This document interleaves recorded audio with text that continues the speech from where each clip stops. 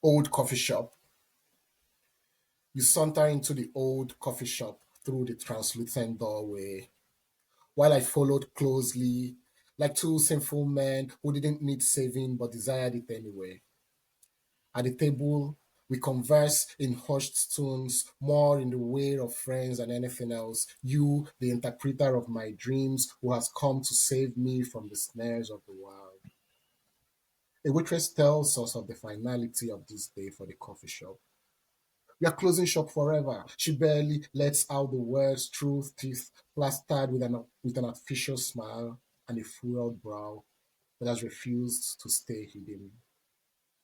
While history stares us in the face, beyond us, the mother of all histories bleeds. There is conflict somewhere, distortion elsewhere. Gaza bleeds, Syria is dying, and there is blood on the window sills of all the firstborns in the Congo. But suddenly, we realize history has already arrived at our doorsteps. This coffee shop shutting her doors today and us sipping cappuccino as memorabilia for the tongue. This is not the land I used to know, you mumble. This is not the land I used to know. Like the world itself, and like me, you say you're also in need of some transfusion. You say you're cane sugar with no sweetness left, but I don't believe you.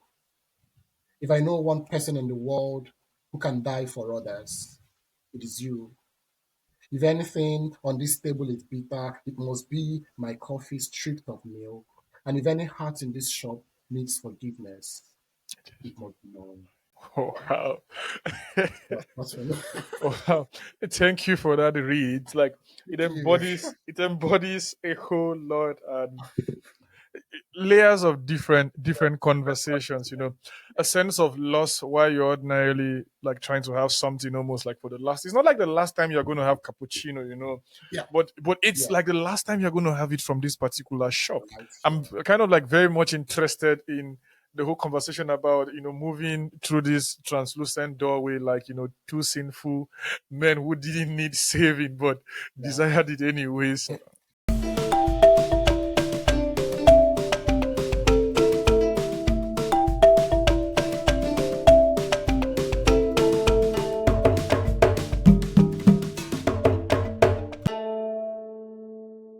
Ladies and gentlemen, welcome to today's episode of Boring Conversation. I'm your host, Biringbo Binemeka. We're honored to host Nigerian poet and clinical nutritionist Chisom Okafor. Chisom's literary journey is marked by, profound achievements and a deep commitment to exploring not just the human condition, but more than that through his poetry. Chisom is the author of the forthcoming poetry collections Winged Witnesses, set to be published by the University of Nebraska Press in the fall of 2025. Additionally, his chapbook, All I Know About a Heavy Heart is How to Carry It, will be released by Jaka Press this year also. Pre-orders are already ongoing. In the long run, you will be able to get a link where you can get your pre-order, and it's promising to be a whole lot. This chapbook was honored with the Jaka Press New Voices Award, selected by Jackie Shelton Green, who praised Chisholm's work for its raw and unflinching energy that tries to look into the complexities of human vulnerability. Therein, if you're familiar with his works, you get to see him write like I don't want to. I don't want to sound too flattery, but that's the truth. You can find a bit of Dostoevsky in the way he tries to explore things, and you get to see this in and out of his works. Jackie has this to say about the work. All I know about a heavy heart is how to carry it. It's a celebrated reviver of the absorbing language of an observant writer who raises and struggles with the right questions that the heart requires answering. Chisom Okafor, recipient of the Jaka Press New Voices Award, does not spoon feed simplicity but poetically restores chaos and complexity as a universal way of seeing and writing that demands so much but offers even more in return. Jackie goes on to say this collection of poetry interrogates what it means to be human and vulnerable through raw, fierce, and unflinching energy that sweeps the reader through unexpected passages and dislocations. These are not my words. But then if you go on to look at the stuffs already that have been published, you get to find his poetry in places that such have been featured in esteemed journals, like Prairie Shuna, Beloit Poetry Journal, Ratu, Pali Poetry, and Frontier Poetry. Chisom's work has garnered multiple nominations, including the CAAPP Book Prize, the Silliman First Book Prize for African Poets, the Brunel African Poetry Prize, the Gerard Crack Prize, the Pushcart Prize, and Best of the Net. Beyond his literary pursuit, Chisom holds a BSc in Human Nutrition and Dietetics from the University of Nigeria, Nsukka, our own Nsukka, and is currently pursuing an MFA in creative writing as a graduate council fellow in Alabama.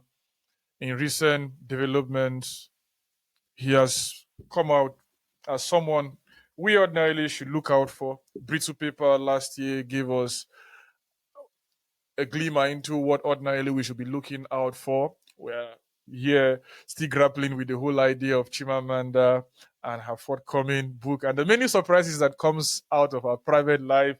She's been granting interviews back to back, and we are getting some shockers, just like we got some shockers about her marriage in 2009, and then we came to know she even married a Cross Riverian. I grew up in Cross River, and we are now hearing of the whole idea of twins. But not to go further, this is someone we also would come to know a whole lot about. We are thrilled to have Chisom Okafor with us today to discuss his poetic journey, his upcoming works, and the intersection of his medical background with his literary endeavors. There's a whole lot of things about this idea of medical personnel pushing into the literary world, and from J.M. Coetzee to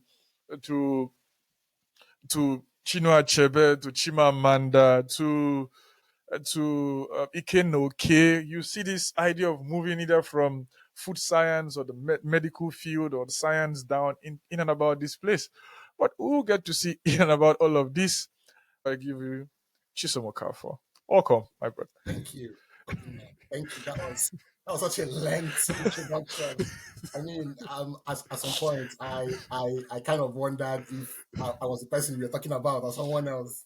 But thank you so much for the kind invitation, and I'm so glad to be here. Thank you for offering honoring our invitation. Sometimes many persons tend to look back at their life and say, is this me or is this someone else? Yes. If you're familiar with biblical stories and stuff like that, John the Baptist at a point had to send his disciples to go ask Jesus, "Are you the Messiah, or should we wait for another?" Stuff like that. So that kind of scenario, but it didn't come out. Your writing didn't come out in one piece. You didn't just sit down and say, now I would be this. So it has been a long journey, and in and about that, you are here now.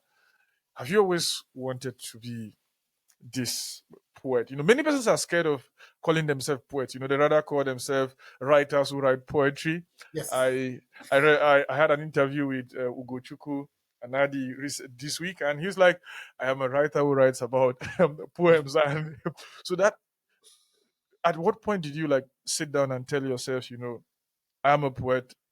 I think I write poetry, and beyond that, I'm a poet. Oh wow, that's an interesting question. I don't know. I think I've always called myself a writer who writes poetry. Also, and that was why I wasn't surprised when you mentioned that.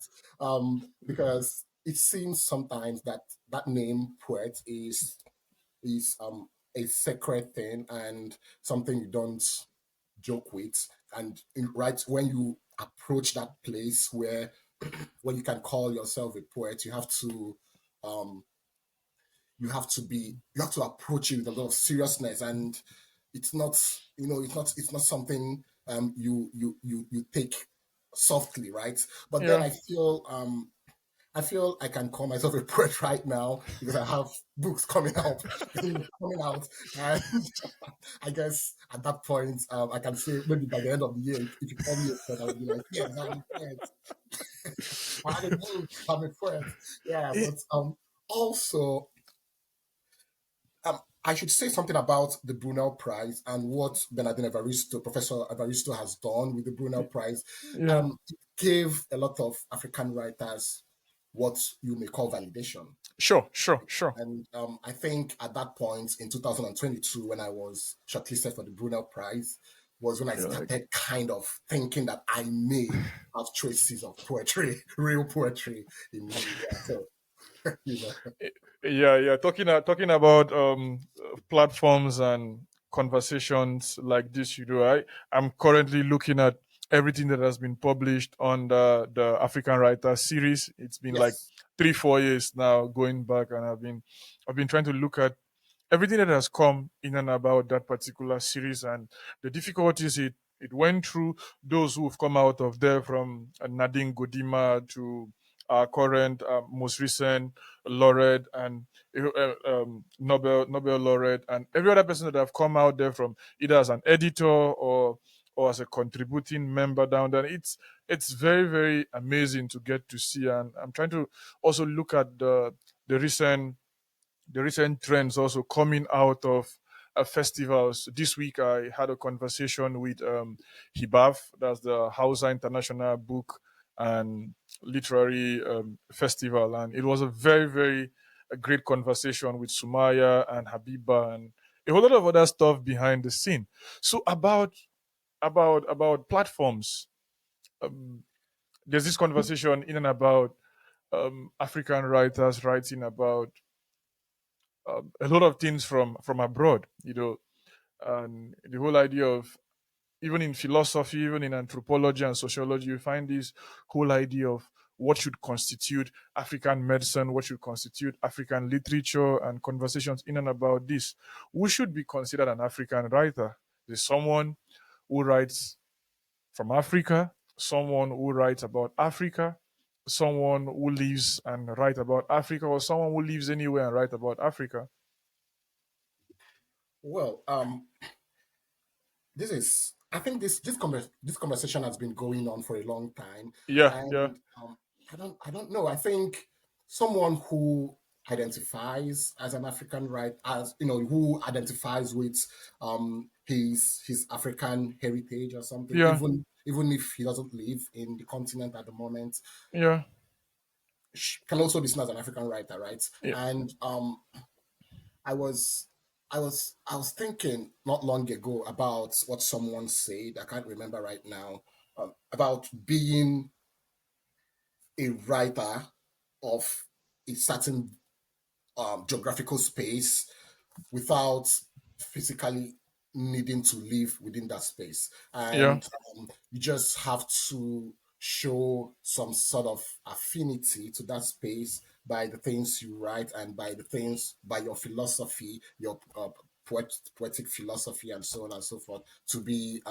identified as someone from that geographical space interest, which I found really interesting. I don't know. This is a conversation that would go on and on, but I feel personally that someone who may live or may not mhm, live within the African continent, but identifies in a way with the continent and with the politics of the continent and so on and so forth, and trending issues sure. within the continent, may be seen as a writer from the continent, particularly if the person has heritage, shares heritage from that place. Well, so I feel, yeah, that's what I feel. But this, what I feel may change in the near future, Yeah, because I'm still trying to come to a definite conclusion about it, and also because this is an ongoingness, right? It's yeah, always ongoing, these conversations, and sure. um, we may revisit this conversation and probably have a different thought about it. Yeah, Sure, because I, for a person, don't think like they are definite, and like you said, it's like evolving. Culture and things yeah, get to change over time. Because if you look at the founder of Spectrum, who died recently, this is a man who left his own country and spent a lot of time also back home and died in Ibadan, and yeah, gave a whole lot of persons gave a whole lot of persons the platform to ordinarily look at things from Spectrum, and a whole lot of persons came to literature from Heinemann as well as from yeah, Spectrum, and so such a person can be seen and said to be an African publisher because yeah, he found himself there. He lived there for I think over 60 years, and he died from Dibe to different persons. Condolences have been pouring out as to what he did and how he ordinarily lived his life. Someone like Jem Coetzee also, to a large extent, can be said to be that, having this tie with his own home country, Australia, but also finding himself in South Africa and writing in and about that. But on the whole idea of platform, you talked about Brunel Prize and the stuffs that go down there, and the platform it has come to give a whole lot of persons. Nebraska Press is a place also publishing a whole lot of stuff by African writers. In their from their collections, you find Romeo's work like the Gatherings of Bastards. You find different persons getting to publish down there. Do you think we have a lot of platforms back home? And if not so, what should be done? I don't think we have enough. I don't think we have enough. I think we are a very long way from having enough, or from Okay. having even close to enough. Someone I know and I respect, Sariata Uriba, but would say that we have barely scratched the surface. So, Yeah. in as much as Professor Dawes and Chris Abani have been doing a lot, have been doing great Sure. in that aspect, I feel that we need more platforms for writers coming out of the continent. There are so many African writers who need just those platforms for visibility, and the world would get to see them. Even though you may argue that a poet does not necessarily need to write for the world, and so on and so forth. But also, I think a poet deserves some sort of visibility for their work, or except the poet probably is writing for themselves. But even at that, they still deserve to be read, and so on and so forth, which is another conversation on its own. So yes, I first got to know about other writers from the continent and from Nigeria, particularly, also writing poetry through their efforts, the efforts of Kwame and Chris and Bernardine Evaristo and Matthew Shinoda and so on and so forth. And what it does for you really as a young emerging poet is that it places you side by side with the conversations happening around you and with the people involved already in that conversation. So it brings up conversations and then plays and then it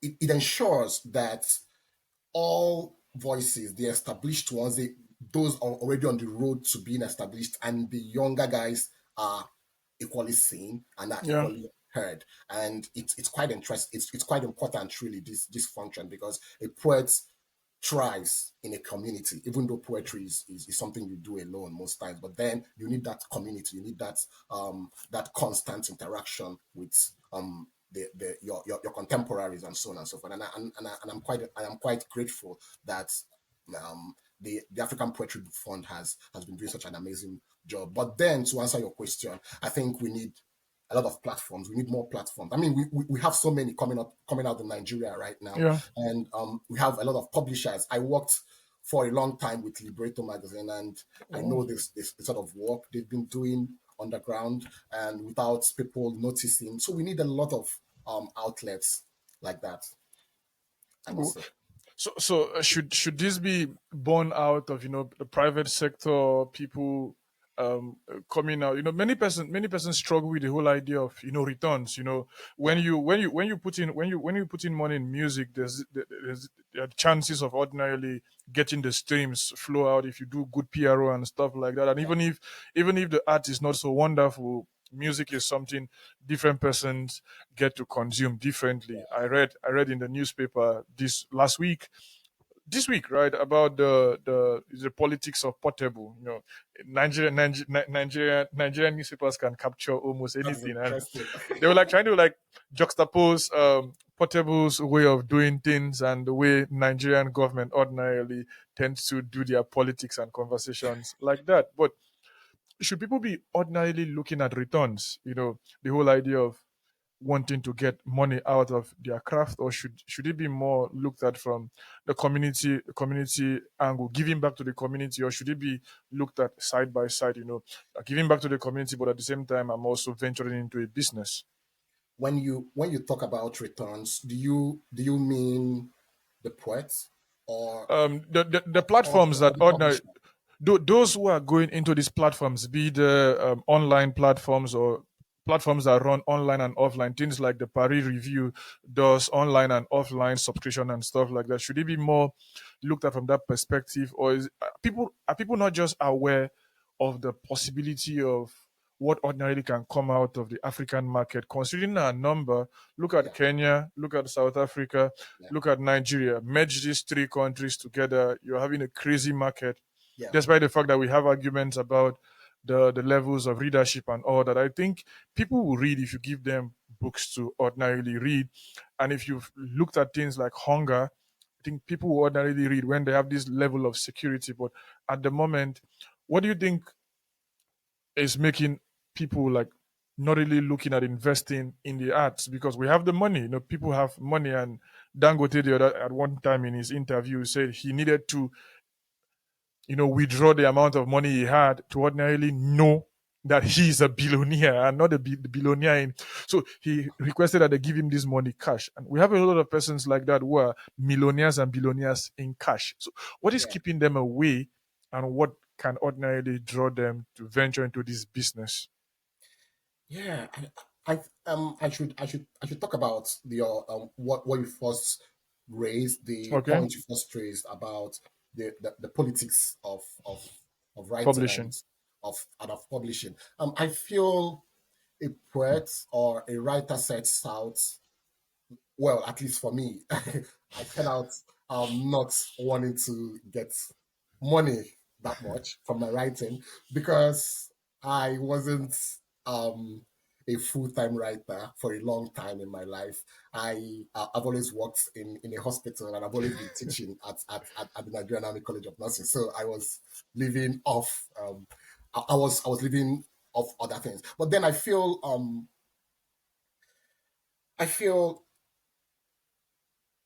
naturally the urge, right, to be heard comes first, but Yeah, also important is the finance, right, the money aspect of it. A writer needs to have some sort of financial backing to be a comfortable writer and to be able to really write more. and sure. and I feel this has become a problem. Really, it has always been a problem because people who finance writers are not always Africans, especially people who finance African writers. And so the African writer has to look towards the West for that sort of stability that they need. And I'm glad you mentioned Dangote and the West.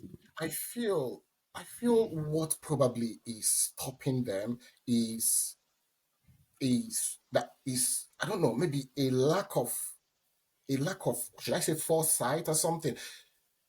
People tend to look at what their investment in the long term or in the short term would bring them. Is it going to give Yeah, me a good return on investment, and so on and so forth? And so if I'm publishing and I'm not getting a good return for my investment, and I'm not and I'm doing it as Richard Ali would say, a sacrifice of love.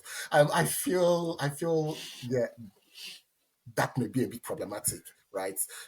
People who at some point in my life, I was confident, I was satisfied with being paid with exposure, right? People who publish you and then they pay you with exposure. They don't give you money, and that was good enough for me. But then at some point, I was like, no, I really need to get paid somehow from my writing. And so these are stages a writer passes through. So going back to the people who publish and who should be investing in writing, I look towards the Nigerian NLNG Prize for Literature. Next year, I guess it will be the turn for poetry. I feel they've been doing a lot of work, but I also feel they may need to do more work, a little bit more. I feel I feel people should learn how to invest without, you know, without looking at the immediate return this investment may give them, because it may not give an immediate return, but just as Yeah. you say, when you make writing available, when you make literature available for people, people would read.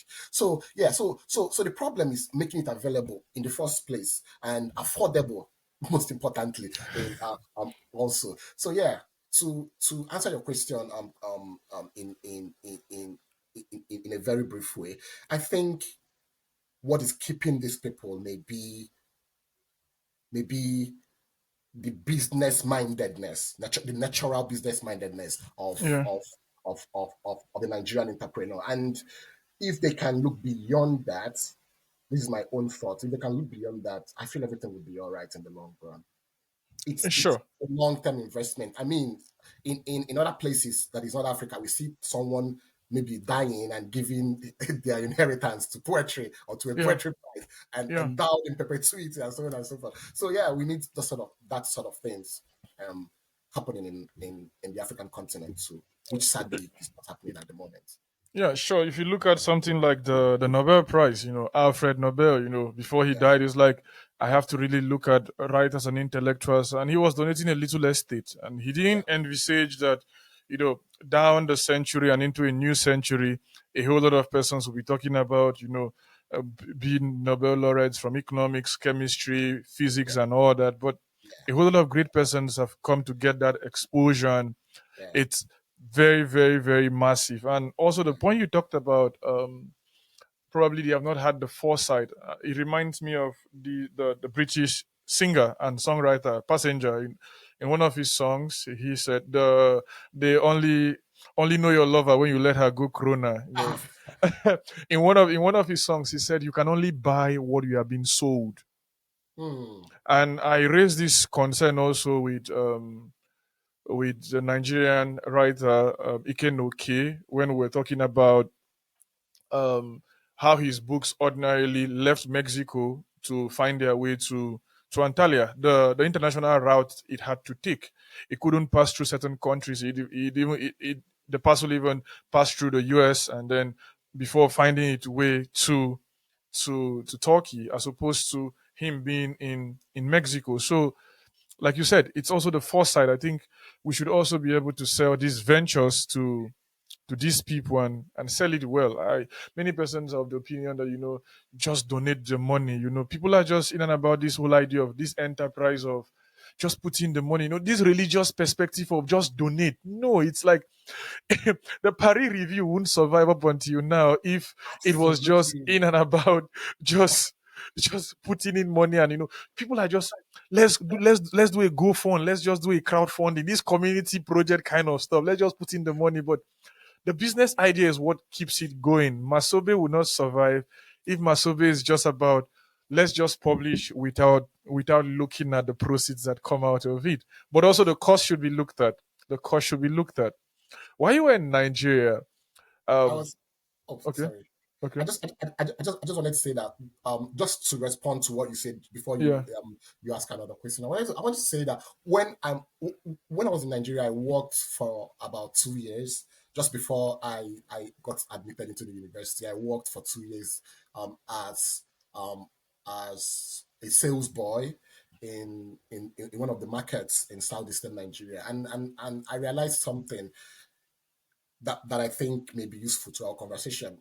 okay, What they do really, these people, the orgas that have these shops, what they do is that they trust themselves with what they have purchased, right? So you do the work, you go to somewhere, a bigger wholesalers or wholesale shop or something, and then you get commodities. You get so many commodities, and then you hope people would buy those commodities. But then the difference now is, do you just hope people would buy the commodities for the sake of hoping or something? No, you hope, but also you have over the years sharpened your senses to the sort of things people would buy, and to you get what you know your audience would definitely love. And so this circles back to really to what we've been talking about investing wisely and investing and so on and so forth, which perhaps we still need to talk about in the African literary scene, really. Yeah, yeah, yeah. It's the question I wanted to ask was Yeah, sure. in and about your time in UNN. Did you like find yourself amongst literary communities, or you're just in and about just doing your whole stuff, looking at molecules, looking at atoms, looking at how to split atoms, and looking at Einstein's relativity theory? Or were you like also like have you been dabbling into were you dabbling into writing, like maybe from childhood and stuff like that, or it's just in and about something that came maybe one day you were in the lab and probably you spilled through maybe when you were doing titrations and stuff like that, you spilled something and then you're like, oh, there's something here, let me write this story down in my journal and stuff like that. Well, I guess you're wanting to know how I started writing and how I sustained my interest in writing. Well, I started writing as as a kid, really. My brother would. I mean, this story is sort of cliche because most writers started writing as a kid. But then, my brother would borrow books from the library, from their school library, and then I would read, and I would try to write sequels to the books that I read, and I'll be like, "Oh, interesting. Let's assume that in Okay. the African Nights Entertainment or something like that, this happened after this, and so on and so forth."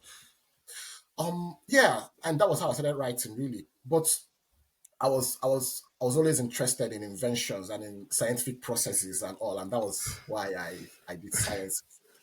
Half of why I did it. The other half was peer pressure. I mean, peer pressure because most of my friends were in the sciences, and I was like, okay, let me just join the science because they were in the sciences too. But but then I realized that interest I got from reading books in my childhood, from reading Gulliver's Travel and Oh, Oliver Twist and so on and so forth.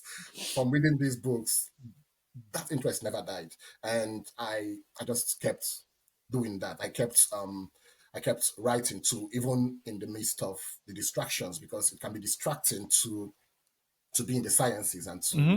want to also produce art. But then again, I found interesting intersections of sciences and the arts. I found, for instance, I was reading about Newton, and I came across a quote he made about the Thames, right? About the Thames River Yeah, yeah, dividing two parts of South London and so on and so forth, which is also to say that these two parts can be seen in physics as the two sides of time and so on and so forth, because time is relative and so on and yeah, so you find ways of um of navigating poetry yeah. through the lens of the sciences and so on and so forth. And so these things have have guided me along the way. Yeah. So yeah. So I feel that I just found middle grounds, right, between the sciences and the arts, which I wouldn't have done if I was only an art student. Okay. Wow. Just two questions and like as follow-ups. Yeah. When you look at But sorry, one minute. I'm so okay. sorry.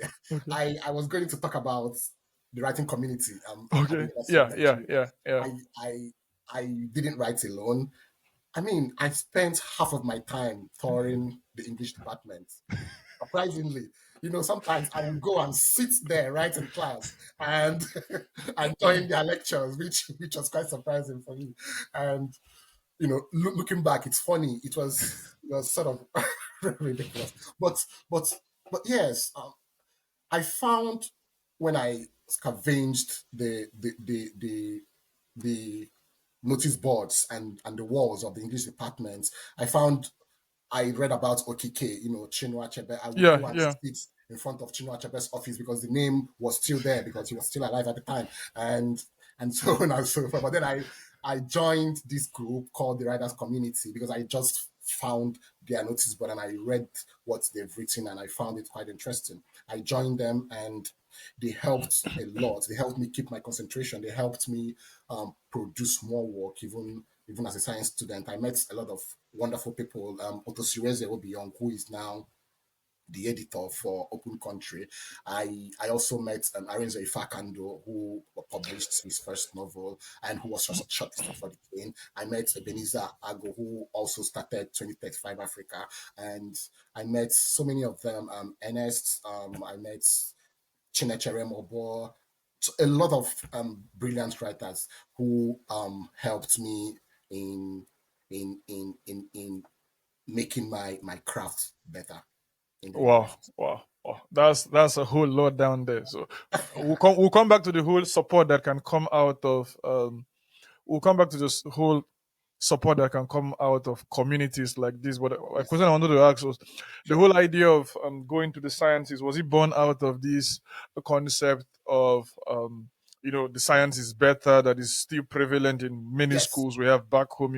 If you're an art student, it's what are you doing in the arts? And you find this very interesting in Chimamanda's life, and she's talked about this a whole lot. The whole concept of she did so well in her secondary school certificate examination that it was like, you're definitely going to do science, right? That's Chimamanda is going to do I think her name then was Amanda or something, like, I think Yes. Amanda. So, like, she's definitely going to do the sciences, and then she followed that particular trail. And if you could if you could dwell on that a bit, as it concerns how we still have this pressure within families. And in conversations with DK Chukwumerije, you hear him talk about, even if when you listen to him in interviews and or personal conversations, you hear him talk about the whole idea of the pressure that is mounted on children as it concerns either you're a doctor, you're a nurse, you're an engineer, you're a lawyer, or you're a nobody in the country. How do we navigate such trends, knowing fully well that up to you today, no name calling, but up to you today, you find people like Reno Omokri, our supposed Nigerian intellectual, a thing that can be debated, or you find someone like Daddy Freeze, championing the whole stuff about the humanities and why these courses are ordinarily not so important, and why you should be clamoring for tech and in and about this, but neglecting this stuff. It's like old heresies, but taking new names, new forms and new forms of fallacies. Meanwhile, a society cannot survive without politics, cannot survive without the arts, cannot survive without writing, which also was a case where, you find people saying when wars broke out in centuries that have now passed, they looked for the libraries in those communities and then burned them down. Even when Freud's book were being burnt, he gave a comment and said, in times past, the ordinary would have burnt me, but now they could put up with me by burning my books. So when these conversations continue, they change forms. What approach should parents look at? What approach should parents take to ordinarily tell their children, it's fine to want to be a doctor. It's important to want to be a doctor, but also, as much as you want to be a scientist, it's also important to look at the arts, and it's also important to see that you might not be as successful financially as you want to tell yourself within the medical field, as opposed to when you become an artist or when you become a writer. And you should ordinarily look out for other things apart from everybody dominating to be lawyers. If everybody becomes lawyers, doctors, and all that, who become other things? I don't know if you have any contribution to this type of conversations. Yeah, I do as someone that has been on both sides. So I've seen I've seen a good a good portion of both sides. But then I feel I wouldn't blame the parents so much. I think I think they when they do these things, they're just trying to make sure the future of their children is secured and all, and they're trying to do that in the best way that they know, right? Sure. For instance, when I relocated to the United States for my MFA, I visited my cousins in Oklahoma. I hope they don't see this, but I have to say, I realized that they were all studying to be nurses and doctors and so on and so forth.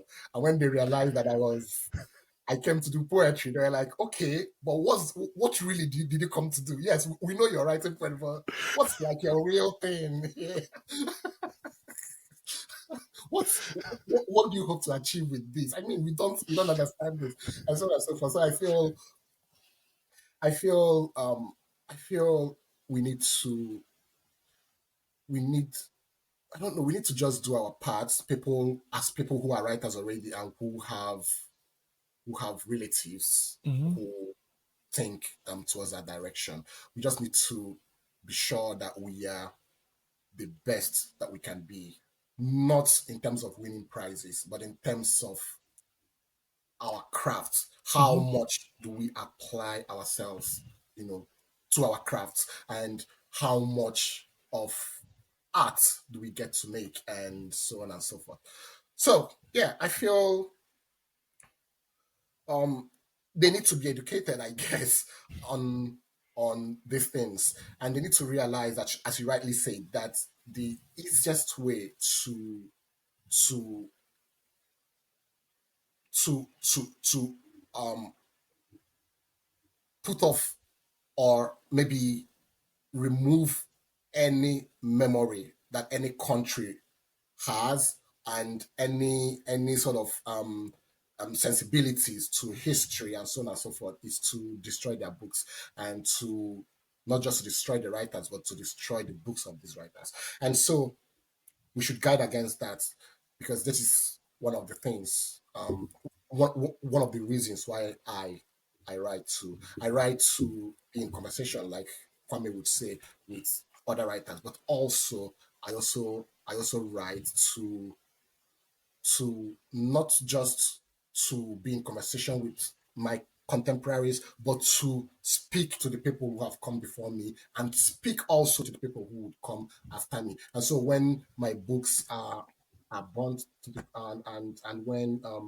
my writing is stifled, it's it's not going to be helpful for the people who I intend to write to, and to the nation generally. I mean, to the world at large, because a writer, any poet, is a citizen of the world. Yeah. Sorry, I'm getting a bit philosophical, but then No, no, no, no, no. It's fine. as as as as as someone who has been in the sciences, I think also that the sciences generally makes you more money and all, but also the arts. For you to lead the sciences, to do the arts, you're kind of sacrificing yourself. You're giving yourself as a living sacrifice, right, to the world. But but but that is in the short run, because in the long run, what you what you would be leaving behind would most likely outlive you, Yeah. maybe, but I believe that is what would happen. Sure. If you look at the works of Chinua Achebe, I wonder if I would have ever come to know that they had a meeting at Makerere University in the early '60s, Yeah, if not for reading the education of the British child, or reading the reading his Home and Exile, and as someone who've been able to exhaust his canon from the works of this thing, um, Ọhaeto. That's the first biography written about him, and then you move to the second biography and a whole lot of other things that have come down there. Just imagine that these persons didn't come to do the stuff they did, from Gabriel Okara to the likes of the indomitable Christopher Okigbo and his sonorous ways of talking about the plantain leaves and a whole lot of other stuff down there. And I think he wrote the whole attribute about the plantain, the plantain sucker, and all that was when he was talking about the death of W.B. Yeats. He wrote a tribute to him and all that. Now the plantain sucker is gone. The plantain has gone. The suckers ordinarily have to come, and it's a very important thing. I looked at the life of, or I've always looked at the life of Chinua Achebe, not necessarily because he's Chinua Achebe, but also because he's Chinua Achebe, right? So it's like a contradiction to say the least. This is a guy who is like doing so well, like left Umuahia, got into a scholarship, found himself in Ibadan. I'm talking about him now narrating his life in the there was a country, and he's found himself in Ibadan and saying, okay, I've read a couple of stuff. I want to shift from medicine and I want to go do literary studies and I want to go do conversations about literature. I will be losing my scholarship. My brother is returning from abroad. I want to talk to him about a couple of stuff. I just wonder the level of disappointment ordinarily, maybe his family also would have, failed. And the level of faith he took to say, I'm pulling out. And but then, like you've rightly said, here we are, many years later, we are still benefiting. We're still benefiting from his works. We're still benefiting from the things he did.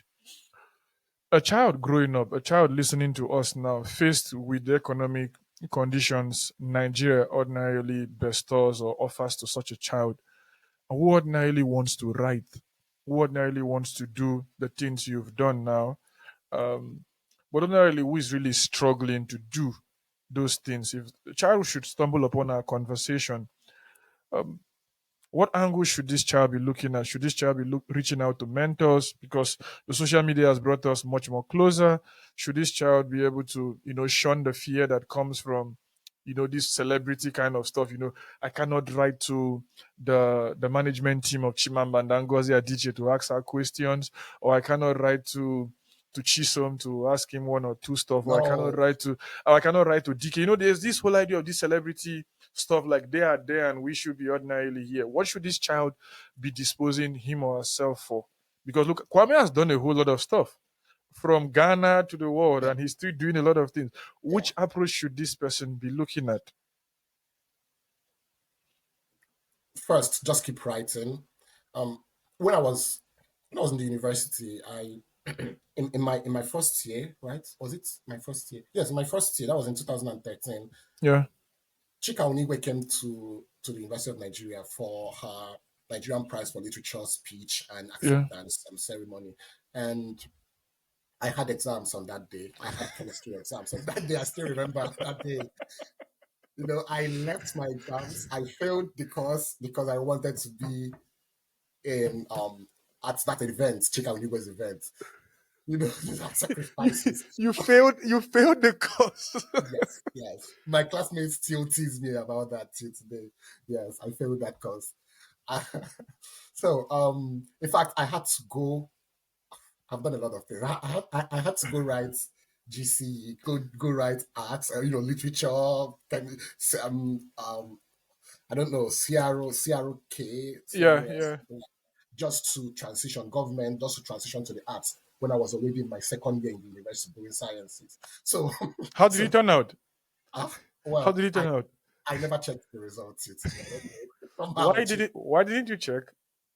I don't know. I just someone spoke to me. My cousin spoke to me, and this cousin I speak of is a psychiatrist right now, but she attended Chimamanda Adichie's Farafina workshop way Writing back. workshops. Yeah. Yeah, so she was sort of writing and also um studying for psychiatry. So I was like, how did you do that? Because I want to stop studying for the science in the sciences and just transition to the art. And she coached me and she just had to tell me a few things that were really helpful for my career and for the things that I wanted to do. And so, but the point was that I realized I could be in the sciences and also write at the same time, even though it took twice the effort. But yes, so I feel for young writers, you have to be able to reach out to people, as you said, reach out to Oh, mentors. Don't be afraid. The highest you can get really it's is a no no. response, right? Yeah. You can get a no. I approached an African writer. I'm not going to call the name because he's a very big guy and I wouldn't want to get into trouble. But his was during, okay, I'm not going to say the place, but one of the charity festivals. And I'm like, please mentor me. I need mentorship. I need to write to you. He was like, no, I don't have time. I can't take more work. And that was fine, right? But that didn't stop me. I kept reaching out to people, and I'm so grateful for. Now I'm going to call names because it's a positive thing. I'm so grateful for DM Aderinwe, amazing guy. I'm grateful for no to Kwame Dawes, amazing person. So reach out to people, talk to people.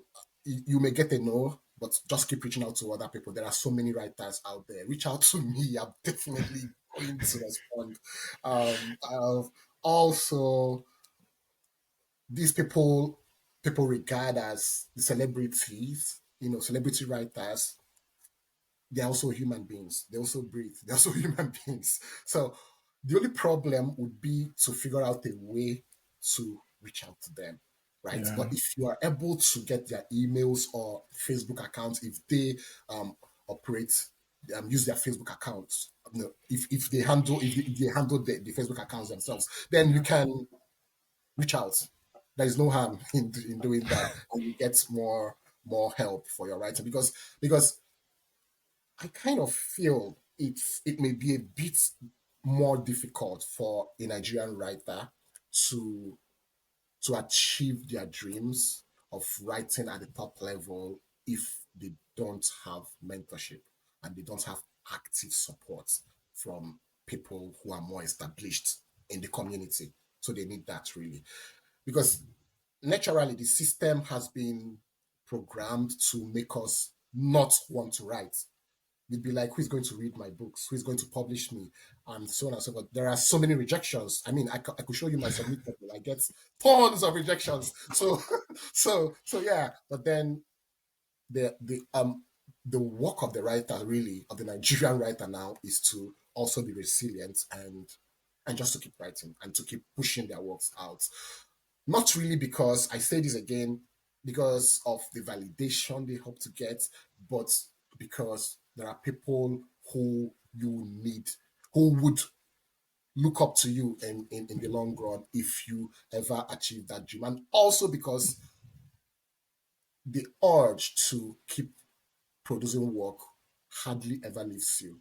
You know, it haunts you down wherever you go and you must write. So why not just write now? And that is it. So never give up and keep doing it. Well, Keep doing did you ever tell your professor or your lecturer that you that you missed these exams just to go to it. No, just to go listen to this woman who came from Belgium to ordinarily receive a prize and stuff like? well, knowing Nigerian professors, I may probably miss my recent exams. I may probably fail my recent exams too if I show the sort of unseriousness towards the previous one. But then I just felt it wasn't necessary to say that anymore. But funny enough, I sent a message to Chika Unigwe telling her that I missed my exams for her event. And she was like, "Oh wow, interesting." She didn't say this, but I know in her mind she would be like, "Please, you shouldn't have done that," and so on and so forth. But so Yeah, that was like I think I think it has to do with this, like you said, this urge, this drive. It's like Adichie would say, the spirits of her ancestors, urging her on and pushing her on to almost like it's like this level of this touch of, well, I say creative madness or stuff. I don't want to yeah, use. So it's like it's pushing you. You yeah, should do this. You should do this, and yeah, you could see it in your own. You had to go take GCE yeah. or the sort I did, I to did. ordinarily want to transition to do something else, and it's dude, I know why Achebe did what he did. I know why Chimamanda did what she did. I know why a whole lot of persons do what they do, but I still struggle to understand the real reason. I know the reasons, but I'm like, shouldn't you have just, weighed this thing off? Like, probably your yeah, cousin who is a psychiatrist now. I don't know what was running through through the conversations you guys must have had, and it goes to show the level of resilience. There's this problem with the moment you see people, you see them on stage, you see them doing one or two stuff. There's luck, but luck must come meeting you prepared. yes, It doesn't just happen out of yes, the blues. It doesn't just you can be the son of Chinua Achebe.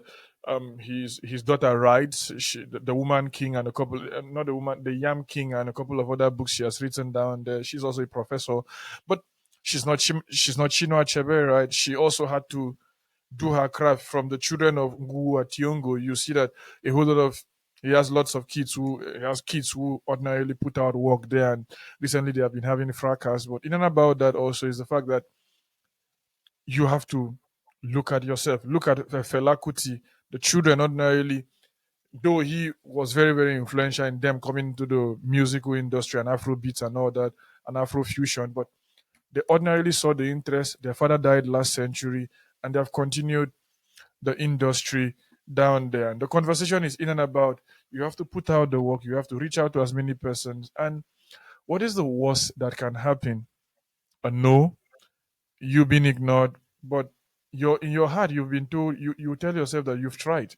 You've you get this fulfillment that you are pushing out there, you are looking at things, and you're getting the recognition you ordinarily need. But let's talk about vulnerability. Let's talk about where you try to focus your attention. Is it born out of your understanding of the cells and the sciences and how weak we ordinarily can be from things like hunger? You're a nutritionist by profession. If you look at how the body ordinarily get to function, we need water, we need food, and we need these little combinations.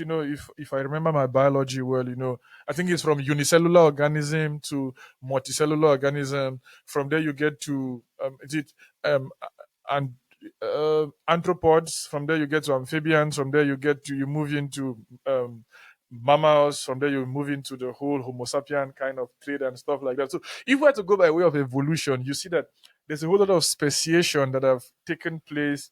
Unicellular organisms, how do you guys call it, natural selection, have taken place over time. And is it from that point of view you were looking at vulnerability, or you came to this idea of vulnerability from people not wanting to be vulnerable, because almost nobody wants to be vulnerable, but we all are vulnerable to a whole lot of things.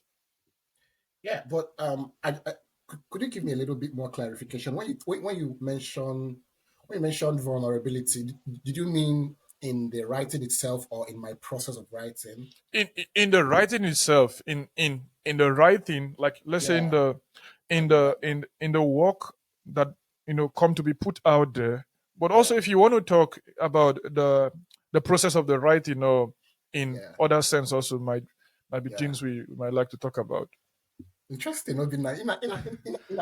In as much as I I wanted it to keep discussing the biology, right, of evolution and all, because it was like, oh, good, this is good, you're doing a great job. But no, I had no idea if you were correct or not, because I don't know myself.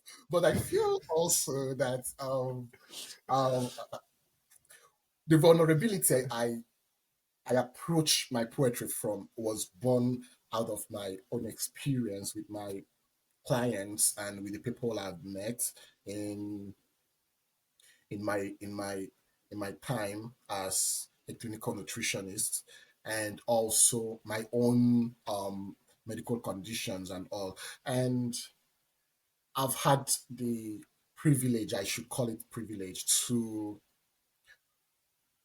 have conversations with more than 1,000 patients in my life, or Wow. clients in my life, in many ways, in all the places I've worked. And I've also taught students, but most importantly, the clinical work I used to do. And you could see that most of them are, when they approach the medical practitioner, the nutritionist, the doctor, or anybody, they want their problem solved, right? That is number one. But also, people tend to ignore number two. Number two being that they want to be heard. They want someone who can talk to them, who can accompany them on their own journey.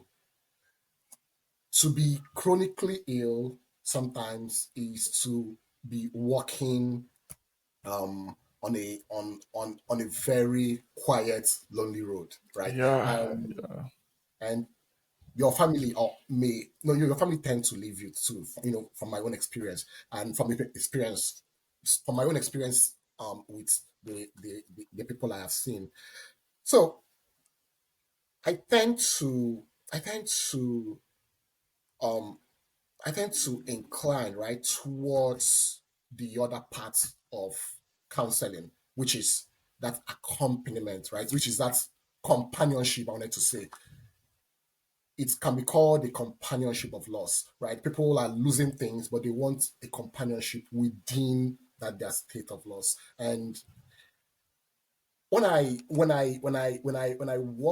worked for a while, I realized that only talking to these people um may not really be enough, right? Because you are solving each person's problems yeah, as they come. But when you write, you're solving the problems of as much people as may want to read your work. And so they get a companionship of loss from the poetry that you have written. And so you're not really going to say that your problems are over. You're not taking medications. You're just reading my book, and your problems are over, right? But then you are, but then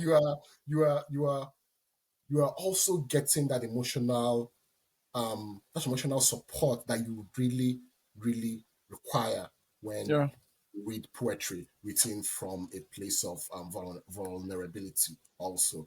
And this is why also a part of why I write to not only reach out to extend that helping hand that I give my clients and I used to give my clients in my former life yeah. to a wider to a wider audience right now. So this is a part of the thing, really. So it was mainly motivated by my clinical duties.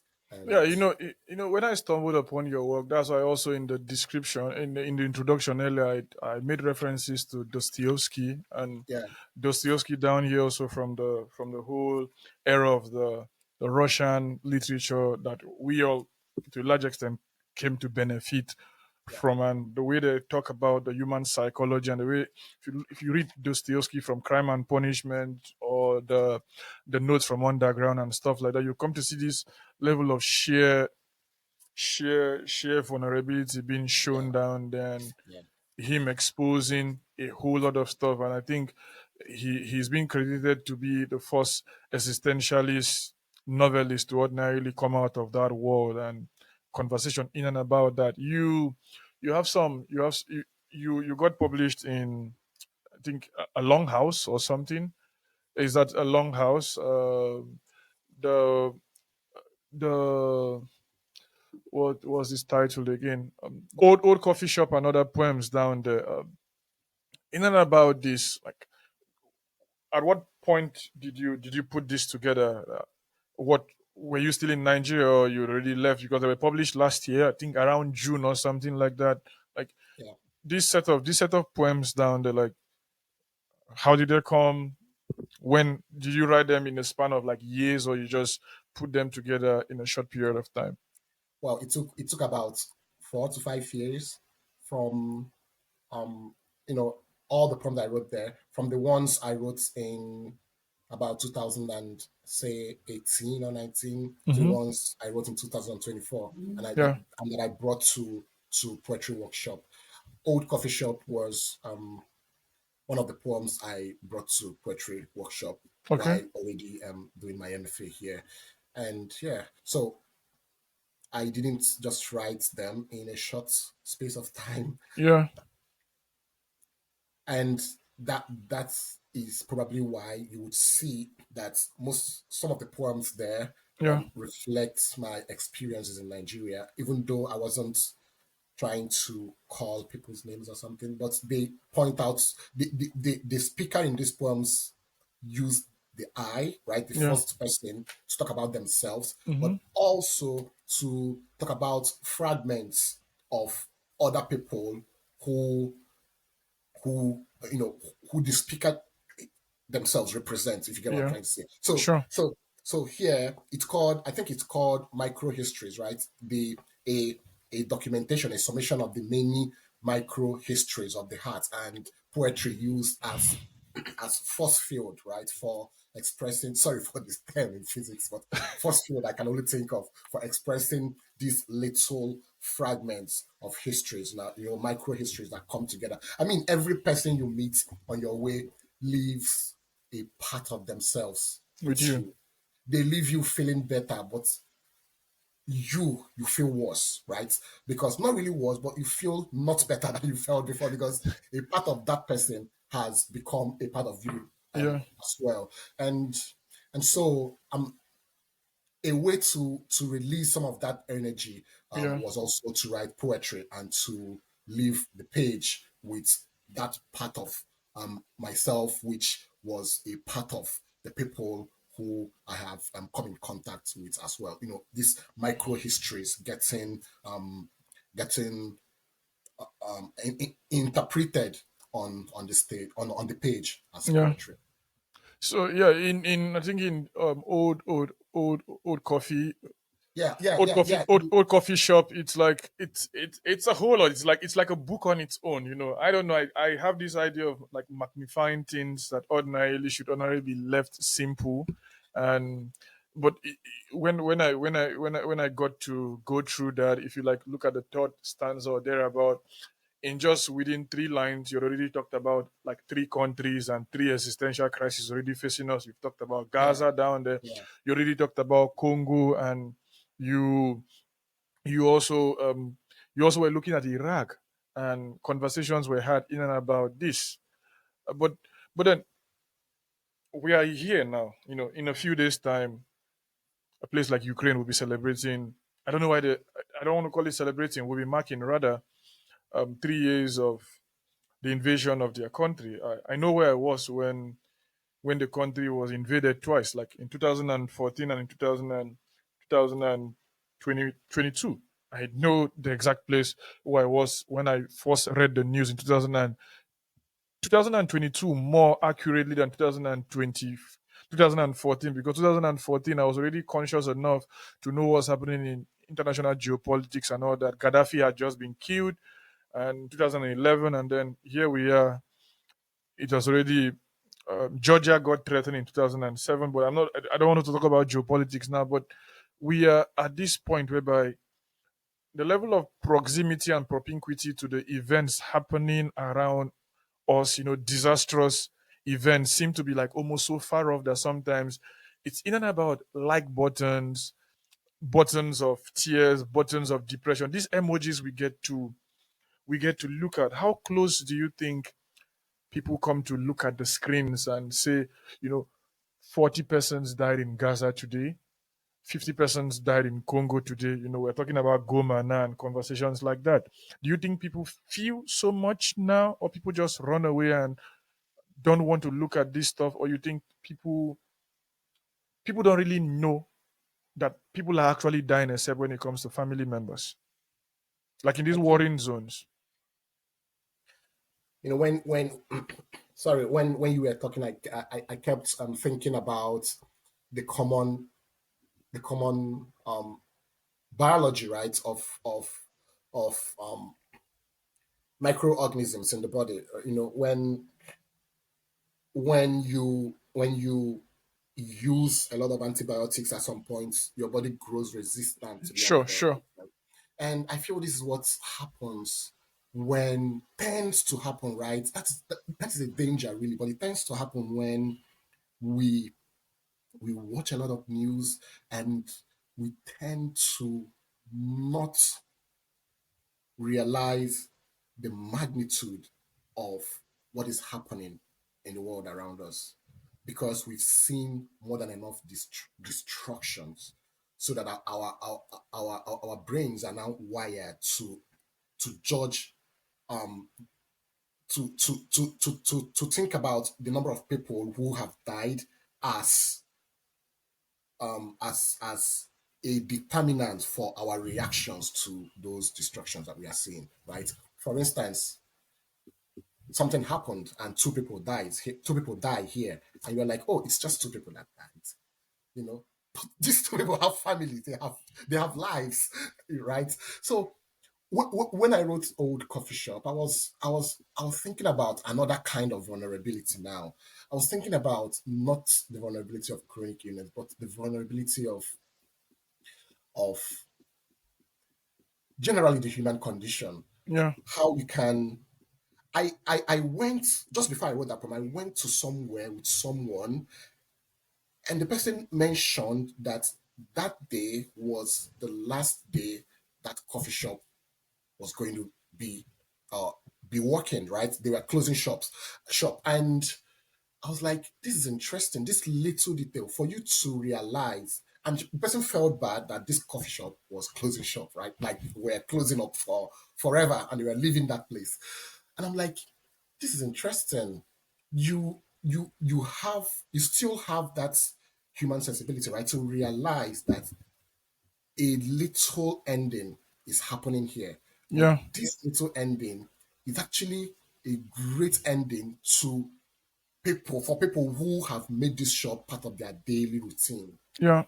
and who cannot do without this. And in the face of what is happening in our immediate environment, people are dying somewhere, and people are suffering somewhere, and these things are not stopping anytime. And here and then somewhere else, you have politicians um, funding these things and making themselves tools, right, for these destructions, and even gaining and profiting massively from these destructions. We are listening, right? We are following what is happening in Nigeria and what is unfolding with the story. I don't know how true this is, but the story about funding of terrorism and Yeah. all. Yeah. Yeah.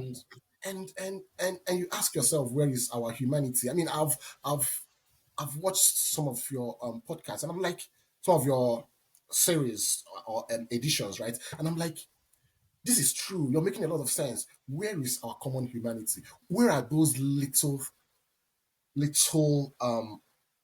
bits of feelings we should reserve for the things happening around us? Just like an old coffee shop closing down, Yeah. right?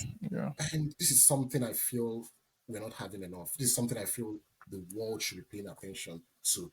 And how can the world pay attention to these things? We have to keep talking about them. We have to keep telling people that when you bomb somewhere, right?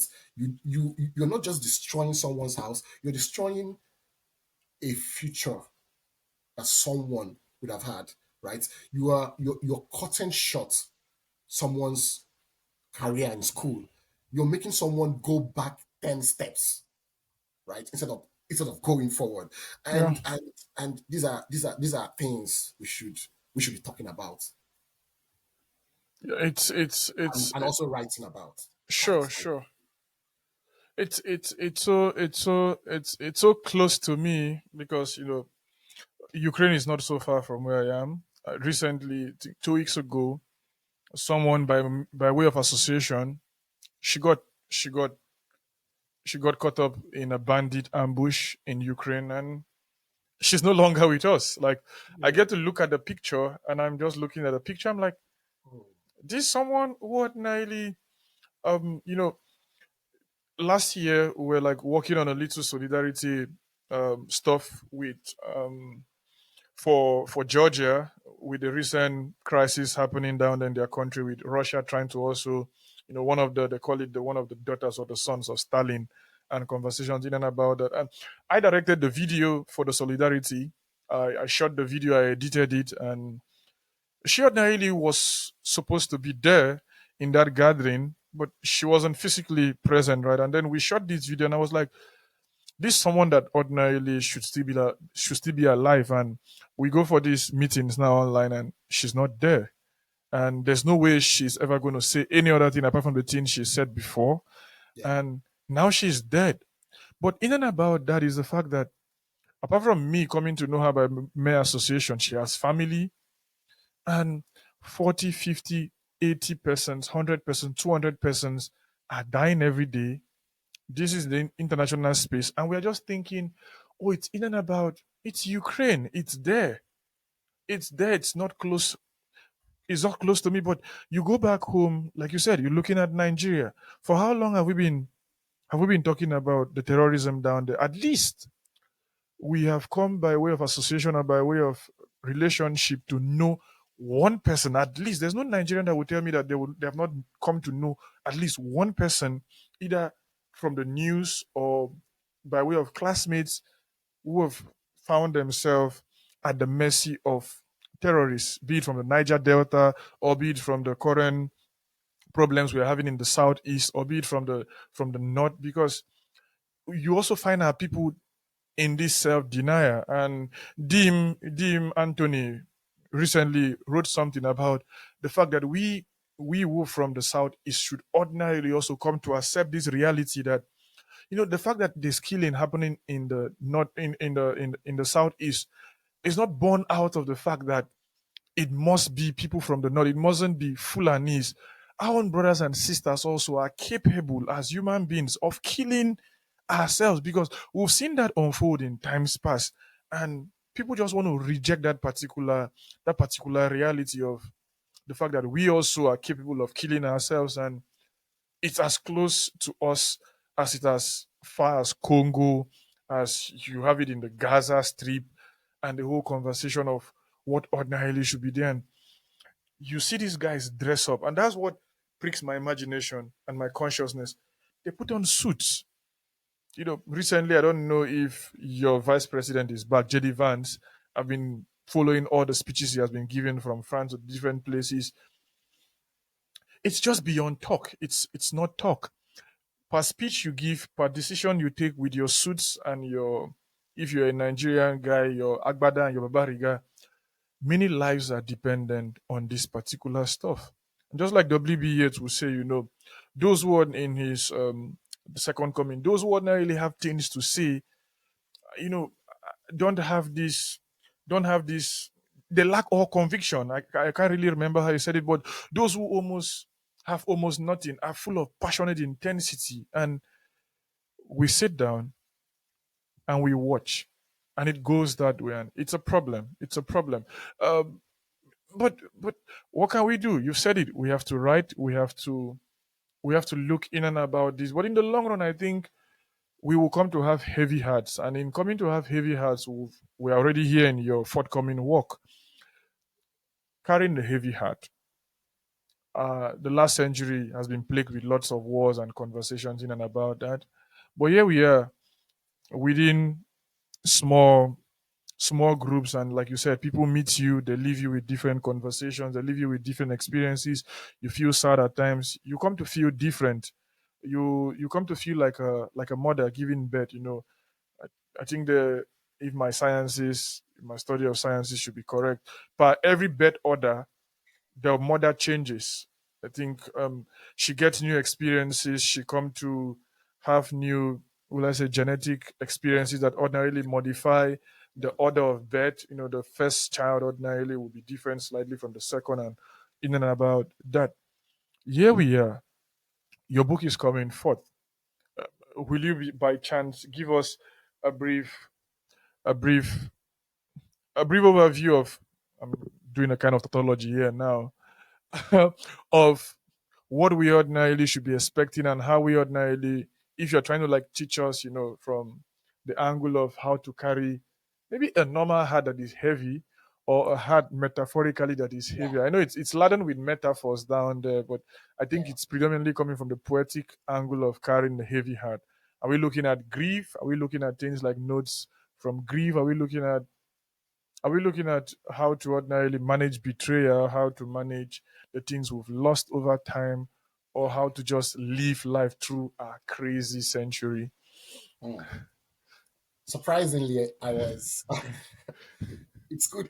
It's good you talked about a literal and a figurative or a metaphorical heart, because that was what I had in mind. Really, I was. I was thinking about the heart itself, right?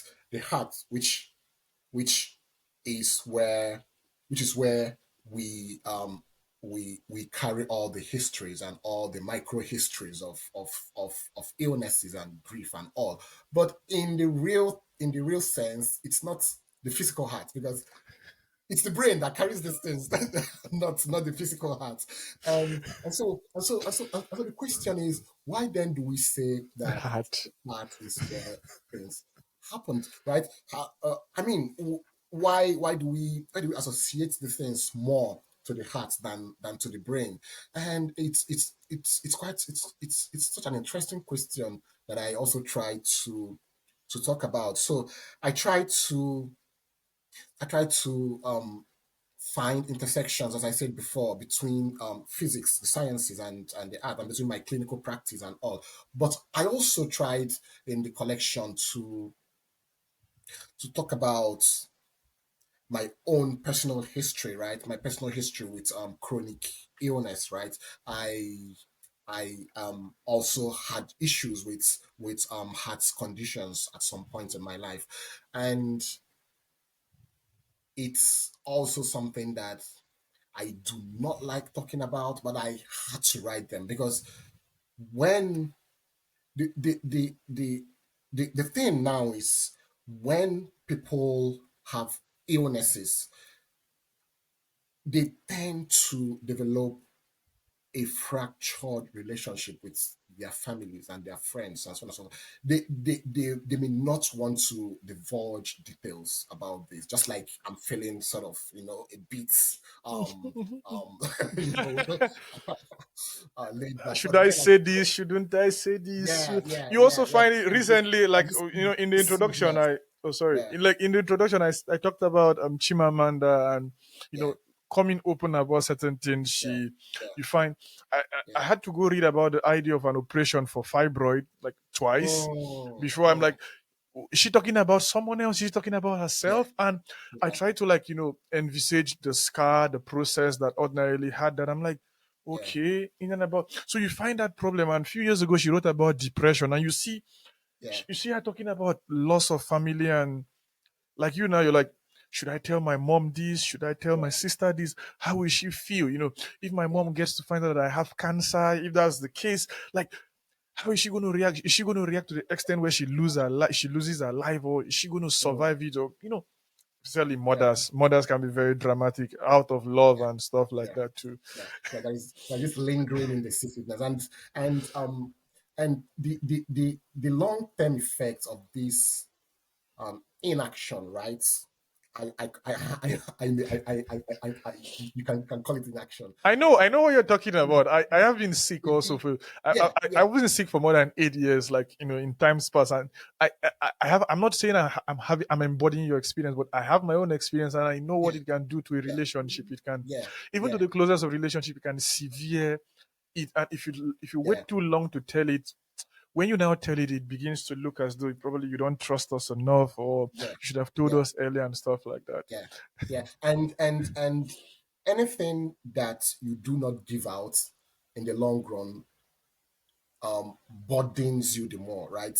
Like a body of water that is in a fixed place in the Yeah, long run the becomes weight stale. the weight Yeah, becomes too much yeah, over so, time. yeah, Yeah. yeah. So a heart that is not a heart that is not, should I say, shared, right? A heart history and micro history that is not shared with others becomes heavier with time, metaphorically, but then physically too, because it also affects your body and all. Yeah, And these yeah. are also some of the things I try to talk about. But also I try to look outward, as we just discussed. I try to talk about to also look at the politics happening around me, and look at the deaths and the destructions happening around me, and how much of this heaviness can I bear. A writer once said, I don't know, was it T.S. Eliot or somebody, I can't remember now, that we cannot bear too much reality. How much of this reality can I afford to bear? And how much of this heaviness can I should should I continue to endure, and so on and so forth. So these are things I try to write about, Wow. and I try to reflect on. So how should people, as someone who ordinarily have experienced this, I know there are no two lived experience, even from history and all that. We could just find similarities as to how our lives ordinarily have been lived by others and all that. Yeah, What is the best approach to ordinarily, come to tell family members about certain things? Someone is sitting before a doctor that's a good and question. you're being told probably you're having cancer, or you're having this, or you're having this dysphoria or stuff like that. How should people go about talking about these problems? That's such a big question. I don't know. I don't know. I should know, right? But because I I should should know, I should but know too, because I know how it's difficult to talk yeah, about. yeah. But I feel it's something that people approach in their own ways, and something that may be personal. But I feel also that what is constant here is the need to share experiences with family and with friends, regardless, or with family at least, regardless of um, the danger that may bring up, right? But you have to do that. You have to share that at some point. And when suddenly it becomes worse or something, they will still blame you, and they will be like, why did you not share that earlier? Yeah, So yeah, so I feel it's something you approach from a personal place. How comfortable are you with letting this out at this time? And who are you most comfortable with telling. to share this? So you start from there, and you can just need to tell one person, and everyone hears it. So that's it. And yeah, so I feel it's something people should approach with a lot of care, and a lot of concern for their own mental health and well-being. So don't just rush into divulging, like, revealing things and all. You can start with one person. You can choose any time most convenient for you. It's not necessarily now, but have it at the back of your mind. Really, the most important thing I feel is that conditions need to be shared among the Yeah, family yeah. in the long Wow, run. The long run. wow. Do you look at poetry as a form of therapy, or you look at it from the angle of documentation of suffering? Because if you look at Hmm. Chinua Achebe's Madonna and Child Yeah. during the Biafra period. That poem, I wasn't there. I wasn't there during the war. I had an uncle who was a broadcaster, and he was broadcasting for the Biafra side. I grew up in Cross River. I have family relatives from Cross River, as Oh. well as also from the southeast. And he, I got to know. I didn't meet him right before I was born. He already passed away. But I had an uncle who ordinarily told me of the bombings that happened in Cross River. But then it's like so surprising how you don't ordinarily get to hear this part. And so in my conversations with someone like Akpan Wim, I had to tell him that when he wrote New York, My Village, it was like when I heard things like Bekwara, when I heard things like Akwa Ibom, Calabar, it was like closer to home. I know that the first gunshot was got shot in Cross River in Gahakam, but in and about that, there was no much representation. But when I saw Chinua Achebe's Madonna and Child for the first time, it just brought a whole lot of stuff. The whole idea of a mother combing hairs of a baby falling off, and and Oh. Achebe said in previous times this would have been a maternal care trying to make the baby go to sleep, but now she's doing it with breasts that ordinarily almost don't have milk again to ordinarily give to the baby. So you Oh. look at this poem and you're like, how do you approach poetry, more from a documentation of suffering, or more from therapy, or a combination of both therapy and documentation? Yeah, speaking about therapy, Thank you for that question, Obina. I think, speaking about therapy, I also wanted to add to the last thing I said Okay. about people approaching their family members. Therapy is also very important. If anyone feels they can't do these things, and that they don't have the energy or the boldness or the courage to do these things, they should also consider therapy first Sure. before approaching a Families. party families. All right, so because that can also be a way of getting them mentally prepared and getting them ready for what is to come. Um, Poetry as a form of therapy or a documentation of suffering is interesting, really. But I feel um, my poetry. I feel I've given enough therapy for a lifetime. So considering the times I've worked in the clinic, the diet clinic, and all, what people would realize is that this is on a lighter note, really. But what people will realize is that you spend your life, you spend your time, a lot of years studying to be a clinical nutritionist and dietitian and all. But when you get into work, you realize that you're doing more of the work of a therapist, Because that's what right? I want. That's what I wanted to ask you at some point. I'm like, you've been talking about moral therapy, and I was like, Yeah, is there you're a doing part of more your of studies I don't know? But and I've been like, and I've also been like looking at the idea of okay, maybe he's talking about this. Maybe some person come, like a thing like diabetes. It can be very very difficult to yeah, handle or yeah, yeah, this thing BP and yeah, conversations like that. So I was like yeah. trying to figure out where's the therapy really really coming from and in what connection does it have to do with nutrition? So maybe you could also like throw a little light on that Yeah. before you continue. We are required to have courses on direct on counseling and therapy and all during our internship and placement, but that's just for a short while, just to be enough for our patients and to spend about 30 minutes with a a client or a patient. But uh, I realize that most dietitians do not do that. They just go straight to the point, tell you what you need to know and all. But someone told me something when I was working, and I was doing that really, but I was not interested in the story behind an illness, right? But someone told me once, someone came to see me once, and she was at some point she started crying at some point, and we were taught to, sorry, I'm not I hope I'm not going to say too much, but at some point she started crying, right? But what we're taught to do would be to let the person vent, like let the person just finish and then continue with what you were doing. But then after the whole session I realized that there is something I'm not doing really, that I may start doing. I realized that people need to be listened to, even if I don't give them what I don't do would be to give them solutions to their problems, right?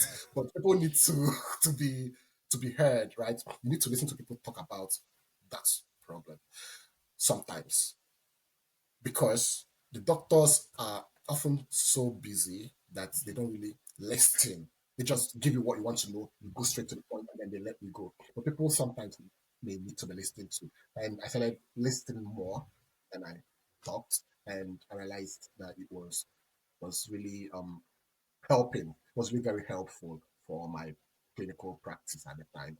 So I just did it out of necessity, really, not because I trained to be a therapist. Because of course I wouldn't give you answers. I'll still tell you that if you need to see a therapist, I can refer you to someone. But then I still tried to listen as much as I could, really.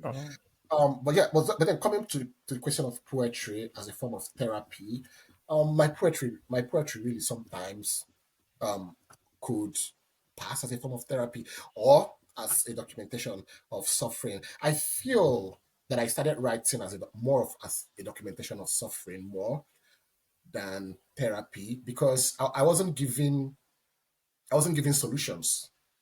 I was giving solutions, but in a way of presenting what you already know Mm-hmm. in ways you may not really know existed, Yeah. right?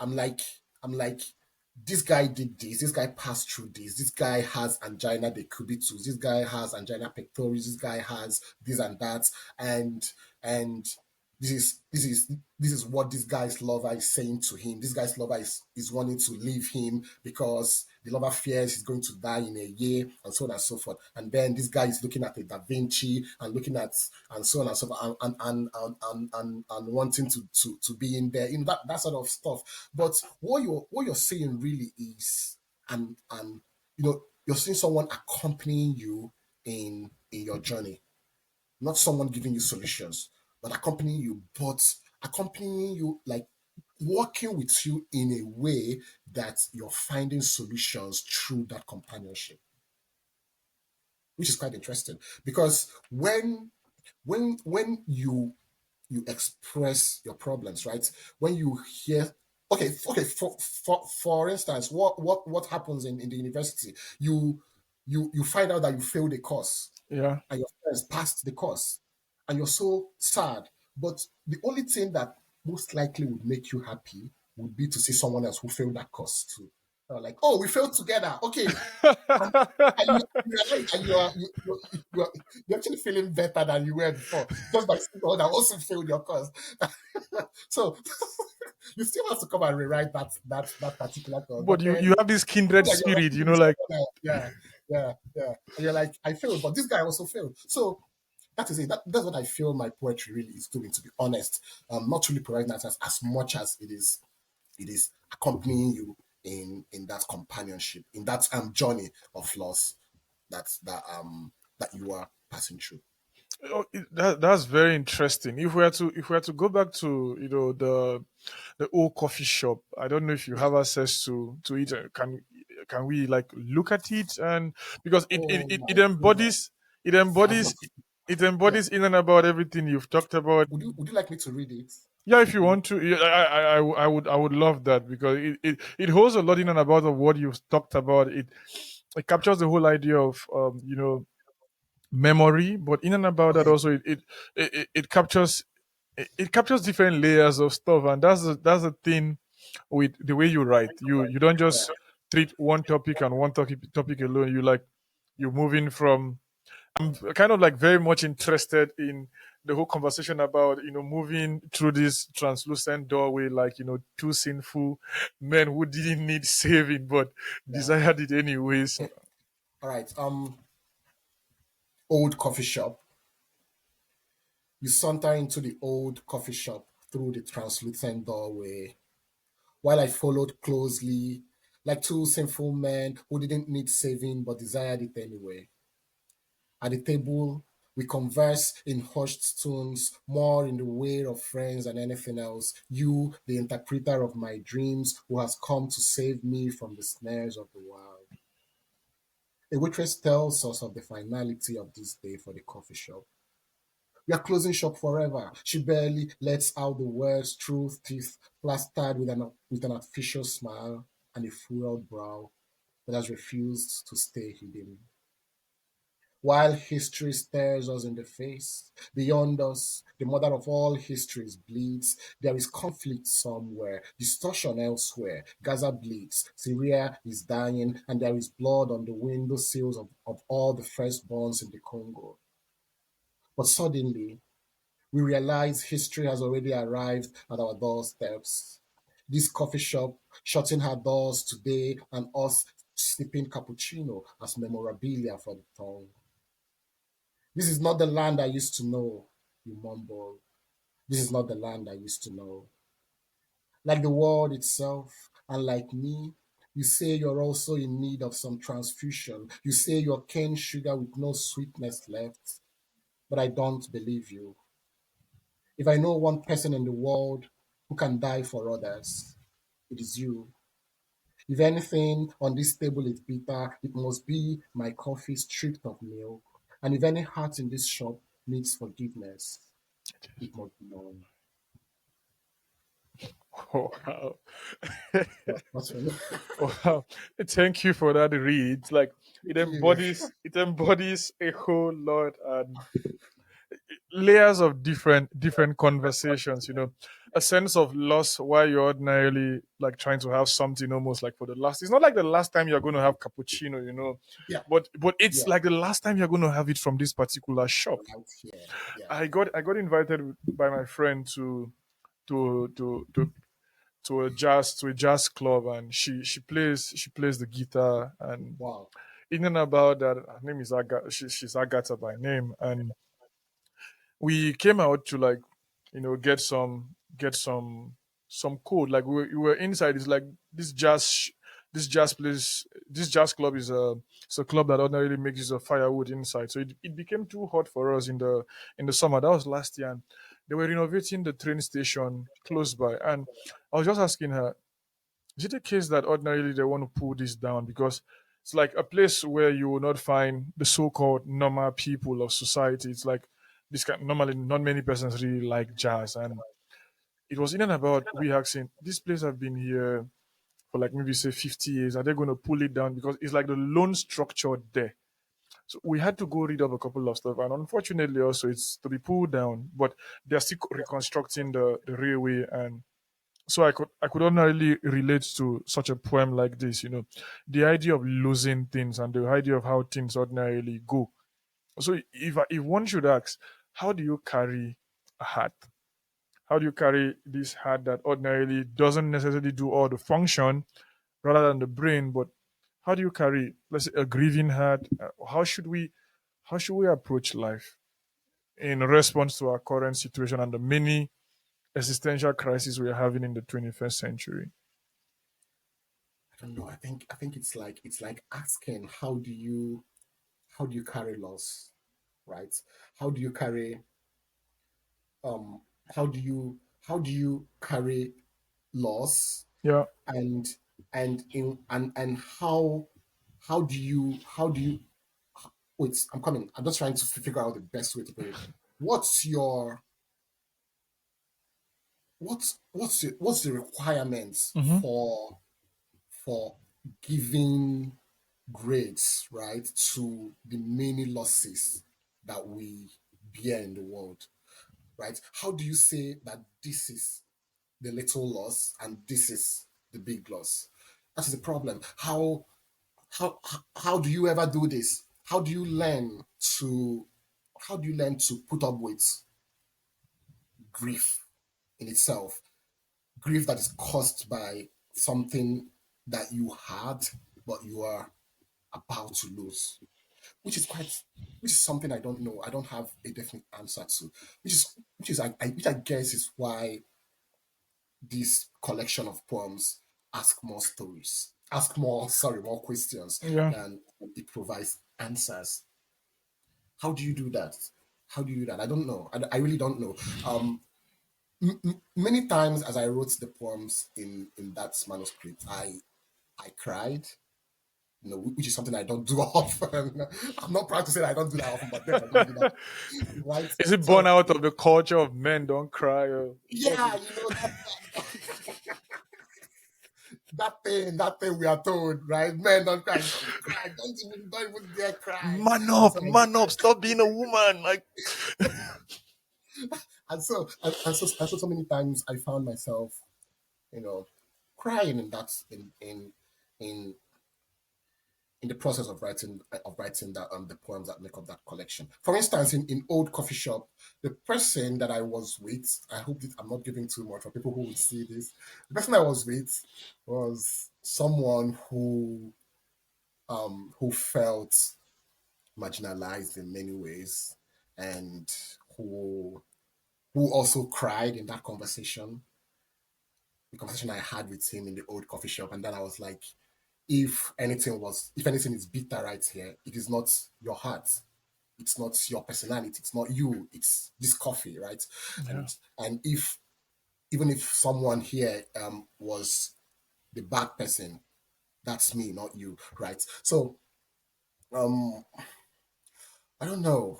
This is a journey that we all have to find ways of navigating, right? It's a road, it's a route, like a long road. We have to find ways of navigating in our own different ways. But yeah, but I feel poetry also is a good way of navigating grief and of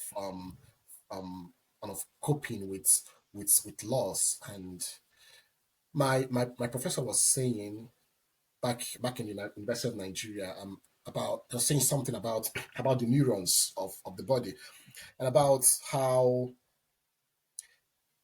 if we attempt to make sense of every single thing that happens in our body or in our, or around us, we're going to lose it. We're going to lose. We're going to go crazy. Sorry for using that word, Yeah, yeah.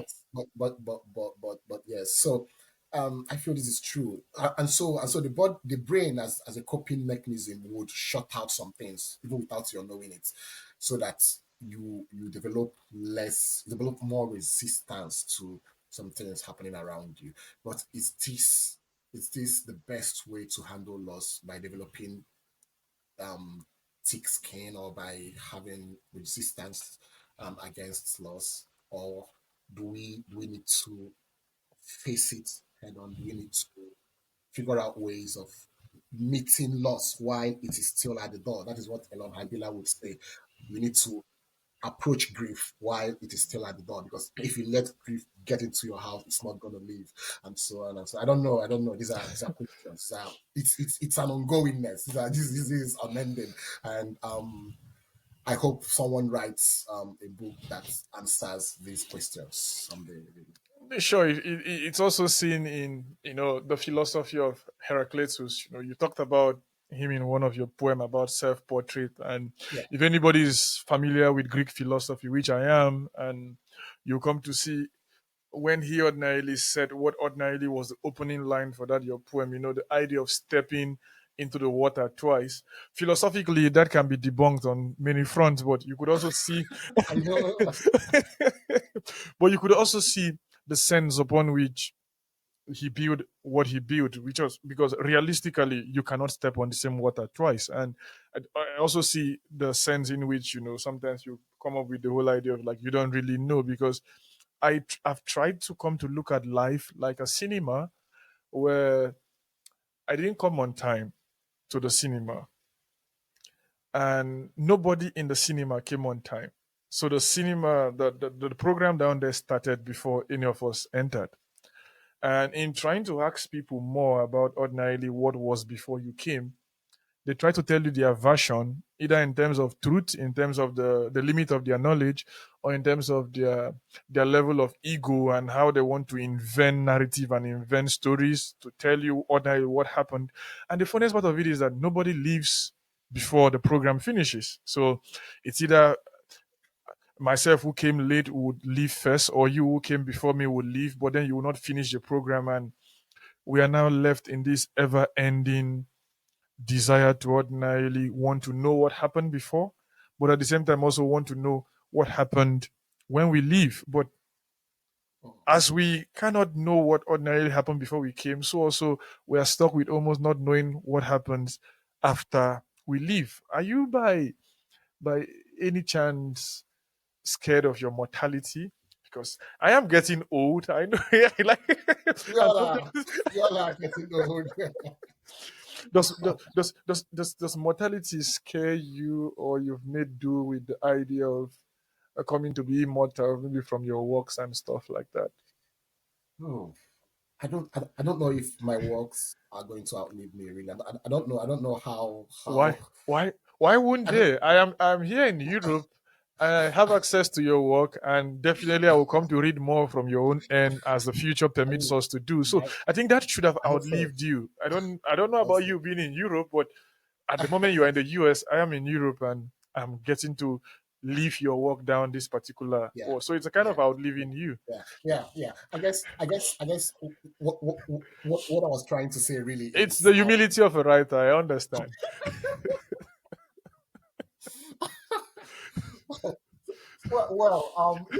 yeah. I feel I don't know. We just have to write and see what Sure, happens sure. when we're out of here. But the speakers in my poems are not afraid of death. Hmm. they are not afraid. They've seen death many times, and they're really not afraid of death. My best friend, for real now, like not the speakers, me, my best friend in the hospital where I worked used to be a patient, and I I promised that I was going to come see her on Christmas Day 3 years ago or 4 years ago. I couldn't make it that day, and so I came on the 26th, and I heard she died. And so many things kept going on, in my mind. I'm like, she wasn't showing any sign of death before then, and I was like, no, is this how endings happen? I'm not trying to celebrate that death or that unfortunate situation, but I'm saying this as a way of memorializing, her life and all, because I also had her in my collection, even though I didn't mention her name, but I would always have her in my mind. So so yes, I feel the poet in me, the human in me, do not want to die right now, but the poets in my books, in my works, are not, the people in my work, I wanted to say, are not afraid of death. They want it to come if it must come, but if it doesn't want to come, they want to keep living, and they want to see what happens every day. They want to live the day as it comes, and live it to the best, in the best way they can, without having any fear of dying, right? And yeah, so that's it. And I wanted to say, I like the concept of time that that that keeps coming up in that collection, and how time, as we know it in physics, isn't a definite thing, right? If you leave Earth in this, with the speed of light, Yeah. you tend to, um, time tends to stop for you, and then when you return after 5 years, your friend would have been maybe 75 years old, and so on and so forth. And so we're, in fact, if you move fast enough, you get to the future, right? So in a way, everything is already planned out. The future is here already, right? Because if you can travel faster, then you're going to get to the future. But then the problem would be how to come back from the future. So yeah, so these things, these curious things, also occupy my mind in that way. But how I express these things isn't to talk about physics. I tend to translate them, or maybe interpret them into micro histories, and into how my mind perceives these things, and how the speakers in the poem that I write tend to perceive these things, and tend to relate them to what they're actually passing through. If you get, I hope you get what I'm Yeah, trying to yeah, say. I get what you're talking about. And Yeah, yeah, yeah, it's just like you've rightly said, when one is looking at someone like Kepler, his laws about the universe and how things ordinarily work. You look at the yeah, progression of Newton. You look at yeah, Einstein, and then you now yeah, look at someone like Ptolemy's and how we move from a geocentric to a heliocentric way of looking at this. And it has always yeah, like been yeah, relative for the longest period of time, and yeah. it's And important. Okay. yeah, and sorry. And I feel it's relative for everything, right? That we do. It's time is really relative, right? In the way we all approach it, and in the way we all approach the events happening at any point in time for us. And these are part of my reflections, and part of what's made up the book. Yeah, yeah. If you look at your telephone conversation with my father, or Oh, you read that poem? note to departure, it just like Yes. captured the whole idea of memory. And I just wanted to ask, what has memory got to do with its function in a thing like poetry? And I think maybe Yeah. let's take it up from there. The idea of memory. And it's a beautiful poem, or there were beautiful poems rather, because I'm talking about telephone conversation with my father, and Yeah. note to departure now. So it's like intertwining two stuff down here now to like Those are memory. real old poems. Wow, I'm surprised. I'm so surprised you got them out. How did you manage to find those poems? Are there poems you don't want to talk about? Because No, no, no, yes, no, no, no. I want to talk about everything. yeah, If because you don't. I was just trying to say, I was being interviewed by a Polish broadcaster. Was it 2 years ago or something like that? I was running some research programs in the city, in the capital city of Poland, and I got to talk to a broadcaster was interviewing me, and they needed me to read from the telephone conversation by Wole Soyinka, and We'll show you I that. was Yeah, like, I was like, and they had it in Polish. They already had a translation of him in Polish, but then I was given an English translation, right? So I read in English, and the broadcaster had to also read in Polish for Polish audience and stuff like that. So it's just like this Ras kind of idea, madam. I just try to envisage Wole Soyinka's way of ordinarily getting to do that. And so when I read yours, though yours was coming from memory and all that, but it's in and about everything about memory. He was yeah, remembering whether it's a conversation that actually happened with his yes, level and understanding of French, or whether it didn't happen.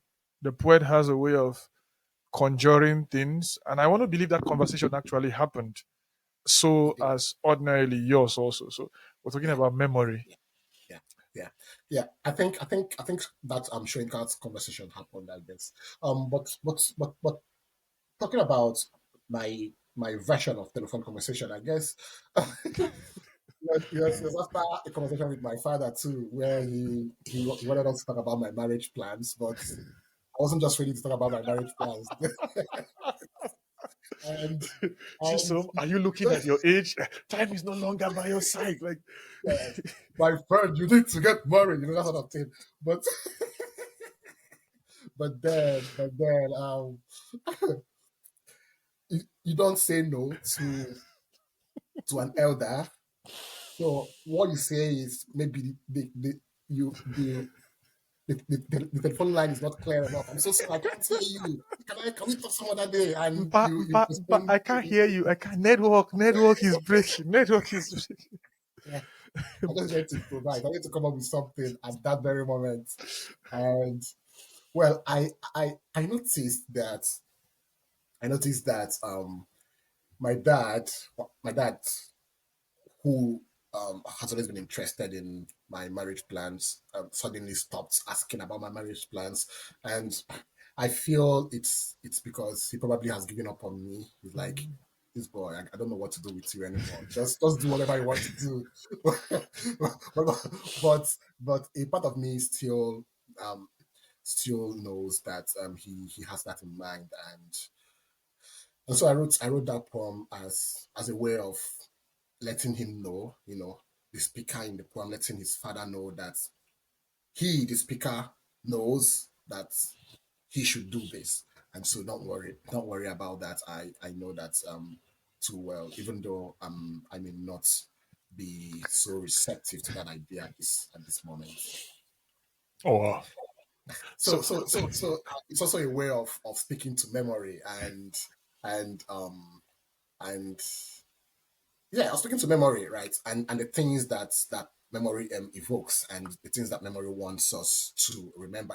When things happen, when a conversation happens, when an event happens, your brain doesn't process everything exactly immediately, yeah.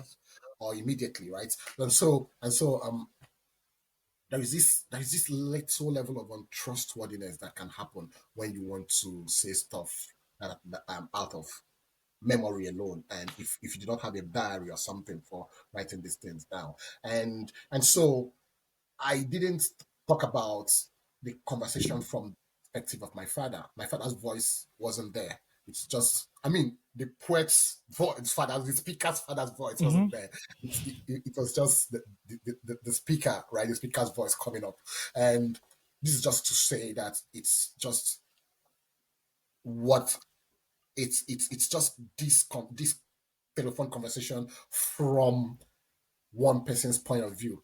If you asked my father this question, about maybe the question about what happened that day. He probably tell you something else that happened, but this was what happened from the son's point of view. Perspective. And yeah, yeah, and so in a way also it speaks to the reliability, right, and also the unreliability of memory and of the things we tend to remember, and also of the parts memory plays in familial relationships and in our bonds, right, with the people that we love, you know.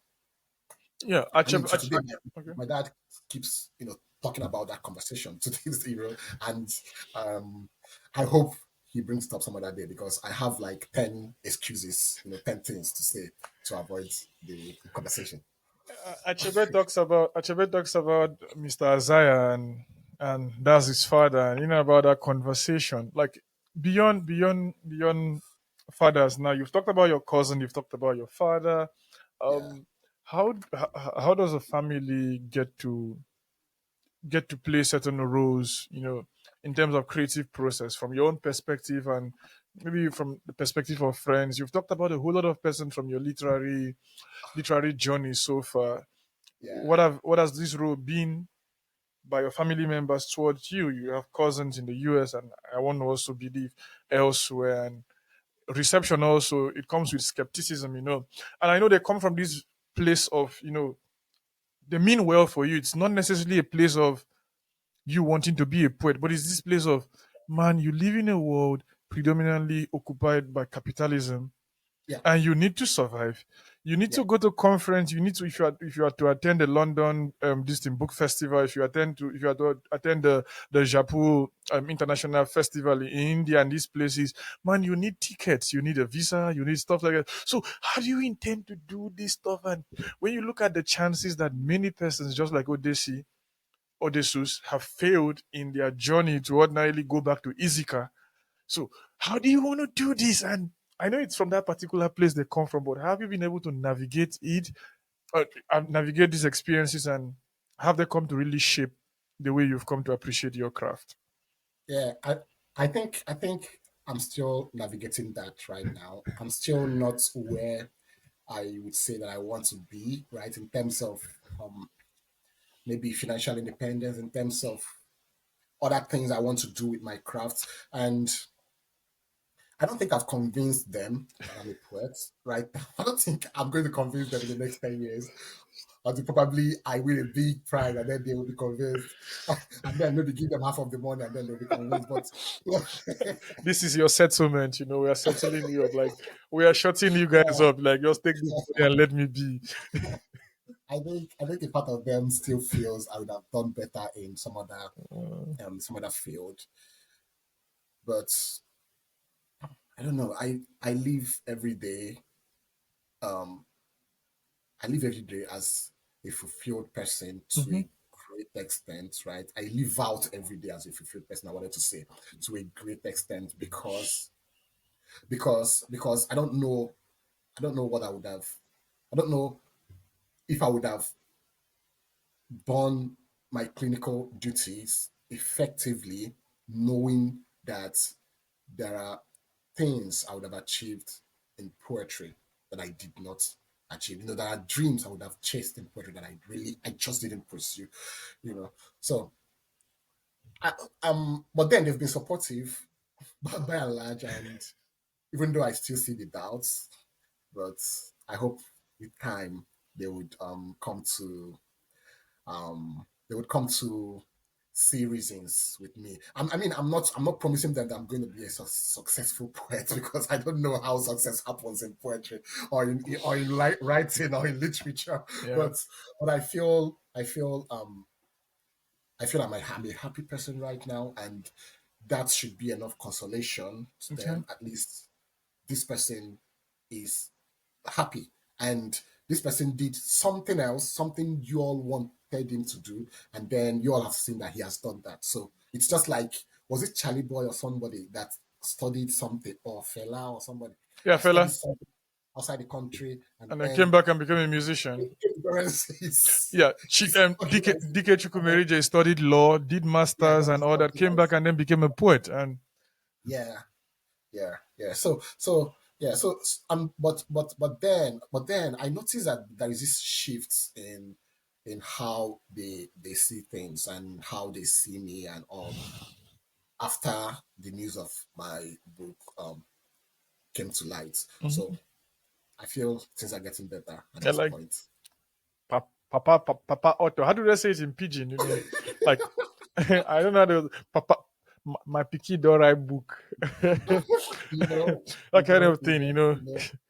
I heard my brother was telling me, the brother I talked about that borrowed books from the library Okay. and then well, he was telling me recently about my aunt in the United States.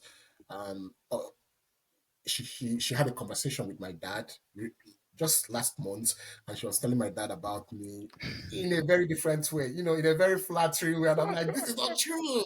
She's never told me that. So I just feel that perception is changing, very, very gradually. Yeah, yeah. And as long as I'm able to sort out my finances and sort out things, then it's fine with them. I can do anything I want to do. Yeah, You to a know? large extent, to a large extent. Poems have taken you to Alabama, and here you now find yourself. I don't want to. I don't know. Do you look at it like you've been in exile or something? No, Oh, I feel I'm very much in touch with Nigeria and what's happening. I'm just not there physically, but yeah, yeah. I think it's you know, something that I know. happens to like when you're very conscious. I know many persons want to bring up this idea of when you jackpot, they tell you I am done. If it's possible, I can tear No, my passport. But I don't. I no. think it's I love Nigeria. Nigeria, You know, just like Catholicism, is something that can never leave you. It's just like yeah, even if you stop being a Catholic, yeah, you still remain a Catholic. Even if you change a yes, church to a different church, you become Protestant. You just like sometimes you're like, I don't want this pastor to pray this way. Can we just say some yes, Hail Mary? And so that kind yes, of stuff. So it's like you are. So the thing that captures it best for me is the Chinua Achebe's title, Home and Exile. So it's like there's home, there's exile. But how has this played in your life in terms of how you've gotten a different reality of how things ordinarily are in terms of even from how laws are being executed and how a country, I don't want to say how a country ordinarily should be, because if we say that, then we are trying to use we across the global south now as a yardstick to say ordinarily how Africa should be, as opposed to we ordinarily looking at the nuances that ordinarily is life in Africa, not Africa as people think as as a country, but Africa as a collection of different people that have yeah, life different in the east, life different in the north, life different to the guys close to Turkey, that's close to the Suez Canal, and life different from we in the sub-Saharan region of the continent. yeah. Have you come to first of all, you go to Twitter. I know Reno Omokri has blocked me. I cannot Oh, have any. really? Yeah, yeah. Like we had some back and forth. We've had some back and forth over the years. Like no name callings. Let's just leave that particular one for that particular one. Like just like it's because it's a kind of so annoying that it comes out that particular way. And I'm like, man, we think we can have a conversation about this.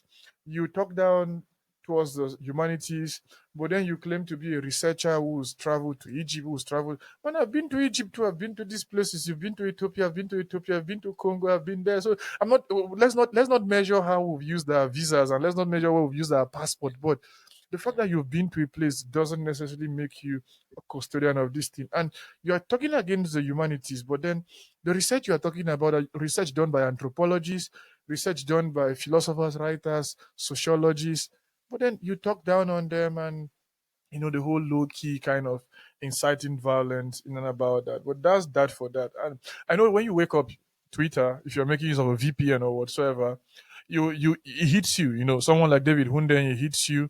Erufai comes up the other side. If it's Ismail Bala, it comes up on the other side. The different persons that Professor Farouk and Professor Moses Ochonu, different person, Pa Ikedi. There are lots of places you can go to. And then we'll come back also to your conversations with Darlington. And about that, but how do you navigate and manage all this, and how does it form and help you write? Oh, wow. I feel, I feel Nigeria is just a vital part of me that I can't let go of, and I don't know. I feel so many things are happening, as you rightly said. and I'm paying attention to everything. I try to, even though You I can't cannot keep make up. You cannot really I keep cannot up. keep up with everything, but I try to. Like the very dark man issues and all, Oh my god! Yes. But I like, try to. it like yesterday something really cracked me up. I was in the studio actually recording, and I had to just bring out my phone to like take a little break, and somebody just sent a video to me of Gege responding to I D1. laugh a lot. I have a very good laugh. Like it was just like I was like, first of all, D1. 2 days ago, I was like, it's like, oh well, meaning Nigerians come outside, side aboard, blessing CEO, everybody come outside. And I was just waiting. He said, brother Mike, come outside. So they come outside. PTOB. I was like, okay, there's just one person I was waiting for. I was waiting for Gigi. Gigi, come and give me a response. And the moment I just took a break from recording, and Gigi was like, what did I hear? So I hear Amige Abi, I hear Gege. I'm like, me, a whole financial expert, a whole financial, it's a financial dynamite.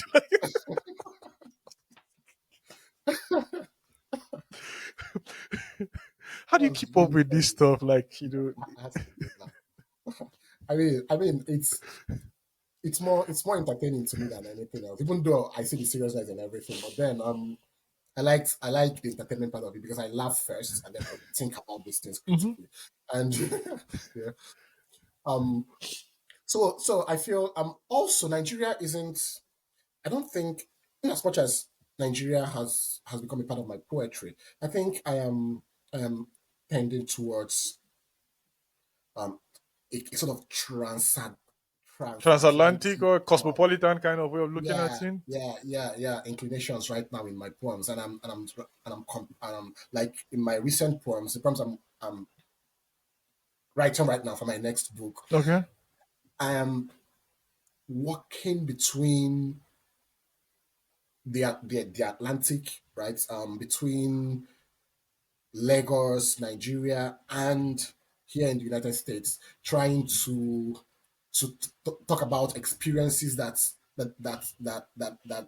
immigrants have, that people from where I come from may have, and so on and so forth. So yeah. So the point I'm trying to make is that I carry Nigeria anywhere I go to. I mean, Hmm. I am really deeply Nigerian, and I don't have I am apologies. unapologetic for Yeah, being that. yeah. Like, I'm too And Nigerian to be any other thing. people say they feel they are in exile in the United States. For me, I don't know. I don't like that word exile. Yeah, it comes with lots of connotations, right? Yeah, yes, yes. So I don't. I hardly use that. I just like to think that I'm Nigerian living outside Nigeria because every other thing about me is Nigerian, Yeah, apart from yeah. the fact that I don't exist right now in In Nigeria Nigeria. physically, right? But every other thing, and it also seeps into my poems. It seeps Hmm. into everything I do, and there is also a certain resistance to that white capitalist culture that is inevitably taking up everything that comes near it. But but I just hope that doesn't succeed in my case. So yeah, I think I would say that I'm still very much in touch with things happening in the country and in the continent, and both in the literary scene and in every other scene. And I still get affected somehow by these things. Someone was telling me about the Congo and about the children and about the exploitations happening there, and about um, paying attention more to Gaza and to Syria than to the Congo and to Africa and to northern Nigeria and all. And in my mind, I'm like, I also pay attention to these things equally because these things never leave me, right? I come from there. I come from the continent. Yeah. The politics of the continent is my politics, right? In as much as injustice anywhere is a threat to justice everywhere, Everywhere. right? Yeah. Yeah. So um, I am very much African. I'm very much Nigerian in everything I do. Wow, wow, that's an important take. Many persons come up with this, whole idea of wanting to put everything. I know geopolitics can be very, very, very disappointing, right? And you find this whole divide. If you look at your Trump USA now, and you look at the whole conversations in and about that. I A remember lot of also divisions. I was on TV last year for an interview, and as an African living in Europe, I was being asked a couple of questions, and while they were expecting me to, like, ordinarily, get to side Europe and stuff like that, but I'm like, I know one of the major reasons the US is doing what they are doing and why they're ordinarily having hands in the WHO and in NATO and conversations in and about this is simply because one, they need to maintain soft power. Two, Yeah, they also need to, they need to get import. The whole lot of stuff being imported into the United States in terms of food, junks, predominant majority junks, and just yeah, tell the people, just go take some vitamins, go to the gym and then you'll be fine. Just eat some good stuff, nuggets. And I'm not here to spoil anybody's business, but in and about this type of stuff. And I'm like, I was like telling the presenter when I was being asked about Trump, and then I think that was the morning Trump won, and they were like, "What do I see for Europe? Is it going to stop the war in Gaza, in the war in Ukraine in one day?" I'm like, "Of course, he's not going to stop that. He's not, he's not as dictatorial as people tend to think he is, and he cannot just call Russia and he's like, I want you guys from Moscow to do this because Russia is the largest country by landmass in the world. So it cannot just it shares boundary from Asia to Europe down to the United States. Like Trump cannot just do that. So it's in and about the fact that we we down in Europe, I was talking about because I'm not European, but I tend to tell them that I'm European to a large extent because when I went to the when I went to a library in Warsaw and I got access to the complete collection of Joseph Conrad. I'm working on mm, Conrad's Heart of Darkness, and they're asking me, and it was also surprising for a lot of them to see Conrad from a different lens. mm, You know, he writes beautifully well. He has great strength for prose and all that. But up until now, they still read Heart of Darkness from a very, very different perspective. And so when I was talking about Heart of Darkness to this librarian and a couple of students, they were like, "What do you mean, Conrad?" I'm like, yeah, this was what he presented the continent as. And they're like, you see also the whole need for perspective. And they're like, why do you write about Europe? I'm like, why do you guys, when you guys came to Africa to write, you didn't consult anybody. You didn't even come with visas to even start. You just entered a boat and stuff like that. And then you found yourself here. But I am not coming here from a racist standpoint. I'm just here to document something very important. yeah, I've been to the yeah. concentration camps a lot, and it's Oh very, very wow. important for me. Yeah, it's like it gives you this chill, and it leaves you it leaves you with this idea of trying to represent evil in real terms.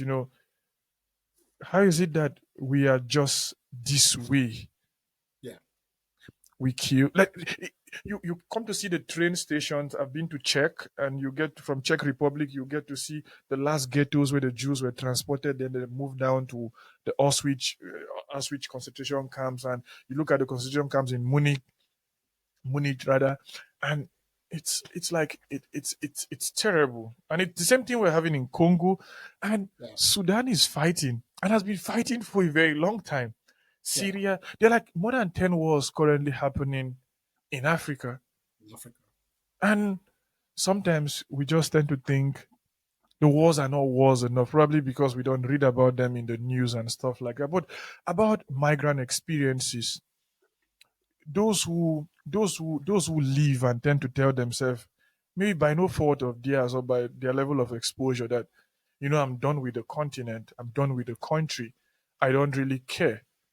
Do they really mean these things, or they say this out of ignorance, bearing in mind that they don't live with all their friends and all their family members? And is it out of place of frustration, out, or should they be reminded of their responsibility, them in the diaspora, to ordinarily contribute back to the development, like the Indians and the Chinese and the Asians generally tend to do, and many I think Africans also do. yeah, I think we all have that responsibility. We all have that responsibility, even though you may not, even though someone may not think.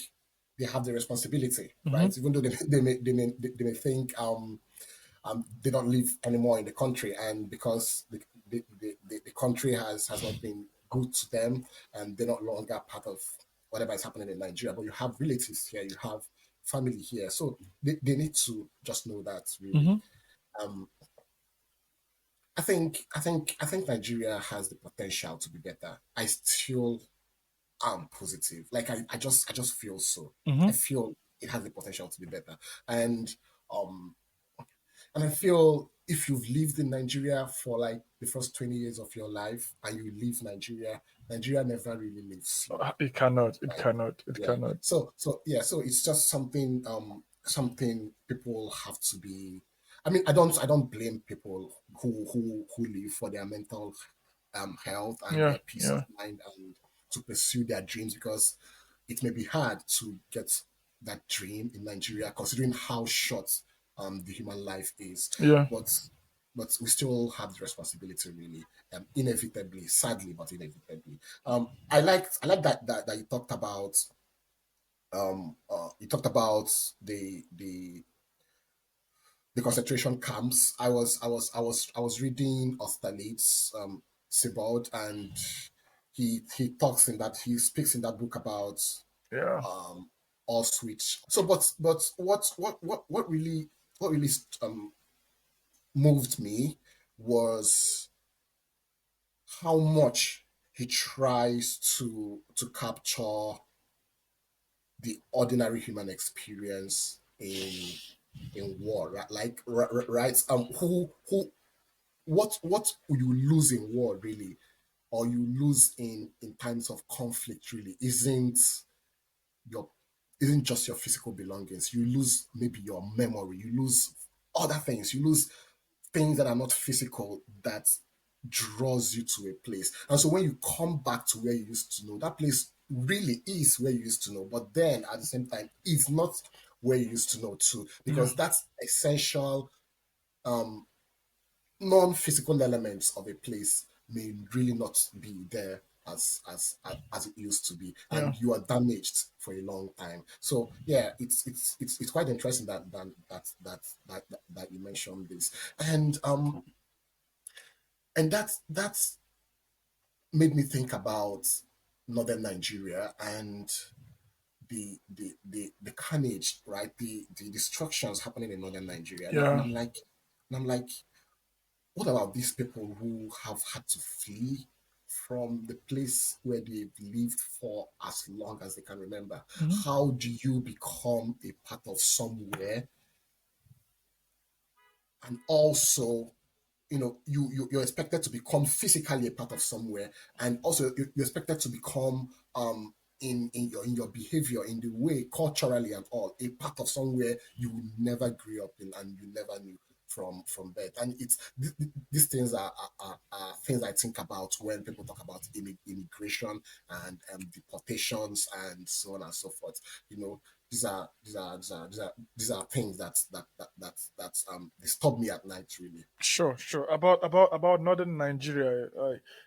I had a conversation with Habiba a few, I think this week also, and she was just talking about the idea of the fact that many kids who ordinarily were in school, I'm not talking about the Amajiri, we're talking about those who were really in school, Yeah. have lost the sense of school. They have lost the Mm. idea of being in school. She lives in Kaduna, but we also know that under Rufai, a part of Kaduna also was under serious attack, and lots of persons got killed, and as it has almost like become part of that history of that particular part of the country. And she's like, if you go to places like parts of Guzo in Sokoto, you go to parts of the same place where Deborah got killed in Sokoto, and the Christian that got killed, and arguments that came out of um, Atiku deleting his tweet in support of such events and all that, and the volatile nature of such an environment.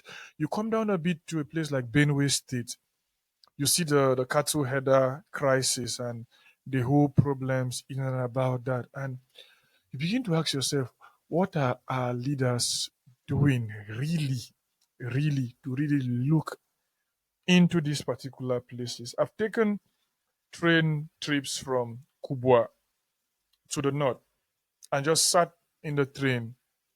I'm going to the not necessarily to do a whole lot of stuff. I've been to Guzo a couple of times with particular intention, but yeah, just sometimes I'm just like, because I just get a lift so close in Kubwa, I can just come out of the house, get into a train in Kubwa, and then it wasn't that expensive. Just take a train and you just see the potentiality that sits down there. But due to these lies we've told ourselves, and I think it's our lack of wanting to have real conversation with ourselves. Yeah. One of the conversations we really need to do is a conversation about the war, Yeah. and we must come to have that conversation. We live in the 21st century, and people still you know whisper about ordinarily what happens.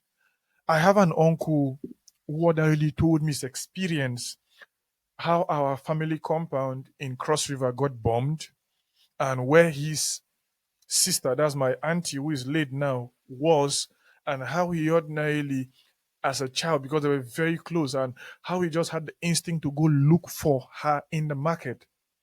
And beyond losing of things, he ordinarily would have lost his life. And many persons died in and about that war. But after the war, the whole conversation of even the fact that we cannot even talk about having an Igbo president at the moment because of you cannot really trust the Igbos, or you are having the conversation about the Yorubas betrayed the Igbos and the Yeah. Hausas betrayed the Igbos. But Mm-hmm. why we want to admit that particular fact? Why we want to admit the fact that these things actually happened? Yeah. We cannot continue on these lines of saying history should not be taught and this is the best way of going about it, because Yeah. history is no longer taught now. I think nobody taught me history in secondary school. I learned history on my own, right? And it was very, very difficult. One, it was expensive. Second, you really, really need to have the interest at heart. And third, Yeah. you really need to be critical in terms of sieving tales, fiction, and reality in and about that particular, and it was very, very difficult. How should we navigate these particular conversations? What should we what should we bring to the table with? Should we all come and say, we were wrong? And when we say we now, we have very few persons who actually were key players down there who are still alive. Obasanjo is still alive. Gowon is very old. We're still alive. A whole lot of persons are still alive, and many young officers are still alive, and people who worked in the Directorate of Manpower, like Achebe, many of them have died. Soyinka is still alive. What direction should we be looking at? We can take it slowly while we think about the process. I know it's something that means a whole lot for the nation, but one way or the other, we have to have this conversation. Just like the Yeah. United States, it came not because the states were united. It came after a bloody civil war.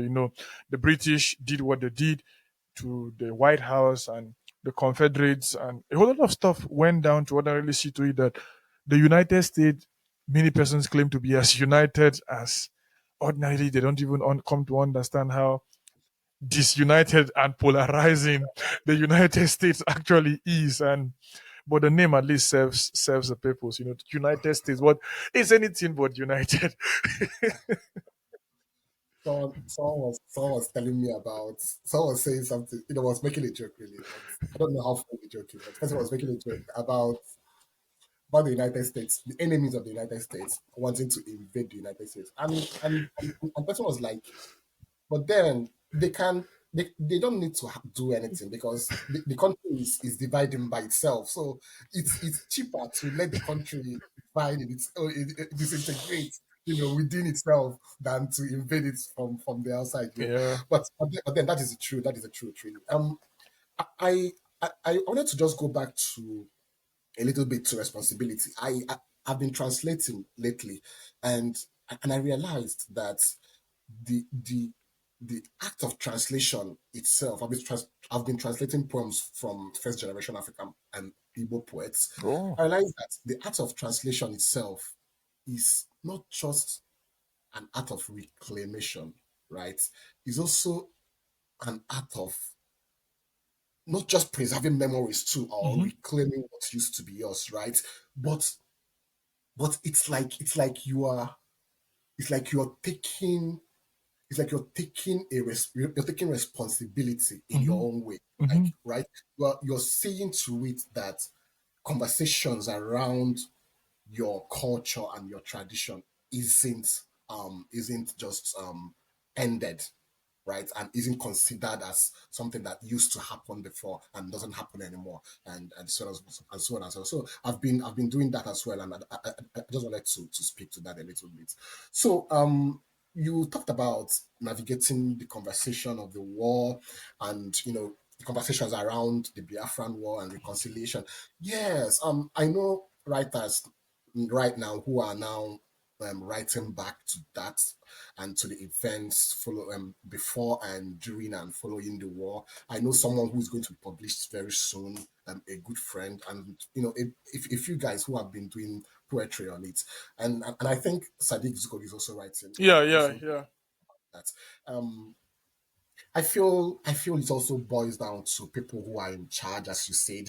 There is a sidestepping that these guys are doing, and I don't like it. Right, really, people need to talk about things. We need to address these issues, but how do we address it? Just as you asked, and I should say you were absolutely correct. You were spot on in what you said.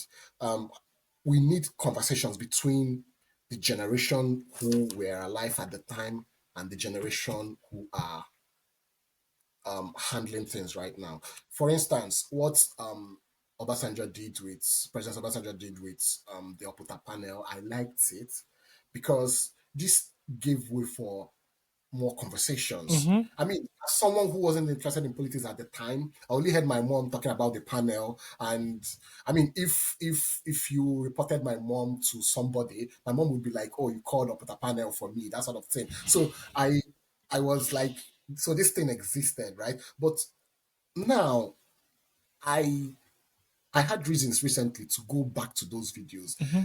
and the things I learned was so much things I wouldn't have known, right? I I saw the interrogation that Soyinka had, and Yeah, so on yeah, and so yeah, forth. yeah, yeah, yeah. So I think we need that sort of conversation. We need that sort of we need that sort of that sort of communion again. Like we need these generations to come together and speak to the things that have happened as a way of getting healing, and as a way of, I mean, you can't redo, you can't undo, right, what has Yeah. happened, You can but you can prevent. You always can prevent. address it Yeah, you to can prevent prevent something in the the future. future occurrences.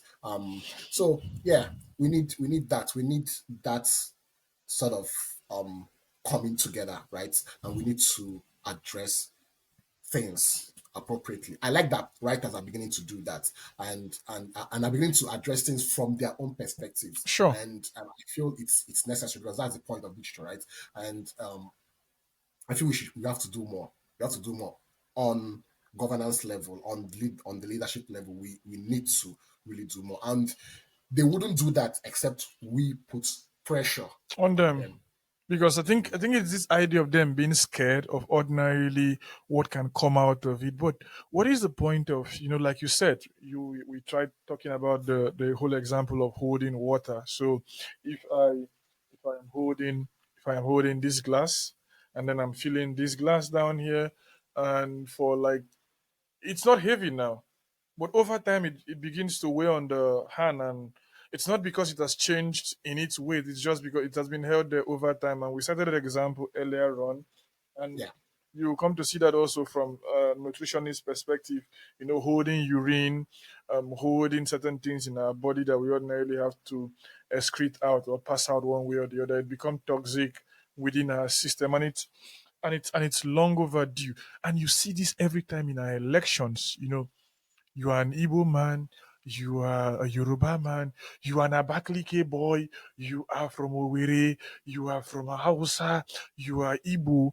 But at the heart of all of this is that at the moment we are all suffering the whole stuff of disunity.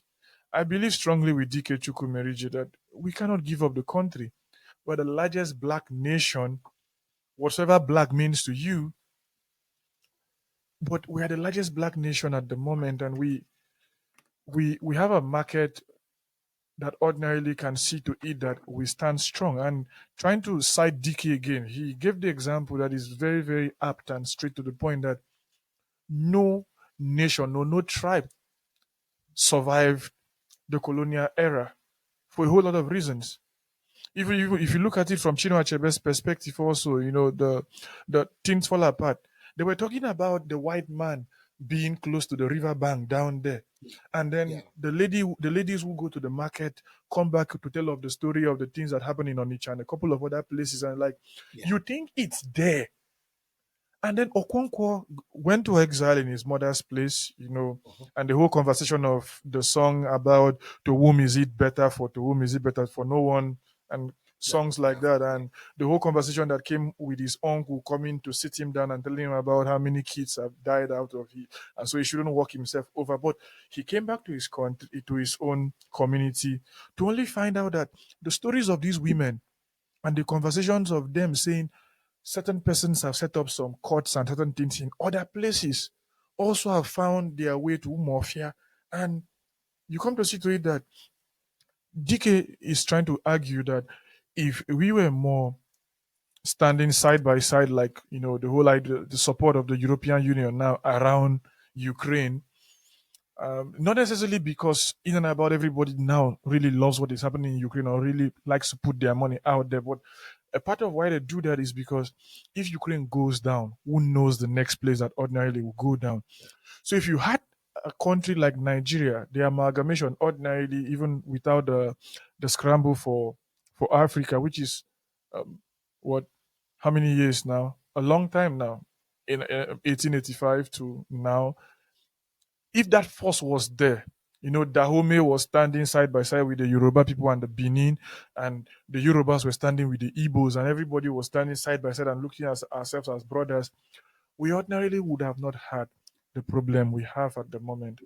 And it is to the fact that you, Chisom, me, Obinna, we have friends from across this divide, born out of unity schools. I I attended lots of programs at UNN. I never was enrolled to study at UNN, but I have fond memory of UNN. You're coming in from the main town, and then you're coming down, you're meeting the Lion Gate. And I've been trying to imagine how that gate was during the war when, Biafra was ordinarily there and how it got changed. But then you enter, and I remember my first experience of entering UNN. It was like it's still like a local government on its own. And it's not a place housing only Igbos. It's not a place housing only Kalabari. It's not a place housing only wanted of persons. Same thing, I have the same experience with Unical, same experience I have with Unilag, same experience I have with University of Ibadan. I've visited the libraries, I've visited the archives, I've looked into the papers, I've looked into things down there. And my mom is just like, what are you really doing with your life? And I'm like, there's a story down here that we really need to tell ourselves. And in doing this, you have friends. You've talked about Sadiq. Sadiq is not somebody from the east. He's definitely from the other part, and he's doing pretty well also with his writing and a whole lot of other things also. How do we bridge this gap of, it's like in George Orwell. I'm sorry, I'm like trying to take time to like get around this. George Orwell's 1984. You find a sense of double thinking here. All animals are equal, but some animals are more equal than other animals. So there's a double thinking going on here. You've asserted that all animals are equal, but at the same time, you are holding that belief to be true, but you're having a sense of double thinking that some other animals should be more equal or are more equal than other animals. So, what do we have to do when we tell ourselves that we are all Nigerians, but at the same time, not necessarily out of those who are so conscious or those who are so educated, but on a normal pedestal, you find this idea of wanting to fall back to the tribe and conversations about you have to leave you have to leave Lagos, you have to leave Kano, as though it's the program about to happen. And these are not empty threats sometimes. These are threats also born out of real threats. Look at the elections. 2015, I know how old I was. Look at what Jonathan said. My political ambition is not worth the blood of any Nigerian. And we know just the same conversation we're having about now, who funded Boko Haram, who is funding it, and we're still having those conversations from David Hunden's end and a couple of other person. Deji, Ade Junior is having his own conversation. And where do we go? Because it's very, very important. I see myself more cross riverian because I grew up there, but I consider myself also cosmopolitan and I have friends. And I can't deny that these persons are my brothers. But on the national front, on a larger scale, when election matters, we're so divided that I don't know where we should be going. But I think we're not where we ordinarily are supposed to be. Yeah, we're not. And I spent a lot of time in the East before moving to Lagos, Hmm. and I know how people feel about the Biafran struggle and what they call the Biafran struggle, and how the common Easterner, right, the ordinary, like the Igbo person that is like not regarded as rich or wealthy would die for the actualization of Biafra, right? And I've been asking questions. I've been like, why is this so? Why is this happening? And I realized later that this this has gotten to this extent because the Igbos have considered themselves marginalized for a long time. So they feel that they no longer are existing in this um I don't know, in this space called Nigeria, because the last Igbo head of state was maybe Ironsi, I guess. This person, that if you want to consider the vice, okay, okay. Orizu came before Ironsi. Orizu was the one who handed over to Ironsi, but you Yeah, can also look at the vice president 10 years after yeah, the the vice war. president. Yeah, Yeah, yeah, Ekweme, right? You can look at yeah. Ekweme and Who was a vice president? Yeah, yeah, I think it was Shagari's vice president, right? ten. I think it should be 10 years after 10 years after the struggle. I think that was Yeah, Shagari's term. I yeah. think so. So I feel really that we need to. Some people have come up with the idea of overhauling the system of government, totally, so that we have more representation.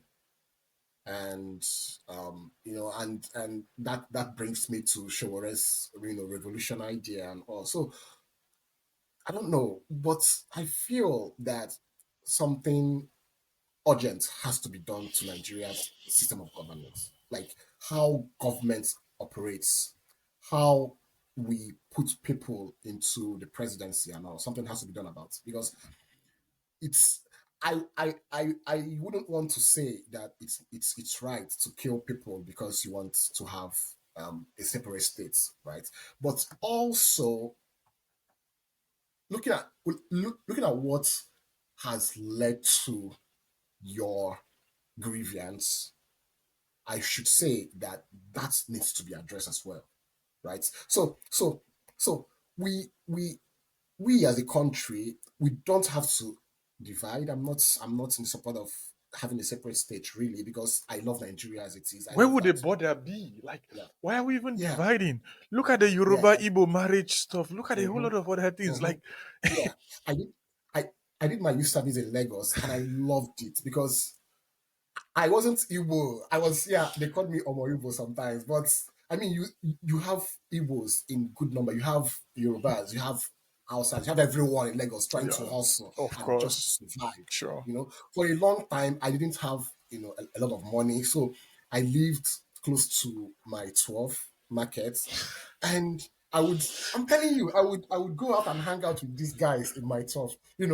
The Hausa guys, the Yoruba guys, Sure, the sure. Igbo guys. We all spoke pidgin, and they knew me as an Igbo person, but we all spoke pidgin. And I would hang out with them past midnight, like about two a.m. every day, and I consider myself safe with them because I lived there, right? There was no tribe in the face of poverty. The point was that we were trying to survive. So nobody cared about where you came from.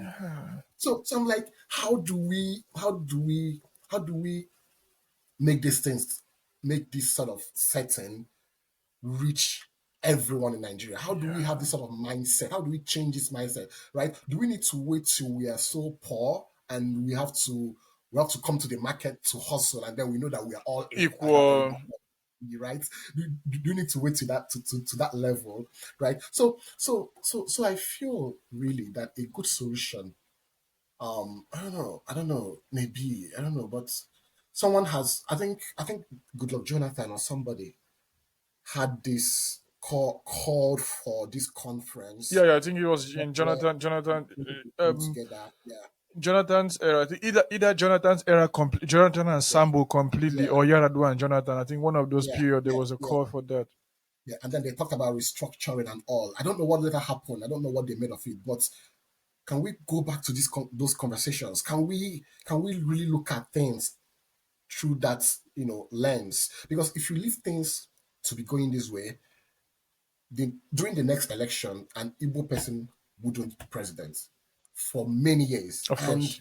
for the fact that Igbos are not being, I'm just calling Igbos because this is the truth. Uh, I'm not, because I'm Igbo myself, I but am I'm just Igbo, but saying, I'm not let's saying be this very rational also here, because right? it's Yeah, Igbo. It's yeah, just it's the fact. It's just important. like a clear something, Yeah, I am for yeah, meritocracy. I am for let the right man come forward. But even if I want to look at the right man coming forward and the man with the less political baggage, if we were to go by the last elections, I don't know who your person was, but the person with the least political baggage in the last election was Peter Obi. But we yeah, also we also in and about the conversation down there, and yeah, yeah, conversations even went down to saying he saved money when Anambra was so. But like, it yeah, has shifted from corruption to that he saved money. And it wasn't in and about the conversation. It was like, you want to trust an Igbo man? He doesn't have any structure. We The conversations are difficult conversations, but they are yeah, conversations if we don't have, we will not know what the next person think about. absolutely. Rather than going through that route, let us burn all we need to burn now Yeah, before that age of our children upon comes upon them that they will have little or nothing to even hold back to. We weren't. yeah, I wasn't born during the war period. I wasn't born even 10 years after the war. But there's this consciousness that stays with you about the war, and especially if you are conscious enough to have read at least Achebe or Elechi Amadi or Wole yeah, Soyinka, and you at least understand Soyinka to a large extent, you come to see that there was a war, there was a country called Biafra in Africa, in Africa, in Biafra, Africa died, and a whole lot of all those type of conversations that came in yeah, and about, and even in recent times, if you read Half of a Yellow Sun, beyond the whole drama of Orlando and Kaina and Ness sleeping with their partners, and yeah, those things are the things to flesh up what Adichie was trying to, like temper the whole sense of the book. And we saw how the book was received. She got the Orange Prize, she got the 25th anniversary of the Women's Prize for Fiction. But when it was adapted to a movie, we saw the hostility by the Nigerian government and all that. Obinna, this thing, Obioma has recently because, published, yeah, he has published The Road to the Country, and he's working on a whole lot of stuff. I read it and it was well taken out from it. It has this, he normally has this mystical angle to his books, and falling back to the chi and divinities and all that. And but we just cannot fail to see to it that we're already complaining that our children don't even read and they don't really have this attention span. Is it when we've allowed, the advent of AI to ordinarily come to manipulate and twist these stories as ordinarily people want to twist them? Because there's a whole lot of junk already put out there about these wars. Recently, we lost Pa Debanjo, the Afineferi leader, and a lot of yeah, persons are dying. People are leaving. Not even Dele Farutimi can really say categorically, that I was there during the war and I participated. And even as old as P2B is, he was just a baby when the war was going on. So that we see that we're already considering P2B an old politician. yeah, But look at his age. He's in his yeah, 60s. Dele is in his 50s. But yeah, these are people that ordinarily don't really have direct experience with the war, apart from the fact that their fathers and their mothers had one way or the other to do it. So we have to make Yeah. hay while the sun shine, and We need to. we really, really need to. And like you've said, is it the fact that we want to be that poor before we understand that, that aboki in our street that gives us suya at a cheap price ordinarily is as equal as me, or the guy who is selling in Obalande, or the conductor who is standing at CMS and talking about this thing, Anthony, Oshodi, Ojuelegba, Makoko, and this thing, and Mafoluku, all these places. Do we want to get to that place, or do we want the Nwa boy in Onitsha to ordinarily go without being paid by his oga? And the shame that at the moment in Nigeria, we just have one functioning seaport, a country surrounded. We have the Gulf on the other side, we have the Atlantic Ocean on the other side, and we just have one functioning seaport. We have to step aside of politics to see to it that Yeah. our children can really survive. And it's also a Yeah. thing that has to do with business is crumbling. Look at those type of stores. You hear this thing OB, or these lorries you used to see in the east those days. The children don't really feel affiliated to their parents because they have tasted foreign currency, they have tasted foreign life, and then they leave the country and they leave the continent.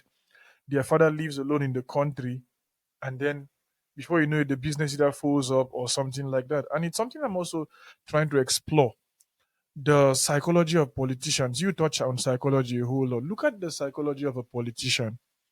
He steals money. For those who steal money, majority, though they might ask us to bring about proof. Now these days is about, can you present an evidence? But even if we don't, but we see this, politicians make poor choices. Look at the US where you live in now.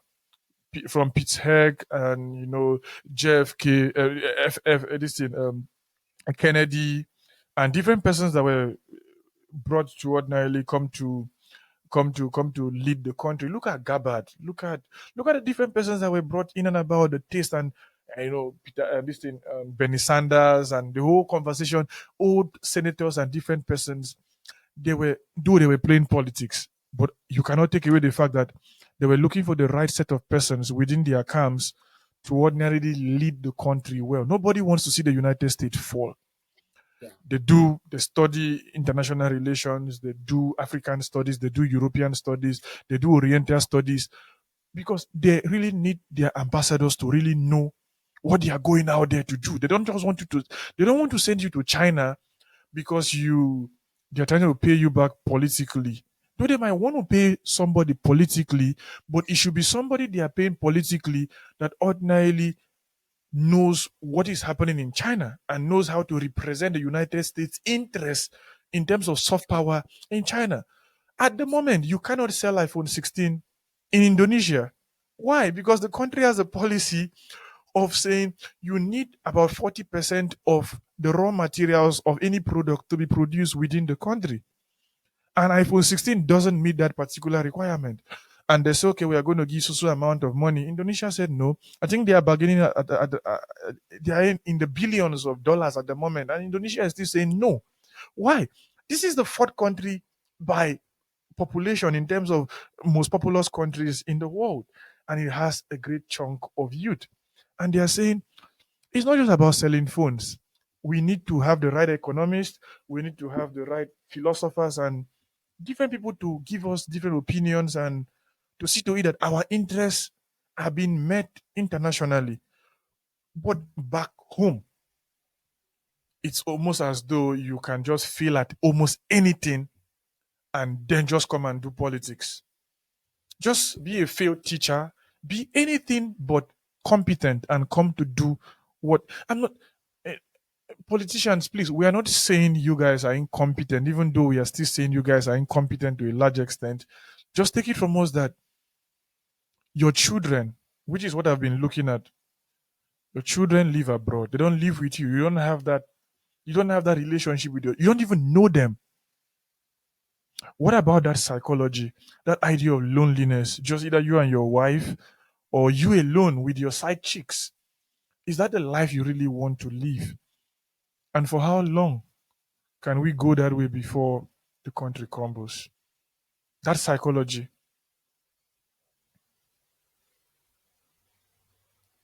I'm thinking about I'm thinking about Achebe, who said that who wrote that the problem with Nigeria is a failure of Leadership. government, of leadership. Yeah, and we need a reorientation. We need people who are, can we make laws Okay. as to like what sort of qualifications you may need to be a leader? What sort of, have you seen how leadership works elsewhere? I heard people. Well, I was talking about tribe because I was just referring to grievances of people, right? Because we need to address grievances, but that also made me remember what Peter Obi was saying really about going outside the country to figure out how things worked and how to replicate those successes Hmm. in Nigeria. How much of this sort of knowledge uh, do our leaders have right now? These are questions, and these are things we should be talking about really. Yeah, yeah. It's it's a whole lot of stuff. It's a whole lot of stuff down there, and it goes to say that we all have to be responsible because Achebe wrote that book I think in 1984. And in concluding the introduction, I can still remember vividly because anything Achebe says is like it's a life I really want to live. You know, Achebe lived this type of life whereby from the start to almost when he finished, he just he just stood on so much integrity that you can barely say anything wrong about him and all that. It's like we have lost the 20th century. Are we bent on seeing that we lose the 21st century? And he exclaimed, God forbid. This is a man who said there's nothing wrong with the Nigerian weather. We have the best of weathers.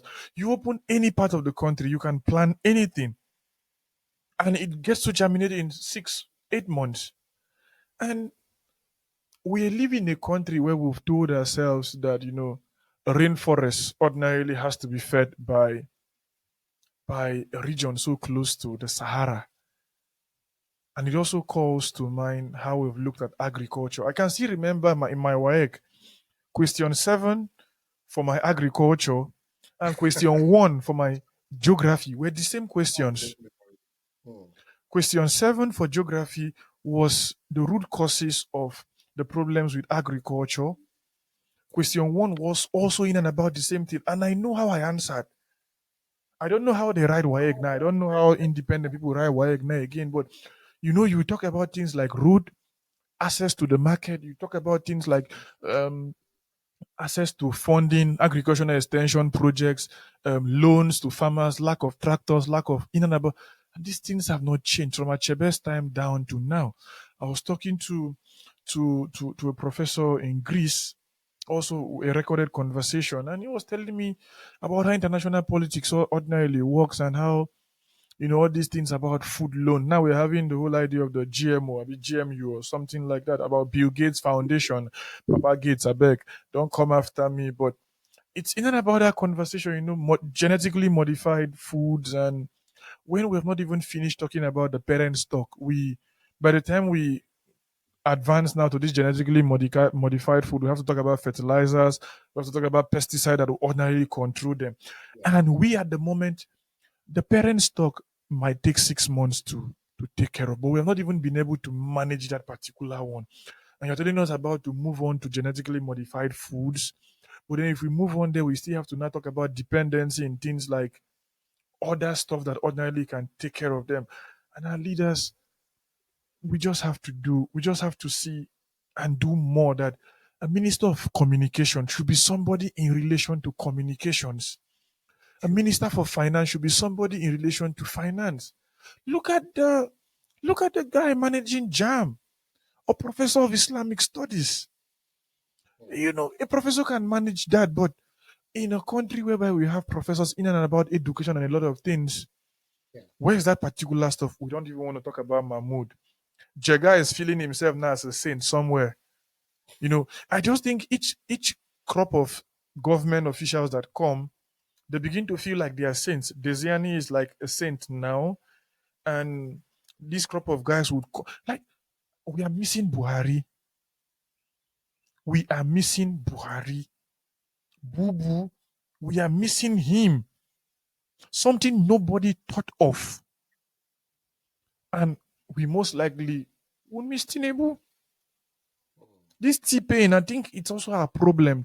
We are we are resilient to the extent whereby our suffering sometimes goes away suddenly at, will I say, I don't want to sound vulgar, probably suffering goes away at intercourse, at certain cravings for food, certain meetings we get to, who you get to see the way we vibe, and you get to see how things ordinarily are done.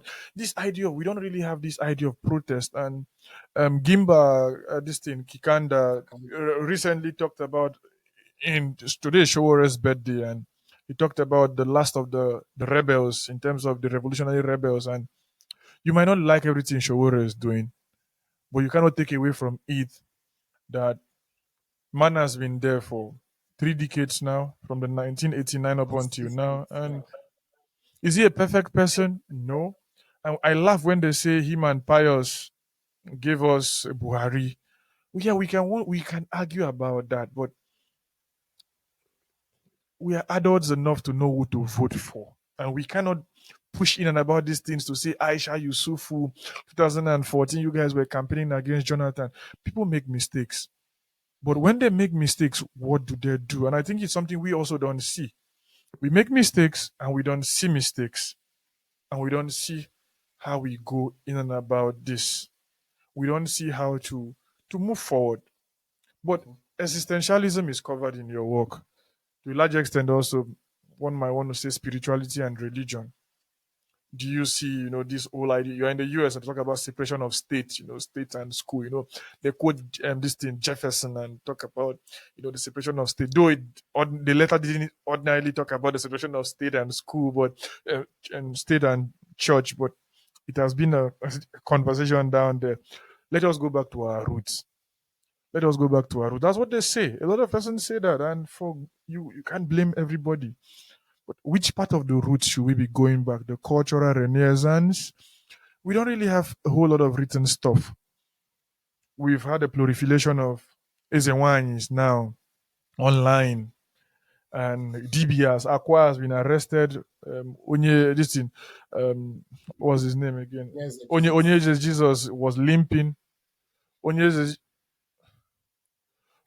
that the name?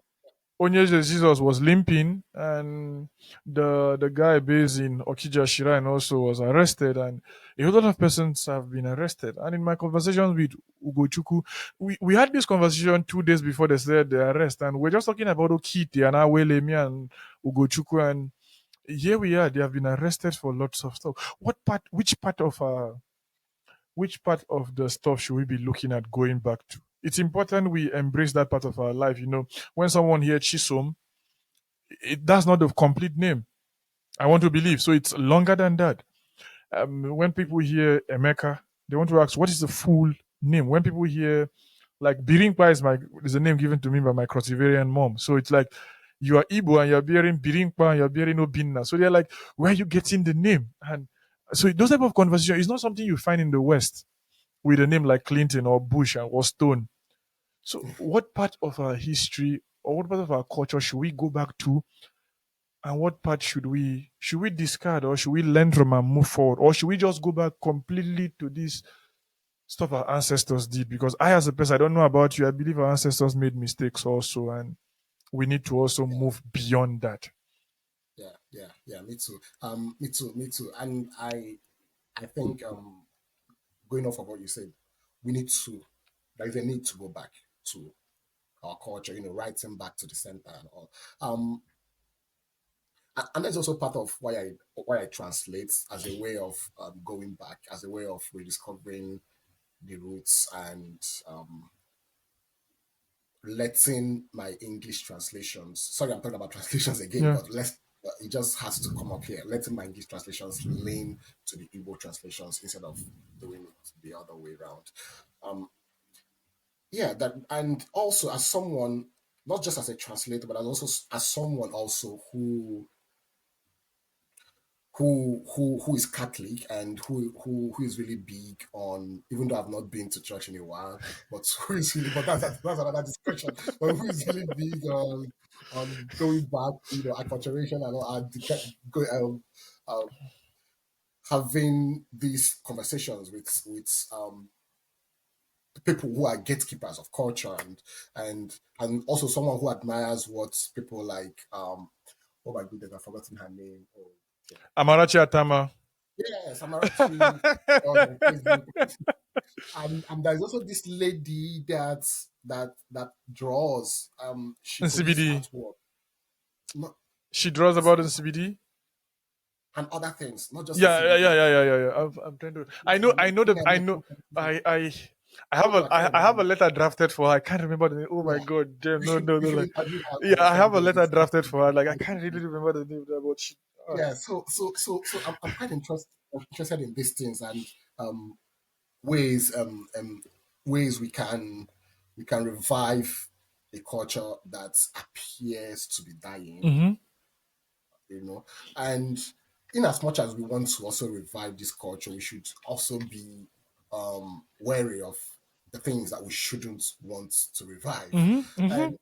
And that brings me to the okay there, and so on and so forth. When you do these things and call these things culture, what you're doing really is that you're trying to tell people that they can maneuver their way through things. Mm-hmm. They can just do this thing, and then they'll have money and they'll have stuff, and then you're not it's not the right thing. I personally, I don't believe that is the right thing. I think you can you can have you can have this close contacts, right, with the tradition and the ways of our fathers without incorporating the things that they did not do right. Yeah, because this is the same stuff they accuse Christianity and Islam for extremism. You Yes. you make arguments about you hear arguments about the Holy Communion. You hear arguments about the Rosary. You hear arguments about intercessions to saints.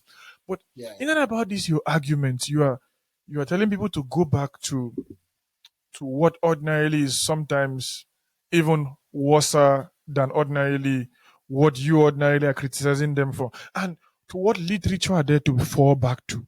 If I'm a Catholic, you're a Catholic, you look at the Catholicism, you look at the structure that has been kept in place. Yeah. You cannot Yeah. take away the fact that it has done a lot. And there's a lot that still needs to be done. But you look at there's a sense for justice, there's a sense for morality, but what about the idea of you not wanting to care about who ordinarily is wrong or right, but you just go to a dibia, which is also an abuse by the whole idea of a dibia. A dibia is someone who ordinarily should just embody knowledge to know things to do.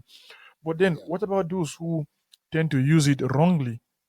Yeah. What about things like the whole idea of Clifford Udoji and the whole idea of cannibalism that played down that particular period? And I think we need to have that conversation. And this argument that everything Western is wrong, this sense of, our own erotic sense of Boko Haram, Western education, I think it's a battle. I don't know for you, but I know the importance of trains.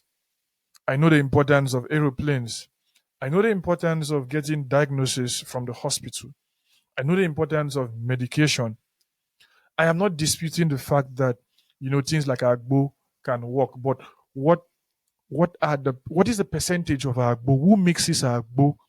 Who regulates the mixing of agbo? Who regulates the inventions that come down there? What is the expiring date? Recently, I was at a friend's place and we were sorting out stuff that have expired and stuff that have not expired because she and her husband, they get to buy a whole lot of stuff without ordinarily thinking. And when we get to certain cans, she talks about this is homemade. And I'm like, this is homemade, so it doesn't expire. So this is a conversation we had this week before Valentine. I'm like, this is homemade, so it doesn't expire. So there's that confidence that comes with no, this is homemade. This bar of chocolate is expired because we checked the dates. But I'm like, the honey or the sandwiches being made, like they don't get to expire because they are homemade. And she's like, no, things made at home don't expire. I'm like, really? Really? And she's like, oh, now I see my bias down here. And I'm like, yeah, that's true. So also people think about these things like Agbo. Agbo alone can, I think, Otapiapia. Those days, Otapiapia cures how many things again? And it does so many things. And I understand there are things like Pax Herbal in Benin. It does a lot of stuff. It helps a lot of things. But I think we need to grow past that stage that medicine at a point was where Grigor Mendel was with genetics, from cowpeas to the genetic, the crossbreeding and inbreeding and all that. It moves. Mhm. Science didn't end with, look at, I gave an example of the heliocentric way of looking at the world and geocentric. But at the point, Ptolemaic was the one people were looking up to, the the sun revolving around the earth. But it didn't end there. For thousands of years, somebody said, Copernicus came and said, I think Ptolemaic was wrong. And just imagine that in an African setting. And from there, it didn't end there. Galileo did his own stuff. Einstein, Newton came and they are upgrading. And the most recent one, the whole AI saga. And people thought AI started like this. And when I first discovered that Alan Turing, when he was talking about the concept of AI, was talking about AI as companionship to his loneliness and in and about that, and artificial intelligence in an era when computer was still very crude, Mm. machines without wires. And he was saying computers would be humans who were computing things, Mm. and not, the idea of like a carpenter being one who does carpentry.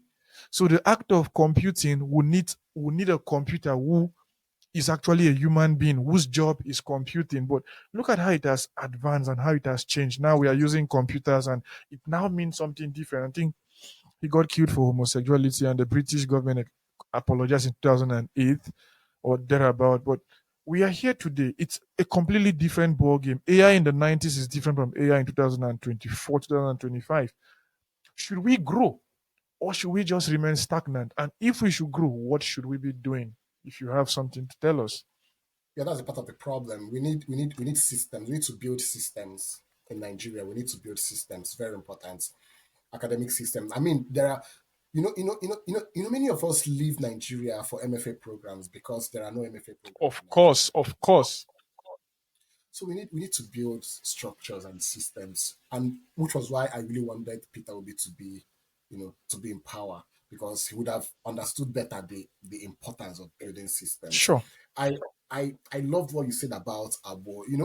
Because it's especially when I'm a human nutritionist, and I worked in the clinical setting, and I saw a lot of patients who damaged their kidneys. Sorry if you still have one, you're listening to this, but and you're watching it, but I'm so sorry. But many people got their kidneys and livers damaged because of stuff that they took without measurements, or I mean, they just take these things, and I mean, it's not good. It's not something we need for our well-being. We say that we take this because we're trying to get more in touch with our culture, but these are the things that we shouldn't be doing, really. I mean, um so yeah, what could you remind me the last Yeah, the question? whole conversation around structure and around where we ordinarily should be going, Oh, about so systems and yeah, stuff like that. yes, yes. So yeah, we need to build working systems. We need to build structures. Really, we really need that in every sector, in the health sector, and then put people that are capable of handling these things. Hmm. When I was looking for where to do my youth service, I was posted to somewhere, Lagos being Lagos. Yeah. I went there to start work, and they asked me whether I knew someone who worked there. Why should I be posted to a big place like this? I should know someone. And I'm like, I did not know anyone. The lady asked me that question. And so when I said I didn't know anyone, she asked me to come back some other day. And when I came back, I was served my rejection Hmm. letter. So I was like, so if I knew someone, so what determines whether I work in somewhere is whether I know someone or Yeah. not, instead of my qualifications. So we need to discard these Yeah. ideologies. We need to encourage um more, like encourage people who who are qualified for stuff to really do that stuff. And this is just the way to grow. Because I don't know, it's sad to say that the rate at which we are growing isn't encouraging Nigeria. I mean, we need to. I mean, you talked about AI in the West. You talked in the United States and in Europe. You talked about things, working systems, working train, railway systems, Yeah. and transport systems, and all. And so we need to get these things done. And number one, we have to stop this idea of godfatherism in politics. We have to stop this idea that you have to settle somebody for something. You have to spend money on what you have to recoup or something, Hmm. get back what you spent while campaigning for a position. Because in that way, we're not putting the people that are capable to do stuff. And even if they are capable and they have to, they get a lot of pressure from people who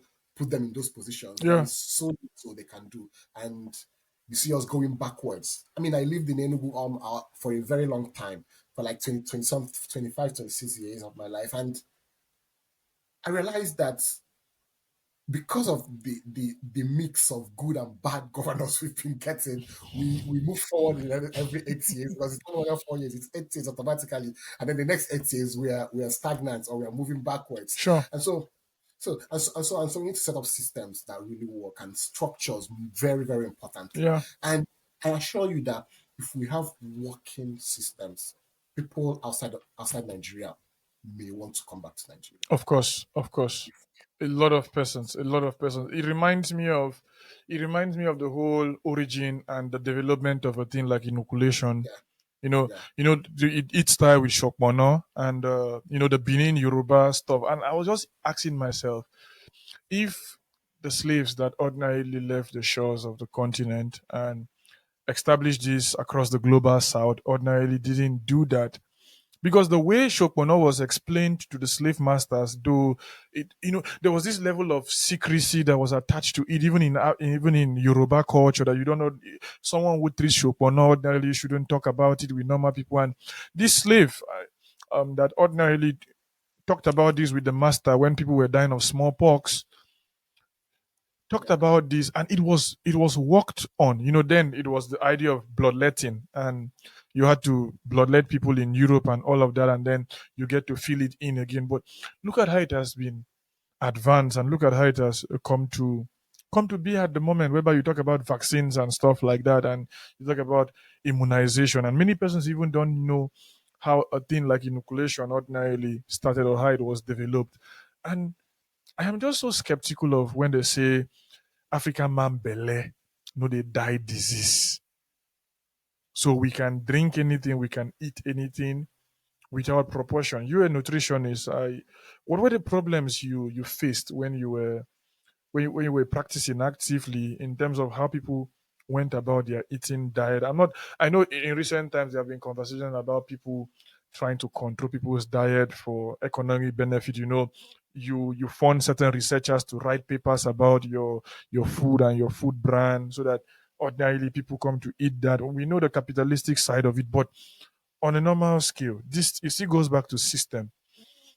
We have we have people in the genetics departments. We have people in. I have a sister who is studying anatomy, and Mm. over a very long conversation, they were talking about she should do nursing and all that. But I was like, do you know we need anatomists in the country and in the continent? And I just wrote a very long. People complain that I write long letters to people. I wrote a very, very long piece of letter. I was just trying to talk to her about the fact that it is good to be a nurse. But why she wants to be a nurse, now she's studying anatomy, can she focus? She's in her final years now. Can she focus on studying this anatomy so well? Because there are important offices she ordinarily can hold and manage. And just like you said, she shouldn't study because she wants to travel abroad. She should study because back home we have people to help within the anatomic this is an anatomy department of a hospital, and doctors are not meant to do everything. How should we go? Should there be funding?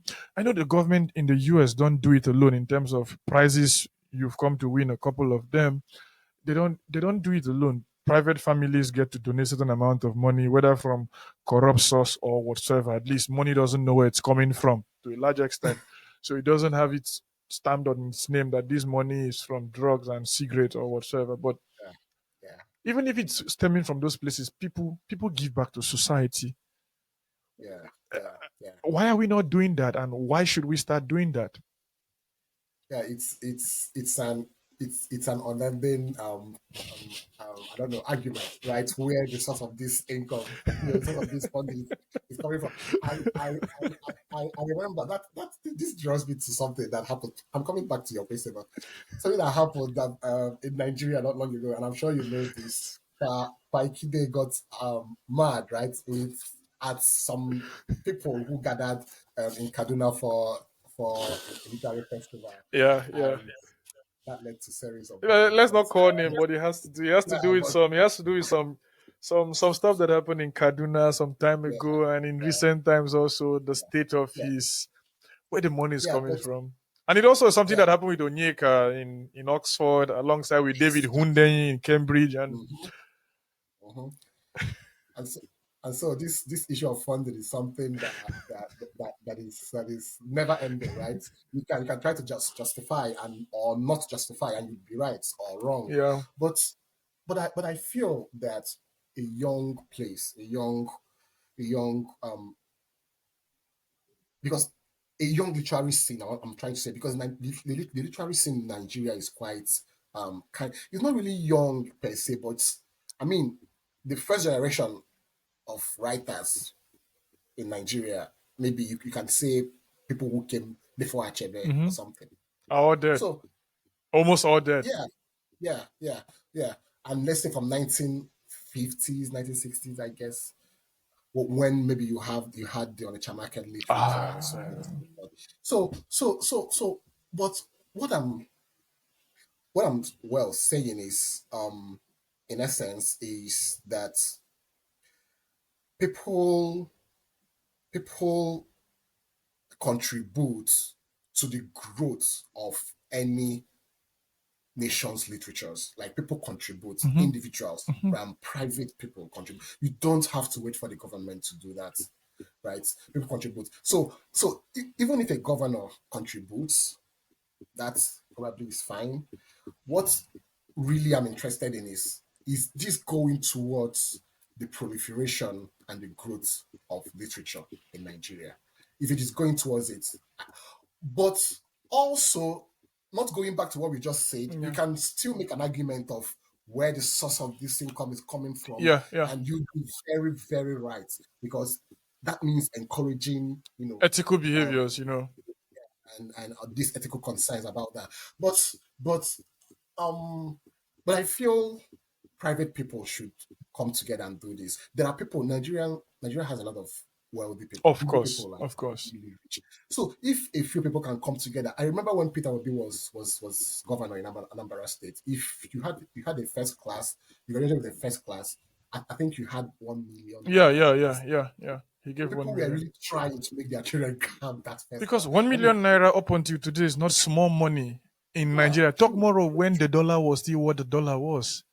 Yes, yes, yes. So I feel people should do this. I also remember back then in University of Nigeria when people gathered for this award giving night before convocation. Hmm. You see people giving 5,000 one, personal endowments, and I know the problem. The problem is that they gave these things as far back as 1960 or maybe 1970s, or so 5,000 was a lot of money back then, Yeah, and they probably are dead, and so they've maintained that 5,000 naira reward. yeah, But I feel we need to revisit these things and do more substantial things definitely, for the earth, definitely. And and okay, it goes back to what you said about individuals doing stuff, organizing things. I think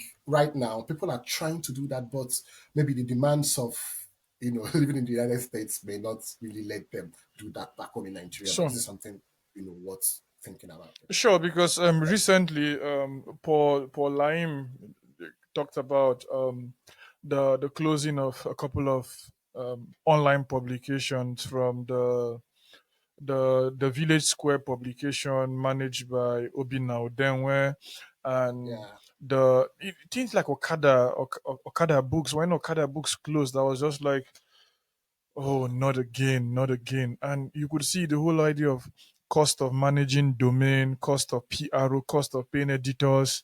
And yeah, I had an intensive conversation also about Afri Read, and managed by a couple of persons having offices in Nigeria and South Africa. And yeah, you see, this it needs money, and we cannot run away from this particular conversation. And most of the money back home, I know they have lots of questionable routes and stuff like that. As it is back home, so also it is abroad. We know we cannot really go about tracing. We're not accusing sponsors here because we don't have funding, but it's just like almost like common knowledge, and this idea of intuition coming to work with that. But in and about that is the fact that even with Pai Kedi, many persons talked about, Pa Roland talking about this, and some persons are saying, at least Erufai tries to even support. At least they have some fundings for students going to Oxford. At least they have some fundings going to Cambridge. But we cannot also overlook the idea of the the source of the money, because it as writers we are ordinarily supposed to be those calling out people and calling out shots. So if someone like Brutaya is ordinarily having questionable ties, we say we'll not call names, but if someone is having questionable ties to his past and stuff like that, that also should be critiqued and to be talked about. And even if we get fundings from them, and he has also talked about the whole prizes being done in Nigeria, because you find out that many persons talk about these prizes, win these prizes, probably change their life, their family's life, but in the grand scheme of things, what ordinarily gets to happen? And we have people who have been making their money from clean sources. And it's not something we can ignore completely. We have those who've been making clean money. I'm not talking about Shell. Definitely, there's no way Shell can talk about having clean money and all that. But it's a whole lot of stuff down there. What are your expectations from you talking about this? Your books being published now. How do you how do you look? How have your work been received by people? Let's even start from there before we talk about the ones to be received in the coming months, if not weeks. okay. You mean how has it been Yeah, received yeah, yeah. so Your far? your, your poetry has it been received? This is such a I'm like the wrong person to ask this question, this particular question, because I I tend to not pay attention to the reception of my work, to But, be but, sincere. but why is it like that? Chimamanda was I asked the don't know. same People, question, and she's it's just like, I don't. She said the only thing she looks on the internet now is how old she is, because she's almost she's beginning to forget that she's 47 and stuff like that. She's beginning to feel very old. I mean that is the sad truth. I feel the more people tell you that you're doing a great job with your writing, the poorer you become as a writer. Because I don't know, for me, really, I thrive when I am largely forgotten. That's when I really thrive in an environment where nobody notices me. I thrive a lot in that environment. And I mean, there is this thing with anticipation that sort of gets overwhelming for me sometimes. Hmm. When people anticipate very beautiful poems from you, that is when I come up with very poor poems, right? So I don't know. But I feel for the ones I've seen, I feel it's been positive so far. People have given me great um feedback, Hmm. and people have, I feel, been um more inspired, and have found some sort of companionship I, I, with. I have found companionship with your work, right? Like it's this sense of, did you dabble into philosophy at any point in time? But because No, but just there's a whole lot of philosophy. I know yeah, everybody is a philosophical being, but yeah, it's like very very formal philosophy. Heraclitus and yeah, s- I do. I love those stuff. I love those things. Just the way I love Einstein and Yeah, because Newton. Einstein also doubled into philosophy a whole Yeah, lot, and yeah, he did a whole lot yeah, of stuff down a there. lot, a lot. Yeah. Wow, so I know it comes from the place of humility. It can be a very very humbling experience. Just like when you ask me of the if you want to ask me about the progress of the podcast and the whole lot of stuff that goes down there. Recently, in my last conversation with Oken Dibe, he's like, I want to come on the podcast. I'm like, you say what? You say Wow, what? Like he's like, I amazing. was like, what did you That's like? amazing. I had to call my mom. I'm like, do you know what's going on? do, That's you, do amazing. you know what's coming on the podcast? She's like, I'm like, okay, Dibe is coming on the podcast, and Wow, she's like, that's beautiful. so it's like I had to go back to look at my YouTube impressions. I'm like, man, I don't have up to 60 followers on YouTube and okay. And it's like, and the way he wrote back to me is like, I love the fact that you're talking about our country, you're talking this political route, and you're talking about this from a political standpoint, and I like what you're doing, and I'll Yes. be happy to come. I'm like, I get your point. I get the humility that comes down there. And there are lots of persons like piling from now up until let's say May that I already have Wow. bookings for, and it's like kind of very very humbling. I was not a person. There was no way ordinarily would have ended up with literature, ended up with politics. I grew up Mm, in a very small village in Boki in Cross River State. There was everything set out to become something else in and about being a doctor, becoming a priest, or conversation in and about like that. But here I am talking about literature, and it's been very, very humbling for me. And I tell people it's very, very costly too.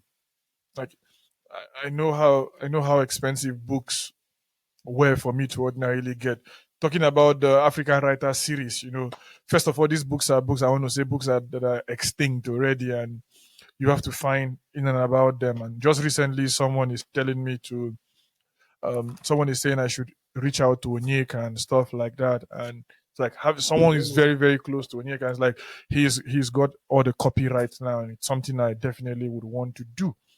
African literature, there are those who posit, there's this temptation to look at the grandiose nature of African literature, and it's also a good thing. But in psychology, also you look at a thing like the Kruger effect and the whole idea of overestimating yourself up to the point whereby you come to the reality of now coming there and you see that you're not ordinarily like that.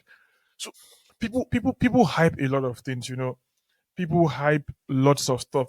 Many persons think a thing like corn is a thing born out of Africa. People think things like okra is a thing. They say, because Oxford now has a thing like okra. So they're like, they can't pronounce okra. That is why they name it okra. And you think it's something peculiar to us. You look at things like soya beans, you look at things like coffee, and you tell yourself, it's the cradle of civilization. But when evolution I'm a Catholic, but evolution humbles me. Like, evolution humbles me. And when I talk about evolution, I've looked at every stage. I've read almost everything Darwin wrote. I've read almost everything Daniel Dennett wrote. And I've read everything Peter Singer. I don't really, from an ethical standpoint, I have lots of problems with Singer. I've also written to Peter Singer, the Australian philosopher, and I'm hoping that I'll bring him down on the podcast. I've gotten one or two hints here, but he's very busy. But I'm waiting patiently. We're just praying that nobody dies anytime soon. So if he Yeah. comes, definitely we're going to have a couple of conversations. But when you look at these things, culture has been so dynamic, and I'm looking at evolution. I'm looking at Catholic theology. I'm looking at Catholic philosophy. I'm looking at other things. On Valentine's, the people asked me which book were you reading. I told them I was reading about the soul of Africa, and it's a book about divination and spirituality in the African way.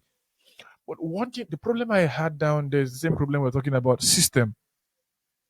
There are lots of stuff that ordinarily would pass for remedies to problems, but what about the traumas that go on, and how are people ordinarily healed? If you go to Oshogbo or you go to Abiyokuta and you want to go and see a Babalawo, from people I've heard, there's no privacy in terms of consultation sometimes. So if you come and the Baba's parlor is like this and there are seven persons there, the Baba asks you to start talking. Wow. So, like, I'm not saying this is what happens in all the cases. I lived in Ibadan for like 4 years, writing and researching and attending classes in different things. But you hear this also firsthand. And there's a thing about Ibadan, especially not the UI, not the modern Ibadan, like the real Ibadan. There's almost like a church in front, and then there's a shrine in the family's compound. So it's like always that kind of scenario. And so you have a chance to talk to lots of persons, but my problem has always been the idea of how can we formalize things to transfer to the next generation, and we don't have writers enough. Amarachi has recently just published her her book about the possibility of the extinction of the Igbo culture and all that, and you are doing lots of stuff in translation. How do we make these professions lucrative for people enough to want to do them? Because the job as a translator you do, it's not necessarily the fact that you are translating word for word. You are giving the idea Yeah, of the work and trying to present it as far as contemporary literature can allow you do, but trying to transfer the soul of ordinarily yeah, what that ordinarily is. How can we make this lucrative? And how can people be told that, not everything can be bought with money? Just like you said, you are satisfied, but probably you don't have the amount of money ordinarily a thing like one of the STEM professions would have given you, even in a place like the US. So yeah. tell us about fulfillment, tell us about destiny, tell us about the future, and tell us about our roles in terms of preserving a generation and a history of a people. I look towards people here in the US and people where you are and people in other parts of Europe and Asia and people who um who are outside Nigeria and who are assumed, maybe presumed to have more financial Strength. capacity or financial strength. And I'm wondering, is there a way people can do this themselves? Is there a way we can set up our own institutions, our own from the scratch, just the way Kwame has done Yeah, for yeah. 10 years or 11 years with the African Poetry Book Fund, which seems really to be the only outlet for African books, Yeah. like African It's poetry. strange, right? Yeah, it is. And, It is. It is. yeah, at the beginning of last year, or at the beginning of this year, rather, or the end of last year, the, I looked at the list of those I have read. I think in one of my diaries down here, I was even try to see if I could write a book. It's not so close by here. It's like books I left behind, like books I Yeah, left home. The whole idea of I read a lot. Like I'm so sure of Soyinka's canon and Achebe's canon, Ilichi Amadi and this person Sarowiwa.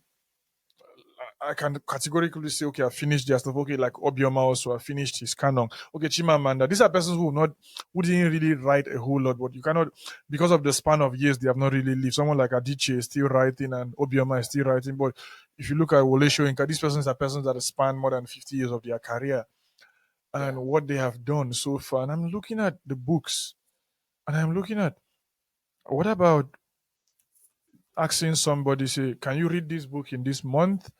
And can we have a conversation about it the next month? Can yeah, we look at beyond our personal benefit? Can we make yeah, conversations much more less boring? Because my sister makes this, like, that's why the podcast is even called Boring Conversations, right? Not just my sister, many persons. My sister is like, since I was born up until now, barely heard you talk about the whole idea of the potentiality of a woman in your life or a whole lot of other stuff, but you just talk about literature, you talk about politics, you talk about history, I'm like, she's like, I get your point, but these conversations are boring. But I still get your point. So when I was thinking about the name, at the point I thought about Catholic Collection, but I was like, it's too Catholic. But I yeah. was looking at Catholic from the perspective of universal Quality, collections. yeah, But just imagine you're having a podcast, Catholic collections, and you're inviting a Muslim who would one way they will be kind of drawn back a bit, but even boring conversation leaves people that way. Also, it's like, why is it boring? I'm like, okay, it's like I'm talking to Chisom today, and this conversation looks a kind of boring for certain persons, but when they are patient enough to listen to 20 minutes, 1 hour into the conversation, they see to it that, rather than making it a 30-second or 30 minutes conversation like CNN would do, we're having longer form conversations, and we are planning it out. And these conversations are not boring because if you look at what we've discussed so far, talked about politics, publishing, platforms, and a lot of things. And so stuff like this. So in and about Yeah, me, I'm just like you've rightly said, we need more platforms. We need to start doing these things personally, just like yeah, Okike, Achebe, and all of those stuff he started and the different stuff they did. yeah. That personal approach is very important. I liked what Adiche was doing with the workshop, the Yeah. yearly workshop. She was doing, and then I got my first epiphany in writing from uh, a a masterclass, Benga Additional's masterclass, Okay. back back then in 2018 at Goethe Institute in Lagos. Like he just came and organized it, and he reached out to me and was like, can I invite a few people to his masterclass? I was like, wow, the master is coming for a masterclass, and I'm not there. I'm definitely going to be there. So I went there, and I I I was transformed after that class. I was transformed forever after that class. So I feel these are individual efforts. No one, I don't think someone paid him. I don't know if he got some sort of Hmm. sponsorship to do that stuff. But I and I know how difficult it is to replicate that that effort, to make it a yearly thing. But I feel people need to also Do more. collaborate, do more to solve this challenge, solve Yeah, this problem. Chika. And Okay, sorry. Okay. yeah, Chika Onigwe is also like him and she and Abubakar. They're like yeah, looking at yeah. doing a couple of stuff. Spring Nigeria is also organizing a couple of creative stuff. Spring. Like yeah, and then I love what Spring is doing. I mean, they get about 50 mentees and 50 mentors, yeah, and yeah. then let mentors mentor people over a few weeks. And it's a very, very commendable thing they're doing, really.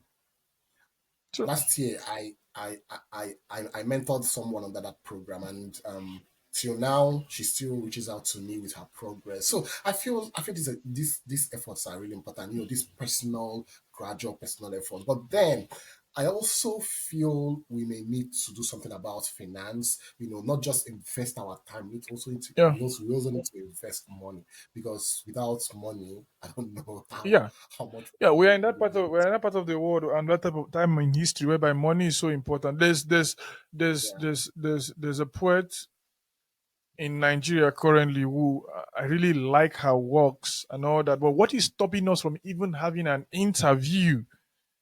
She's so young and so brilliant. But what is stopping us from even having an interview is the fact that she doesn't have a computer, and Oh. I cannot even like get to assess someone around that area that can ordinarily host her. And she wrote to me 3 days ago and she's like, I'm so depressed right now. I don't know. We've been planning this since like last year.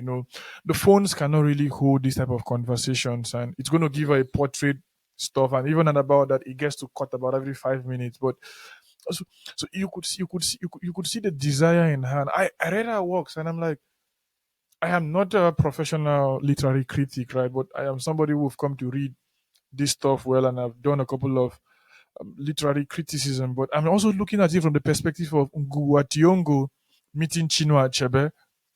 Chinua Achebe took a shot at that boy. I think you said, narrating the whole idea of traveling black, you said the mother handed over Nguwa to him and said, "This is my son." Stuff like that. I can't really remember the full story, but you see a conversation in and about this. And I think what you said about having epiphanies, some persons just need to have some creative experience here and there and come to a community. Going back to what you said initially in your days in UNN and the different experiences you've come to have. I've attended different writing workshops and fellowships here and there, right, in Europe and in a couple of other countries.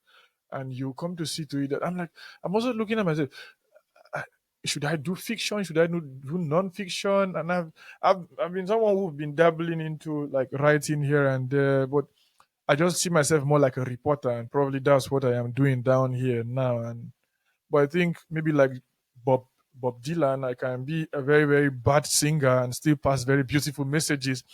I tell people, Bob, I'm very sorry. I tell people those who did covers of his songs sang better than him.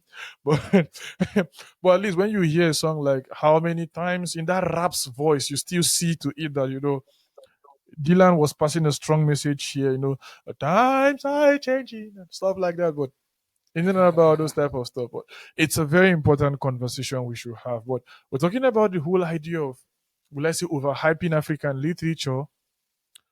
I'm coming from the angle of, a child who has not traveled so far would think the mother is the best cook. Are we having the right approach when we come up with this idea of, you know, African literature is so important? And sometimes and you see this probably sometimes in very, very grand magazines, and it's so important that probably we are being envied by the West and they don't want our stories down there. Should that be the first impression we get when we get a rejection?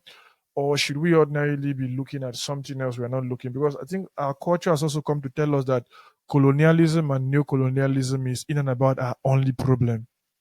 But when you look around, if such is even still happening, it is because our politicians and our gatekeepers have ordinarily allowed themselves to be driven by what David Hundenyi will talk about, the whole idea of AIDS and NGOs, the whole clamor for everybody's just aspiring to an NGO. A journalist is clamoring for an NGO and in and about this type of stuff. Yeah, but could you could you like repeat the first few things you said Okay. about when you started asking this particular question? I kind of missed it. Yeah. The whole idea of, will I say the Kruger effect of we coming to tell ourselves that, will I say it's an over bloated sense of importance in terms of our literature. It's as important as it should be important, but the whole idea of like almost like trumping it over every other literatures around the world, from the Russian world to the Asian world to the European world and the American world, is it something that is healthy to do, or should we look at it from a different approach? Yeah, but I am trying to imagine a typical scenario. I'm trying to link what you said about having our literatures over projecting. Is it a projection you're talking about? Yeah, Projecting our it's it's literature. it's it's it's coming from the Yeah, angle of people saying, some person, not everybody, yeah, this I consider it unhealthy, but I don't know about you. The whole idea yeah. of Let's see. we are not getting published so much so in the international market because there's this conspiracy to keep us where we ordinarily are, and also I don't think so. the whole idea of the African literature is so important, and yet we're still being ignored, while we at the moment at the same time are not doing as much as we ordinarily should do. It's from that perspective That's I'm looking at. It's coming from a few quarters where people just say, we are not giving the platform enough because they know we would outshine them or something like that. that's quite interesting. Do you think we would outshine them? I don't know, but I feel I feel there are I I don't feel think so. I feel there is this. I like to call them a growing army of African writers. These contemporary guys coming up in a few years. I don't think that person would think so. Sure, sure.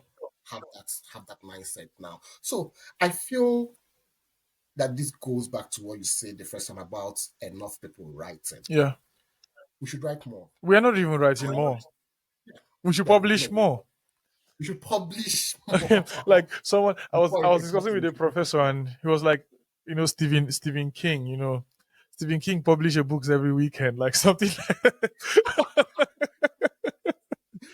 That's I funny. don't I don't That's what's funny. it's funny, but there's this particular library I go like once, like every month, and then you always see new arrivals, and you get to see Stephen King's book like in front, and it's almost like always there. But I tell people, like, sometimes people come to have secretaries. We come from a Catholic tradition. If you look at someone like Thomas Aquinas in terms of theology, he didn't write by himself. History had it that he had terrible writings to the extent that in recent time, before you could decode his writing, they were so hard that he had like 5, 6 secretaries. So it's like having 5 cameras standing before him. He's dictating this to this one, he's dictating this, and they are doing the writings for him because these persons are also theologians, but who also are less known. So Yeah. they take his ideas, they build it for him, and then they give him the authorship. So Stephen King can be put in that category of maybe probably someone who have written so much, because like someone like me, I've been dabbling into writing for like 10 years now. I've had a couple of poems here and there, Clowning in Nigeria, Why I Am Running, um, books I left it. This type of, I don't want to say very funny titles, but funny titles nonetheless. And titles like James Baldwin would just title his stuff, or someone like Charles Bukowski and stuff like that. You also very, very funny title, The Fire Next Door, The Fire Next Time. And in and about that. So maybe Stephen Fry does this stuff, and then in the future, when he starts publishing, it looks as if he's publishing stuff he just wrote immediately, but maybe there have been stuff he has been working on. And also in conversation with Ike Noke, he talked about his first novel not even being published yet. Ikenna was shortlisted, I think so, shortlisted or longlisted for the literary prize in the country. Was it last year or so? And so I'm like, okay, you've published how many books now? And you've not published your first manuscript. And he's like, yeah, he has not. So I'm like, okay. So when he publishes his first manuscript now, someone would think probably that is probably his third or his fourth book, but he has ordinarily kept it somewhere. Just like Adichie regrets, I don't want to say regrets publishing For the Love of Biafra with Spectrum and stuff like that. So she's like, I wish nobody gets to read that book. But that's the only reason why I went to read the book. I never even knew. And that was the reason why I went to read the book. So, in and about that. And yeah, we should publish more. We need to see more of you guys work. We need to see, we who read and we who hope to read more from you. We hope to see more from your work. Are you Yeah, optimistic? Okay. Okay. and sorry, do you want to No, you finish? can. I will return Yeah, the question. I can ask it later. okay. Yeah, and I should say I love what you all are doing. The what Bellington would call what Bellington would refer to as Conversation what with literature. Yeah. I mean a with a discussion with a literary conversation. It's something like that. I find very Darlington is interesting. someone whose works I'm like, oh no. Like I read all his interviews. Like there's no interview he has conducted that he has put out there that I've not gone.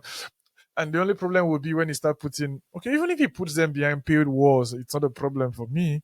Probably maybe if it's under a paywall I don't really like, I can just subscribe for that month, read, and then Yeah, that's what unsubscribe that's for that particular stuff. So, but for now, I think they are almost not behind paid walls, and which is making it easier for not me. I can pay for a paid wall to get to read. I have paid subscription. I do Paris yeah. Review and a couple of other places. But yeah, literature should be much more accessible to people, and even at a cheaper price and for cheaper stuff. Look at we are expecting your work. Somebody can get your work for less than 3 hours of their minimum wage. That is if they are ordinarily earning $7 or $7.6 a month, rather. They can get that as cheap as that particular price, and it's something that you will not really feel, right? And most of my subscription are like that. When you look at your working hours, you look at 3, 4 hours in a day, and sometimes you're not even doing anything in the office. You're just like going through. You can just comfortably pay for that, but we're not there yet. And I feel very, very sympathetic for many young Nigerians who ordinarily cannot really afford. I know how much I used to spend in terms of conversion. Even when I had my first dollar account, it was still the fact that money there will still be converted in my head. I still know how many times I would buy coffee or I would buy burger. I'll buy.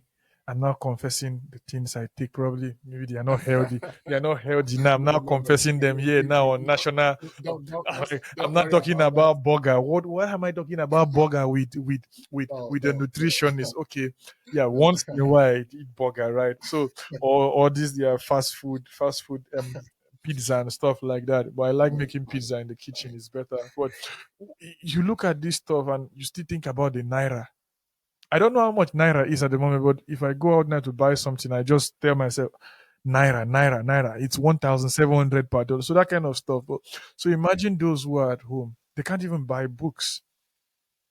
And are you looking at collaborating with Nigerian publishers? And even the Nigerian publishers also, I think they don't even publish in the country. They still go to India and China to steal. Oh, That's what I heard. I don't know. I have not spoken to anybody from Masobe. I would like to have an interview with them. I would also like to talk to Narrative yes, please. Landscape. Me too. I would reach out to them, and there are lots of. I just want to take things as they come and their plans. So I want to reach out to as many people from South Africa. I'm reaching out to different literary communities and political figures also to see how we can have these conversations. And so it's in and about this. Are you looking at collaborating back home to have a Nigerian edition or an African edition if the case becomes that? This is such a great problem. I hope to, but it boils down to contracts and to publishers. Yeah, yeah. It's a conversation between my publisher in the United States and Publishers the back home.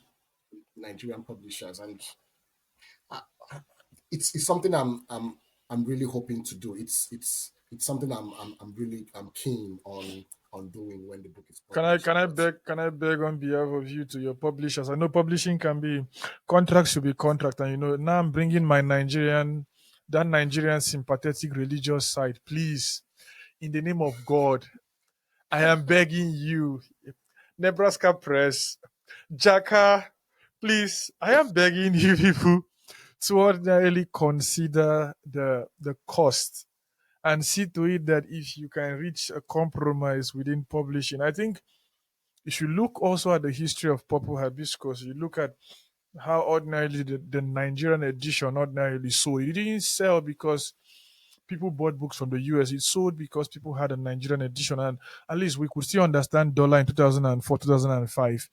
And it's crazy now at the moment, but I'm begging you on behalf of my Nigerian brothers and sisters, please take this. I think I would tag them to this particular. I will make a reel out of this, and I will tag them to this particular one to like, please consider and look into the contract. And contracts can be very difficult. Recently, Nedi is having problems with her Okarafor is having problems. She talked about a couple of stuff with the publishers of one of her first novels, and contracts are contracts, and sometimes we don't really know how it goes by. But yeah, it's in and about that. Are you really optimistic about? I am optimistic. I should say, everybody should be optimistic about African literature, and what directions do you really see it going to? It's going to be very cosmopolitan in a very short period of time.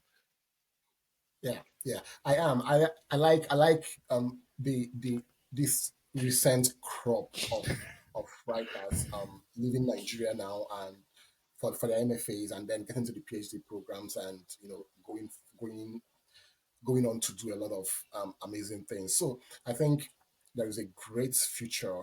There is there's a great prospect, right, for African literature. I'm so optimistic. I've never been this optimistic, like this much optimistic. There's so many things happening and about to happen. From what I've heard, from what I've seen people do, and from what people are going to do this year and next year, Ah, it's it's it, going to be it's so it's a lot. It's a lot. So if you are an investor, we're not saying come do free stuff. We are not saying that. We are saying if you're an investor and you're looking for a place to like put your money into the future and your children, come open a publishing house. yes, Read about it. yes, Come to look at the story. Look at Masobe. I look at how much he ordinarily used to open the publishing house, the money he got from his sister, right, or cousin, and it was less than $10,000 or so. But I know that's the first step. That was not in and about everything, but you can start somewhere. There's a growing population. Except we want to tell ourselves that people will not read in Nigeria. Except we want to tell ourselves that the growing population will not come to be readers. Look at 40, 50, 60 million people coming to buy your books or coming to get books from your company. And they will not be buying from one author. They will be buying from lots of authors who will be under your publishing house. Look at Random House, look at Faber and Faber. These are guys who've been there for hundreds of years. But look at yourself also and say Spectrum is there, but there's no competition at the moment. Even I think the competition is amongst writers to be published in few publishing houses than publishers struggling for writers. So it's like the publishers are the ones saying, okay, we don't really even want literature. And we are saying, we are not here speculating and telling you something that is not realistic. Lots of persons want to get published. Lots of persons want to become distributors. So if you're looking at going into book clubs, if you're looking at going into bookstores, if you're looking at going into blockchains or books, look at that, and look at that down there. If we are to, like get to wrap up in and about this, if we are to wrap up around here, what does an MFA program looks like? How does it work? Do they teach you how to write poems, or do you have interactions about poems and stuff like that? I have an idea of what these programs look like, but how do they really look like from your perspective? Yeah, it's before I talk about MFA programs, can I just say a few words? Shout out to Griles Yeah, yeah. Lounge. This thing, BB. Yes, yes, BB, they're doing such a great job, and a few others. I think Liberato is doing a great job, and also to the few bookstores that we have, Roving Heights and Golden Heights. These guys are really doing a Muta great job. books and different narrative landscape and purple shelves and yeah, these guys. Yeah. Yeah, and then also to the other dedicated folk, Iskanchi and the rest. Those guys are doing great, and I'm really proud of what they're doing. Um, to the MFA program, to the question of the MFA program, it's a great program. I think every young writer should do it. Okay. That's what I feel. Yeah. People have their reservations, but I feel it's I it's know. I a know. Right.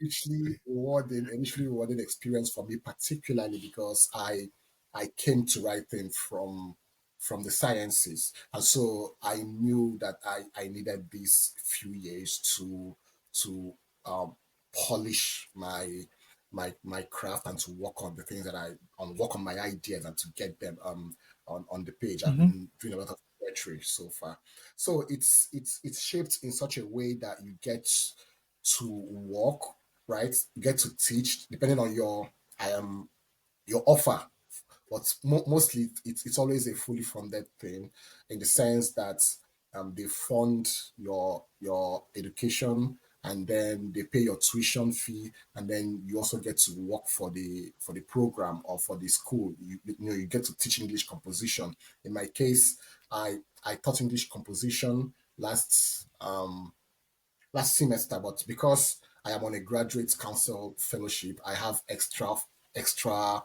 funds to not really do so much work, and so I have a reduced workload and extra money to sustain myself. So while also writing, and so in that way, you don't have problems with your finances while you're Living getting your your life. Yeah. finished up. So I think it's an amazing program, So and if people if should okay, consider if doing if that. someone is probably done with his or her BSc right now, is it the person should come to understand this a bit more? Is it moving straight away from a BSc to an MFA program, or do you need a master's You or stuff can. like that? It's from a, if you all you need to do is to have a BSc, And then you can then move in from or there. BA Yeah. or bachelor's degree in any, Yeah. and then you can do the MFA program. But you don't need to have a master's necessarily.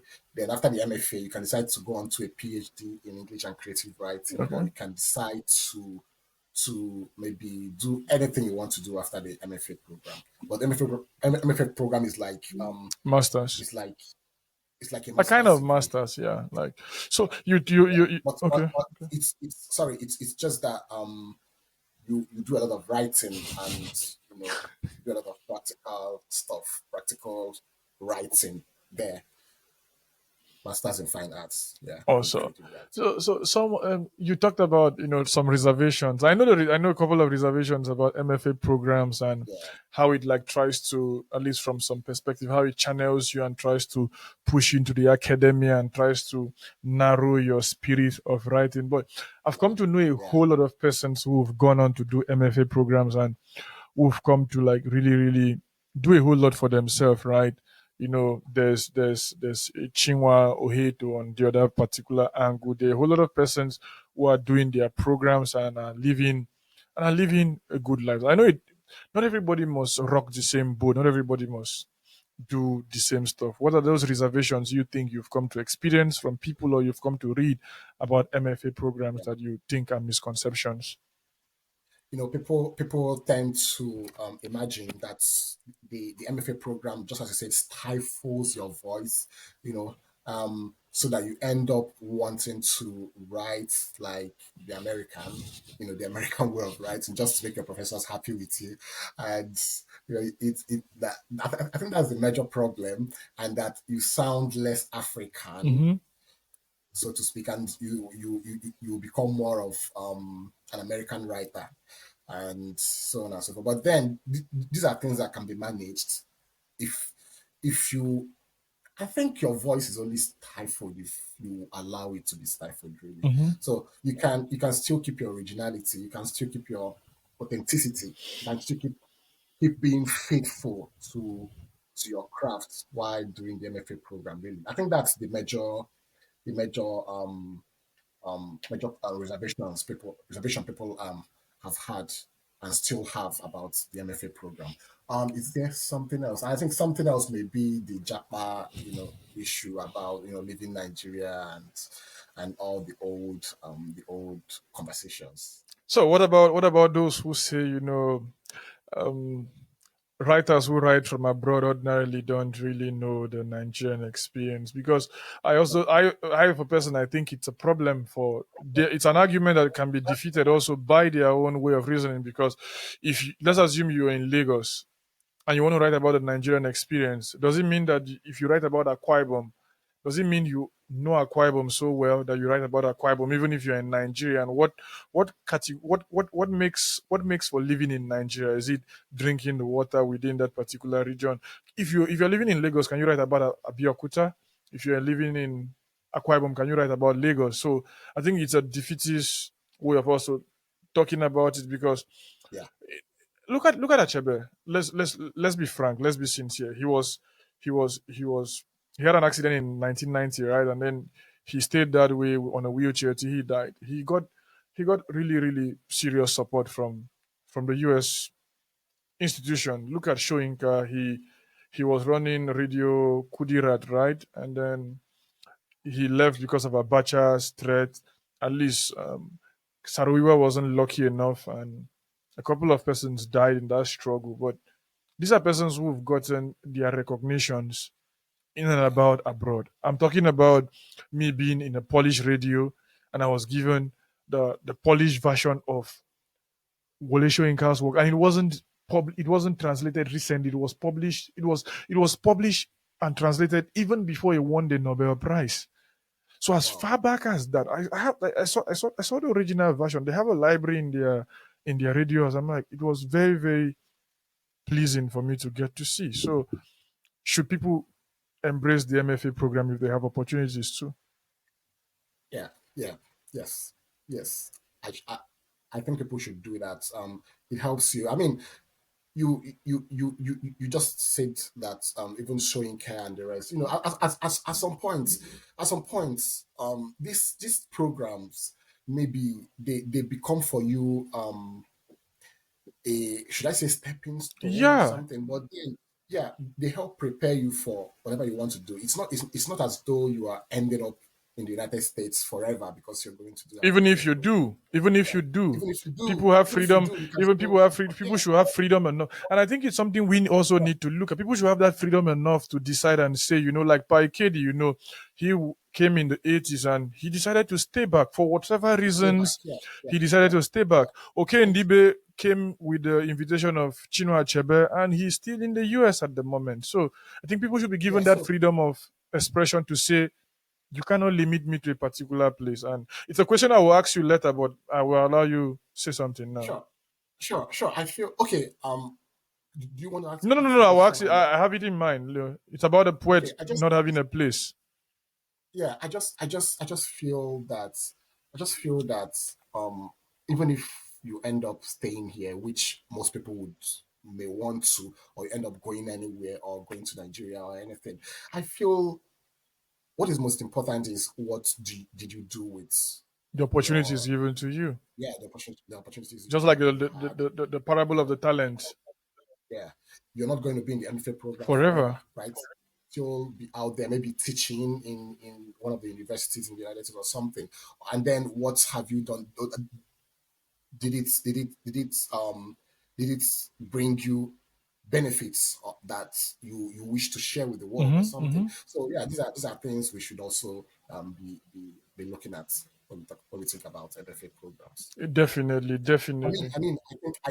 I think about this past Nobel laureate. I think he won the Nobel Prize 2 years ago or so. The Norwegian, The, no, the professor, the African professor. Okay, the African professor Gunnar, right? that yeah, Abdul Razak Yeah, Gurnah, yeah, that lived in the UK for a very long time. yeah. So yeah, these are things that doesn't that you're living doesn't really mean that you want to not be associated with the African continent anymore. And But he's yeah, very fascinated with maps, and you hear him mhm, talk about these boundaries and the whole idea of moving. And you see this also in Romeo's Nomad, the idea of using water as a means of, colonial route, but at the same time also using water as an escape route to ordinarily come to manifest himself fully, where and in and about how he's trying to manifest himself now. And thanks to Professor Kwame for giving him the platform to ordinarily do, and giving a whole lot of persons,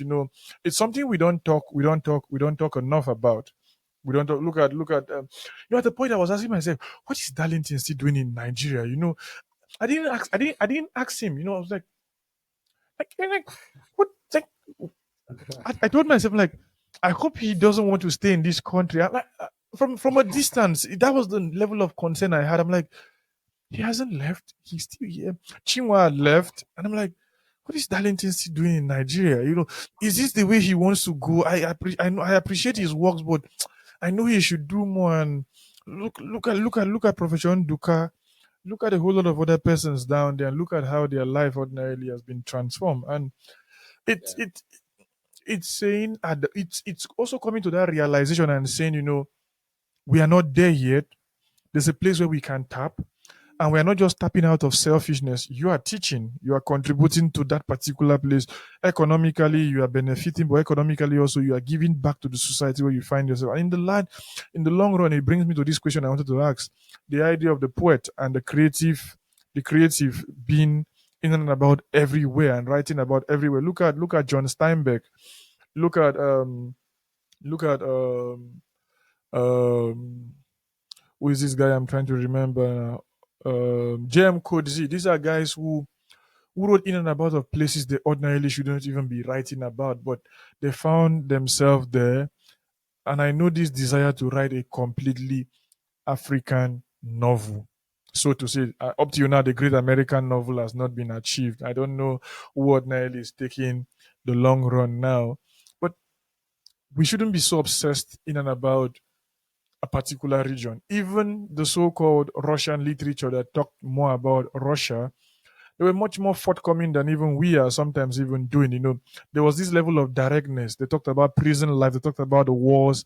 You were describing your encounters with books about, um, talking about books about Auschwitz and yeah, conversations in and about that, and you get to see how people ordinarily responded and came to accept that. I think there's this forthrightness we ordinarily should do, and we are not really doing now and into the future. And about the creative, you are trying to merge cosmopolitanism, because that is what you are now. You are you are meeting more people. I want to believe you have friends from different parts of the world, from Asia to, it's not necessary, but you have friends from India, from a couple of places, depending on your level of interaction with them as you go. It comes to affect the way you look at things. If I had to go back to the poem we talked about last year, the one you published in June, the old coffee shop, it got that shape it got because you actually found yourself wanting to take coffee in a particular place, and you've been told by this waiter, who probably might have been an immigrant or something, finding herself in such a place. Because in Africa, how many persons get to drink coffee? Not even the guys in Kenya who get to produce this in large quantity, or the guys from Tanganyika. Okay, no, it's no longer Tanganyika now; it's Tanzania. So they have now merged together. So guys in and about this region and Zanzibar. I'm still saying Zanzibar and Tanganyika. They are now together. So guys from Tanzania, and these guys have produced this stuff in large quantity. They don't do coffee again. So you see, it's affecting the way you write now. Do you see yourself being this African writer, or you see yourself being as cosmopolitan as you go? I think I'm going to be as cosmopolitan as I go. Really, I think so. I think it's a pity. I mean, we can go on and on, but the truth really is that as you leave the country, your reality slowly, your Changes. immediate reality slowly changes. That is the truth. And when your immediate reality changes, your outlook, like what you bring to the page, Yeah, may not be the same as what you used to bring to the page. That is the truth. definitely. And yeah, and that is it. So, but I hope in my own ways to also retain that African touch to the poems that I write and to my language and to the ways I to the best of my ability, really. But also, I can tell you, my poems will keep having this cosmopolitan outlook, really. That's true. Are they, And okay. yeah, yeah. Are there poets you look up to at the moment? I know I like I like Longfellow. I like the whole long form of writing. Henry Wadsworth Longfellow. I like this thing, Edgar Allan Poe. I like the prose of James Baldwin.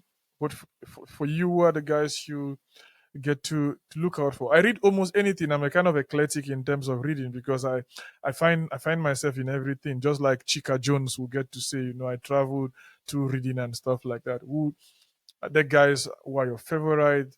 Is it Soyinka in his mythic Greek African? No, I'm sorry, Professor Shane, but no.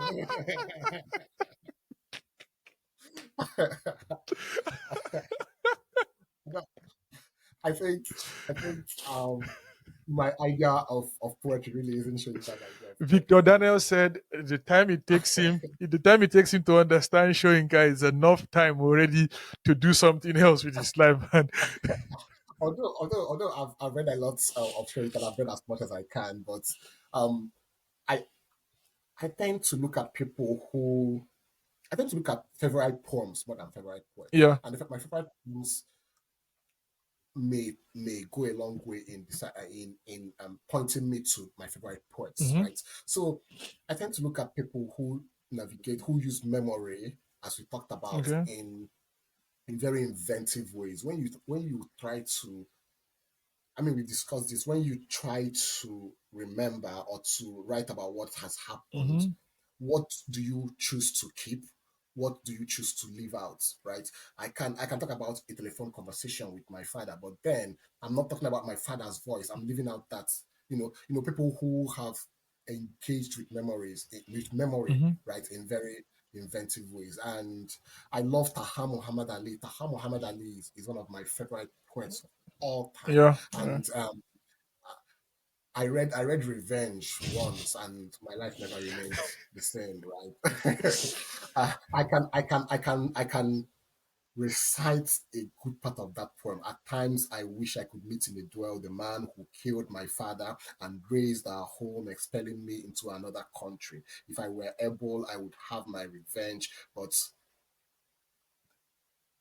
sorry, if he killed me, I would rest at last. But if I were able, I would have my revenge. But if it turned out when my rival appeared that he had a mother waiting for him or a father who would place his right hand on the heart's place on his chest whenever his son was late, even by a quarter of an hour for a meeting they had set, then I would not kill him even if I could, and so on and so forth. Beautiful and deeply moving poetry. He Yeah, wrote originally in Arabic. yeah, yeah. Um, and then I appreciate Peter Cole for the great translation that he did. Because if not for Peter Cole's You won't translation, I really would get not that sense of ordinary what he's talking understand about. what I was doing there.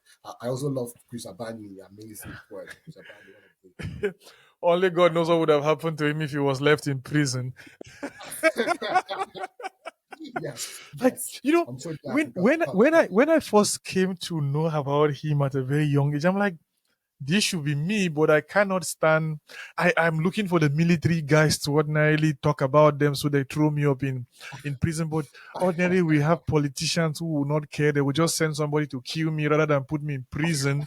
I really want. yeah, There was a time I was desiring to go to this prison, for whatever reason. But you're like, look, you must set forth as done. You like, I want the man died. I want to go to this prison, and but there's nothing funny about prison the life, man right? died. I have The man volunteered died. in prison services in Abakaliki, and I'm calling out Abakaliki prison services. They are doing very poor jobs. We don't have, I still call them prisons. I don't call them correctional centers because they are far from correctional centers. The so-called correctional center in Ibadan is nothing to write home about. That of Enugu also. I say this because I've had people down there I've gone to visit. In Enugu, in Abakaliki, I done a couple of services down there, and it's so sad that our correctional centers don't seek to correct people. They seek to crush, they seek to break you. I grew up in Cross River. I have family members in Calabar. You don't want to hear about Diamond Hill. You don't want to go to Diamond Hill. You don't want to go to the correctional centers in Calabar and the ones in Ogoja and the ones in Ikom. These are places that crush people. From the stories of Agba Jalingo to the stories of Showore to the stories of Deji to the recent story um of our brother and our elder statesman Dele Farotimi, you get to see in and about the problems down there. Is it Kuje? Before Kuje was burned down, when it was burned down, it's something you can just ordinarily enter and come out. Or is it the one happening is it in Delta or something where people, robbers were ordinary, were supported by the prison warders to ordinarily go and rob and then they come back to stay in prison. So you can look at that level of decadence. Or is it the whole idea of Bobrisky now, who is currently not in the country, in and about having special place being kept in correctional centers? And look at Fisayo's investigation about the whole stuff. He ordinarily even made himself to be available to be arrested. So he goes about investigating the state of our Yeah, correctional centers. And unfortunately, it is where it is. And Chris Abani has done so well for himself, and yeah, many persons. And these are books we don't even have in our curriculum back in most schools. They don't get to read them. And in looking at the works of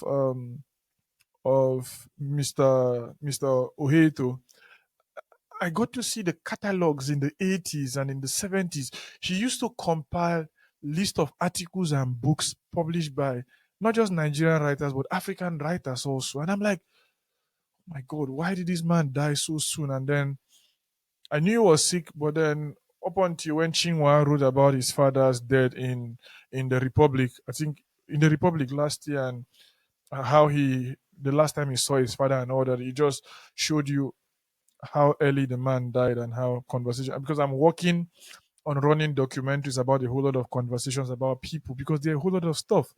You read a particular book, it can't produce a whole lot of stuff down there from, I don't know how many persons look at Onyeka and Welu, but you cannot take away the fact that he has really, really tried to put his name ordinarily out there. And when we judge people so hard, we judge them so hard sometimes from we failing to see to it that we also are frail. I am Catholic, you are Catholic. We understand the sense of our vulnerabilities in and about we going to confessions and kneeling down and saying mea culpa, mea maxima culpa. The whole idea of through my fault, through my fault, through my most grievous fault. And Our people have done their part. Chris have done his part. Um, Kwame is doing his own part. Darlington is doing his own part. Your conversation with Darlington, how did it go?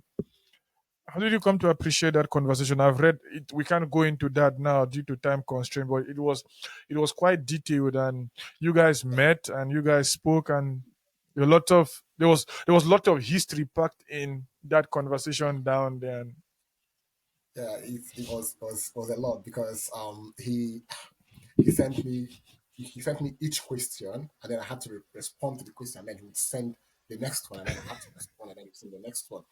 And it was a task responding to each of Darlington's questions. You have to go home and eat and sleep, and then wake up and respond to his question, and then he will send the next one. You'll be like, oh, not again. Next question. You know, he's such a brilliant guy. Such a brilliant guy. I was telling you that I was like, Darlington, what are you still doing? I was just in my head.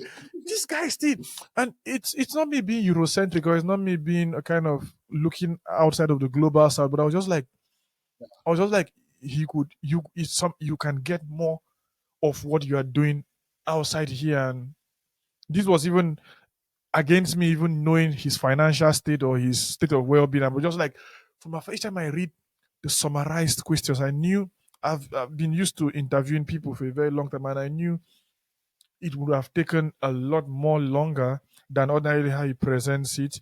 I know what it takes to save stuff in cloud and stuff like that, and it was quite an intelligent read down there. What did you take out of such a conversation? Is this conversations you want to have more with people in and about what you did with Darlington? And Yeah, yeah. Well, I don't know. I, we've sat here for as much almost as you 5 hours now. I'm just looking at the time I'm now for the first time. I'm just like looking at the just time, like reminded. this is almost 5 hours of conversation, and I'm beginning to feel No, guilty now. Like, no, it's fine. It's perfect. I mean, I'm having a great time.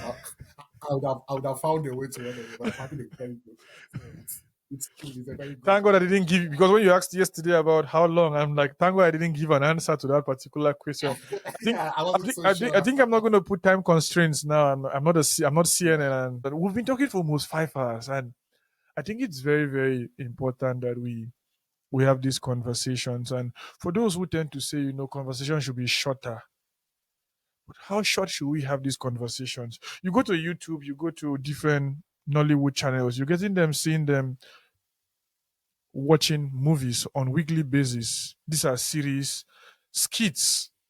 I know we laugh about skits also. If I talk about skits a bit, if I to go back to Nollywood, Nollywood, and the representation of African reality. Look at the whole idea of village people, and look at the whole idea of people talking about, if you're an elder in the village now, you're like a suspect. And it's not born out of necessarily lived experience. And how do you think people should go about fairy tales, and not just fairy tales, going about coming to look at literary works like literary fantasy? Because at a point now you begin to see people tend to look at Nedi for Okora, and they begin to look at, she has struggled with this whole idea of uh, Afro-futurism and this thing, and she being Afrocentric, and the whole conversations in and about that, and how she has tried to run away from certain labels. There will come a particular point whereby people would not be able to distinguish rather between she telling the story she's telling, a fusion with science fiction and a couple of other things down there. And I know she's working with J.R.R. She's working with is it not Lord of the Rings? There's this guy. What's his name? Is it J.R.R. Daniels or something? Tolkien. Is it Tolkien? No, not Tolkien. Not J.R.R. Not J.R.R. Tolkien. It's Okay, Martins or something. J.R.R. I don't Martins. know. Yeah, J.R.R. Martins, like Martins, the right? filmmaker Okay. and the novelist also. And Yeah, yeah, she that's she right. she's working with him. They are good friends, and they're I was wondering, Tolkien. How can Tolkien. I was just saying Tolkien again. died. Tolkien died last century, and Yeah, that was why I was like, how could she be working with yeah, Tolkien? so I it's don't just, know. it's like I very was, similar, J.R.R. Martins and J.R.R. yeah. Tolkien. So that was that confusion. This idea of Nollywood. Do you think they should do more? I believe they should do more work. I don't know about you. research wise. Nollywood, right? Nollywood, Yeah, right? research wise, because if you look at the Igwe syndrome, Achebe made us to understand, anthropologists made us to understand that the Igbo, the Igbo race was much more democratic and communal as opposed to this monarchical structure they are trying to give down. So this idea of without acting what they now call village in CrossFit, we used to call it village film. If you cannot act a village film without having the king inside. Probably now they're having good cinematic shoots, but it doesn't necessarily translate to what ordinarily should be the case. Should they do more research? Should they go on They with the way should. they are telling their story or what? No, they shouldn't. They should. They need more research. They need more research. I absolutely agree with that. They need more research. And you were right about you were right about the democratic system of governance back in the days. And I mean, a king has advisors or something, council of elders, and I mean, they should do more research. It's I don't want to use a foul word, but I nearly said okay, it's fine, but I get upset sometimes. I think that's a better word to use.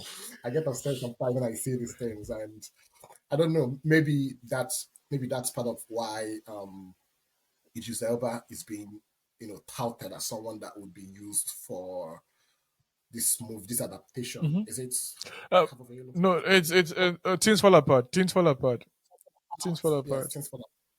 We had that conversation in class. Why Idris Elba? Why not Yul Edochie? Why not people living in Nigeria? And you know, it's. I mean, Interesting it, question. Like, it has that this commercial thing and this image thing to it. People want to see because they hope to where they really are going to make profits is not in Nigeria, of right? course, So but we so also have to, sometimes, it's facing reality also. We don't want to face that particular reality. These guys are investing so much so.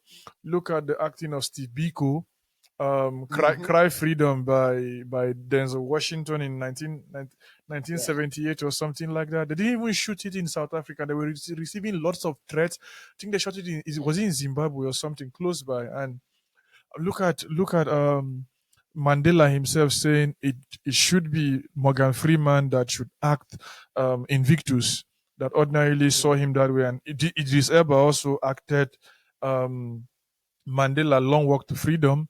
And mhm. then someone like Ejiofor Chiwetal acted Chiwetel, acted yeah, acted the boy who harnessed the the wind. way. And you see those type of lots of very important conversation. And he was also in Half of a Yellow Sun, and he was Odenigbo, and the conversations were very, very interesting.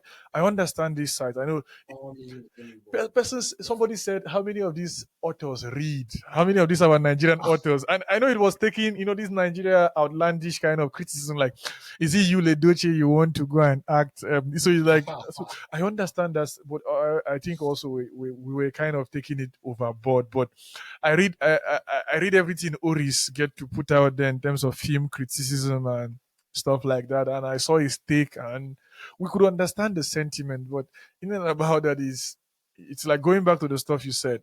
You know, they should read. Nollywood also doesn't really have a very formidable structure. I think structure is our problem largely back home. The whole idea of putting things on YouTube, it's not something I really really admire. What is Nollywood at the moment? I'm not saying it must be like Hollywood that gets funding from. Well, I say this, and this Candice Owens was talking about. Is it the FBI or the CIA funding part of the narratives in Nollywood? Those conspiracy theories can be looked at, but this formidable body as we had it, even early 2000s, late 90s, early 90s, the living in bondage kind of saga. I think there was no. I want to say I have not done research into it seriously. There was no like one formidable body as it calls as it should come to be called Nollywood. Because even in Hollywood, you have the fractions of you know Taraji Henson, you have the Tyler Perry's version and the Madea saga and all that. I think they are different studios, but at least they have one general umbrella still that gets to sanction stuff.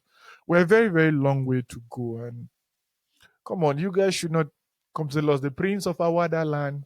the Prince of, Walla Apart, that particular movie, Kenneth Okonkwo and Iniedo, yes, and that movie was so yes, popular. And you will come to yes, believe yes. that, they were kings, but there were no kings as we've come to have. Maybe there were kings in other places, but not in the not in the Igbo cosmology as we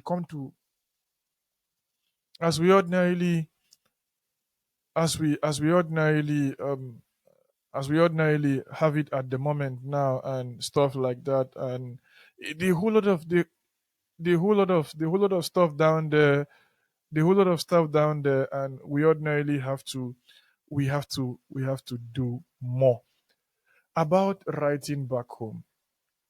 Will you always remain a poet, or will future venture take you to something else? Or are you looking at other ways, or just like sticking to just being a poet? Will you be an essayist, a literary critic, or just in and about being a poet? I think I am closest. I'm closer to nonfiction right now than I am to any other thing at the moment, apart from poetry, of course. Okay. So I feel I may double into nonfiction pretty soon Mhm. because I just feel I have a lot of things To air out. to do within that genre. But I don't see myself being A a novelist. fiction writer anytime soon or an essay It takes writer. a No, lot, right? To do it takes a lot to that, like put out stuff that's like for that. Darlington and you all are good.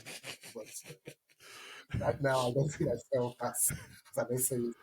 But yeah, it's something also we like have to really really look at non-fiction, right? And it mustn't Yeah, be political, yeah, right? There are a whole lot of angles you can look at non-fiction from. yeah. And so, which angle will you I am, most likely I be am, I looking am, at? I am but just give me a moment. But right now, I'm doing more work on my Sure, translations at the sure, sure. moment, and I'm trying to, have another manuscript, trying to work on my next. How do you write? So, Okay, yeah, okay. Before, okay, you can answer. Then I will come to the question on how you write. could you could you ask the question again one more time, So I'm please? like, I was like, you mean the previous question? Yeah, about nonfiction, about the kind Yeah, of the, nonfiction what kind of non-fiction do you look at? What most likely? I don't know if you've already started any project or you have anything in no, mind, but no, I hope to. where will you like to concentrate more on? Like, where would you like to focus more on? Yeah, I don't know yet. I don't know yet. History, um, literary critic, movies, like just contemporary stuff or political commentaries and I think I'll probably tend towards history. Really, I probably because even my next manuscript is speaking to history, right, in inventive ways. Mhm. So I'll probably do stuff that is connected to history in some ways, but I don't know yet until I start doing that Until project, your chi comes which to will be which will be towards the end of the year. until, Until what? until your chi comes to talk to you. And Yes, yes, uh, yes. Yes, until I get that, and you and I know, hope your and chi then is not the type that you get to point out where it was carved out from. Like the whole adage of telling your chi where it comes from. And it's also the thing that I really look at Igbo cosmology sometimes. I'm like, this is a chi you ordinarily believe was your guide is your guiding spirit given to you at birth. But at the same time, it's something you can actually point out where it was carved out from, and you can discard. And when you discard this chi, I don't know how well you do cosmology, but when you discard this chi, do you get a new chi, or do you stay chi-less, if I should say that? you probably get a new one. You get a new chi. Is it out of the carving now, or out of the spirit that inhibits such a carving? Maybe it's something I should ask them, Professor Udoka. And Yes, you need to ask you need to ask the seasoned this isn't, yeah, guys down there. researchers in that How area. do you how do you write? That was a question I was asking. How do you write? Do you write alone? Do you like sharing bits and pieces? Do you write the way Darlington gets to interview people, send the first Oh question God, and comes back, or you just talent is hence taking conversation. Continue. Sorry, I was okay? just That's fine. So it's in and about that. How do you go about it? Do you sit down in one place? you lit. I have some candles down here, right? My candles are for praying, not for writing anyway. So I have some candles down here using praying. So it's like I'm a Catholic anyways. So is it you light a candle, you get some candles lit somewhere and you turn off the light to a different color and you begin to connect to the conscious. How do you write? Like do you just I think the more I make writing formal, the less I tend to write. So I try not to have candles anywhere or incense. I was at this residency last year, the Sundress summer residency, and one of the people also there with me has this practice of using incense and everything when they want to write, which was quite interesting to me, even though I tried to avoid that. But yeah, so I just write anywhere. But I think that my writing time is mostly far into the night when everywhere else is quiet, and that's mainly when I write. But apart from that, other practices, I write in beats. I don't finish up something at the same time as when I started it. I tend to tend to leave work to breathe. Rest, give my poetry some time to rest, and then come back to it and come back to it. And then as I read, as I write, I tend to read what I've written to myself, and my reading dictates the line breaks and where to stop, and where to have the next stanza, and so on and so forth. wow. Yeah, but generally, it doesn't come so easy to me. It's a very painstaking thing, and I do a lot of research because I'm used to this scientific research methodology. So I do a lot of research for the poetry that Do you do falsification? I know one of the stuff about scientific ways of looking at it. I think was it Karl Popper who suggested that rather than doing induction from David Hume, you get to look at falsification method to falsify things that ordinarily can be falsified and then pass to become theory. Is it corroboration and collab? These names you guys tend to call these stuffs down there. You guys are the ones that know better. I'm more of an art person now than a science person. But that science part of me is gradually it's always diminishing, sadly. But yes, I think I get you. I get what you're trying to say. Yeah, I tend to I don't always I tend to where I do my research um is in the aspect of history or things that have happened that I need to include in my writing in the way that it happened, Yeah, right? And most times, which is why you have something like Gaza and the Congo, and so yeah, I'm just giving an sure, example here. sure. So what I tend to do is to maybe figure out the history of a painting. Mona Um, Lisa, let's say the Mona Lisa, or the yeah, David, or something like that. or anything, and then try to figure out the history behind this painting. Try to figure out stuff behind this painting. There is this sculpture of a man. I can't remember, with the pinky, right? And there was this pinky finger, and because the pinky was showing and the pinky was sort of extended, a muscle in the man's arm had to be dilated a little bit because this pinky finger controls that muscle. These are tiny details Details. that I really appreciate in anything. The David doesn't. And David doesn't have an doesn't. It's a kind of vulgar. Doesn't have an ass like it does. uh, that sort of that sort of I tiny don't know. I detail don't know goes how it looked. I don't know how it looked. I think I looked at it after Kong talked about it in her series. Philomena Kong, the whole the whole crazy critic or literary critic. So I think when you're in Rome and you look at, I didn't think about it the first time I was there, but when I like had to look at it again, the next I'm like, how did Philomena saw that detail? Like the same stuff. There was details, everything, the muscles and everything, but then the tiny stuff that was most important that was behind wasn't there. And when she pointed it out, I had to look at it. I'm like, okay, this doesn't have an ass now. Now I know. Like, yeah. So yeah. So but then most of the things I refer to always is true. Like one of the historical things I include in my writing, and the philosophical things I like to include in my writing, and what people have thought about, in terms of what what the subject I'm writing on. It's not really about plagiarizing them, because you have to, of course, practice, the professional practice Yeah, of a yeah.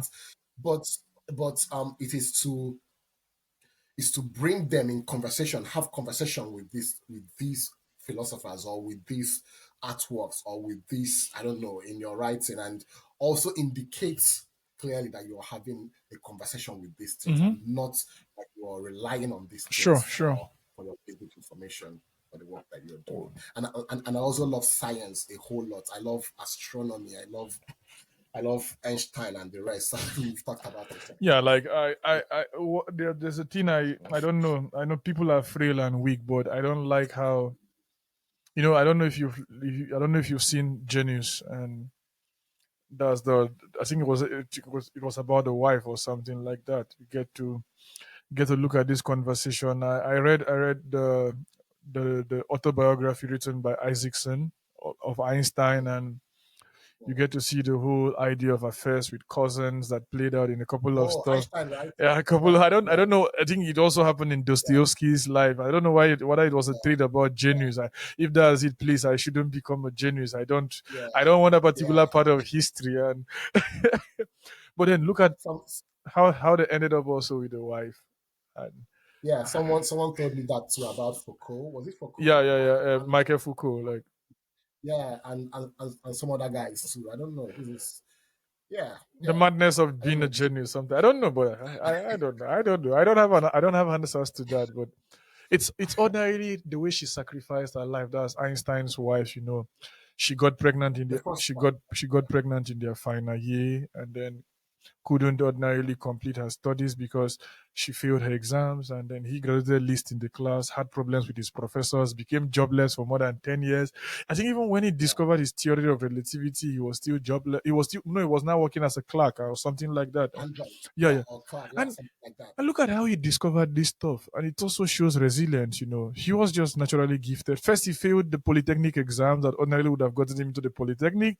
And then he got into the school, got into lots of problem with the professors. And then even the professor that said him discovering whatever he said, what an interesting time we now live in, where we now have to talk about the relativity of time and stuff like. And he died before even he died at the dawn of such discovery and stuff like that. And in and about those stuff, and then they had to depart, and that's with the wife. And it's something when I read Mandela as a very very young boy of about 11 years, I told myself I won't forgive Mandela, and he was still alive then.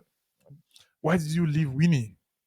Until I grew up, and then I discovered that 27 years was a kind of long time apart, and it means a whole lot of stuff that 27 years you've not been with together. And he gave arguments about being radical and all that. But Einstein is a very, very, very great guy. But I don't know about you, but how do you look at him rejecting oppression? It was something I couldn't wrap my head around how he died.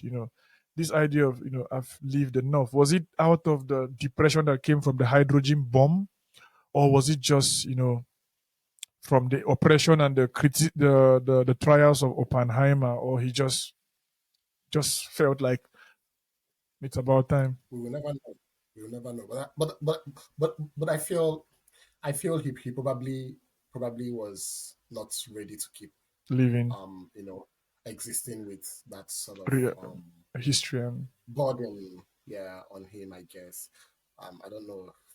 And also the burden that brilliance gives to you, oh my and Jesus the Christ, burden it's that it's was it Soren Kierkegaard said, I have never seen someone of brilliance that ordinarily come to have a taste of happiness. It yeah, comes sometimes with sadly, being too conscious. sadly. Look at you, you're in the US, you're thinking about Congo. How many persons think about Congo? Like, I do think about Congo, right? And then I don't think about, I think about Congo and I sleep, and I think about the hands that were chopped off by Oh, King Leopold, and Africans don't even oh, know. yeah, Africans don't right. even know. No, And because of what? They couldn't produce cotton enough. And I've been to Belgium. Belgium is so small that there's no way Belgium could have ordinarily taken over Congo. But it did. Not even Portugal. Like you're in Lisbon and you're asking yourself, what were they doing in Rwanda or Germany? What were these countries doing in Africa? Small countries, probably with much more advancement as it concerns military might and expedition. And but yeah, it gives you perspective to think about, and it leaves you sometimes very, very sad, very, very yeah, sad. What what should so true. what should writers be writing at the moment? We say writers are not writing enough, and we need more writers. Should they be writing what people want to read, or should they be writing things that can force people to start reading about what they don't want to read? Just like we are trying to have some boring conversations that force people to start Yeah, having some real conversations. perhaps I should say. I think writers should write their truth. You know, there's this truth with the capital Yeah, T. yeah. Writers should should just write what their reality is and what their truth is, and people who are supposed to read you would read. And but what I don't subscribe to would be writers getting silenced. Yeah. Um, I don't know, except maybe for sickness or other illnesses, right? But I feel writers should not be silenced by external factors, other induced factors around them, and they should just keep writing their truth really. And what brings out the authenticity in a writer and that true self in a writer is your allegiance, right, to the truth at all times. And when you tell what is your truth, people would read it. People that would read it would read it. Oh, that's a great take down there, and yeah, feeding the starving artists and stuff like that. I think we've already said it in our conversation. Sometimes we just pray that history be kind to us because history comes on its own, Yeah, and what I am taking away from our conversation down here is the concept of um the oppressor will not give you power. The politicians will not give you what you think you deserve unless you go ask from them and tell them. If you're reading Man of the People, or if you are reading No Longer at Ease, you see this political tension, especially in Man of the People. You see King Nanga, and you see the whole idea of this thing, the whole conversation going down there from one place to the next, and it's not changed. And yeah, people say, what is the point of writing when nothing really changed?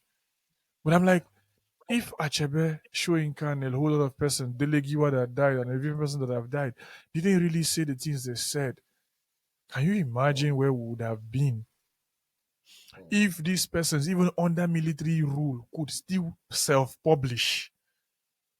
What about us? We have the Facebook and every other thing, and I think people read. I don't know. I think people read WhatsApp messages, skid making, and all that. People read different things. Do we have too much? yeah. Do we have too much skid? Okay, you wanted to say something? Yeah. And just to speak to what you said about people reading, before I forget that, the ultimate duty really of the writer wouldn't be to impress people, right? Yeah. That would amount to you know becoming, picking up another self that people would love to see. But I don't think that should be the ultimate responsibility really of someone who is a poet or a prose writer or an essayist, or any writer at all. Yeah.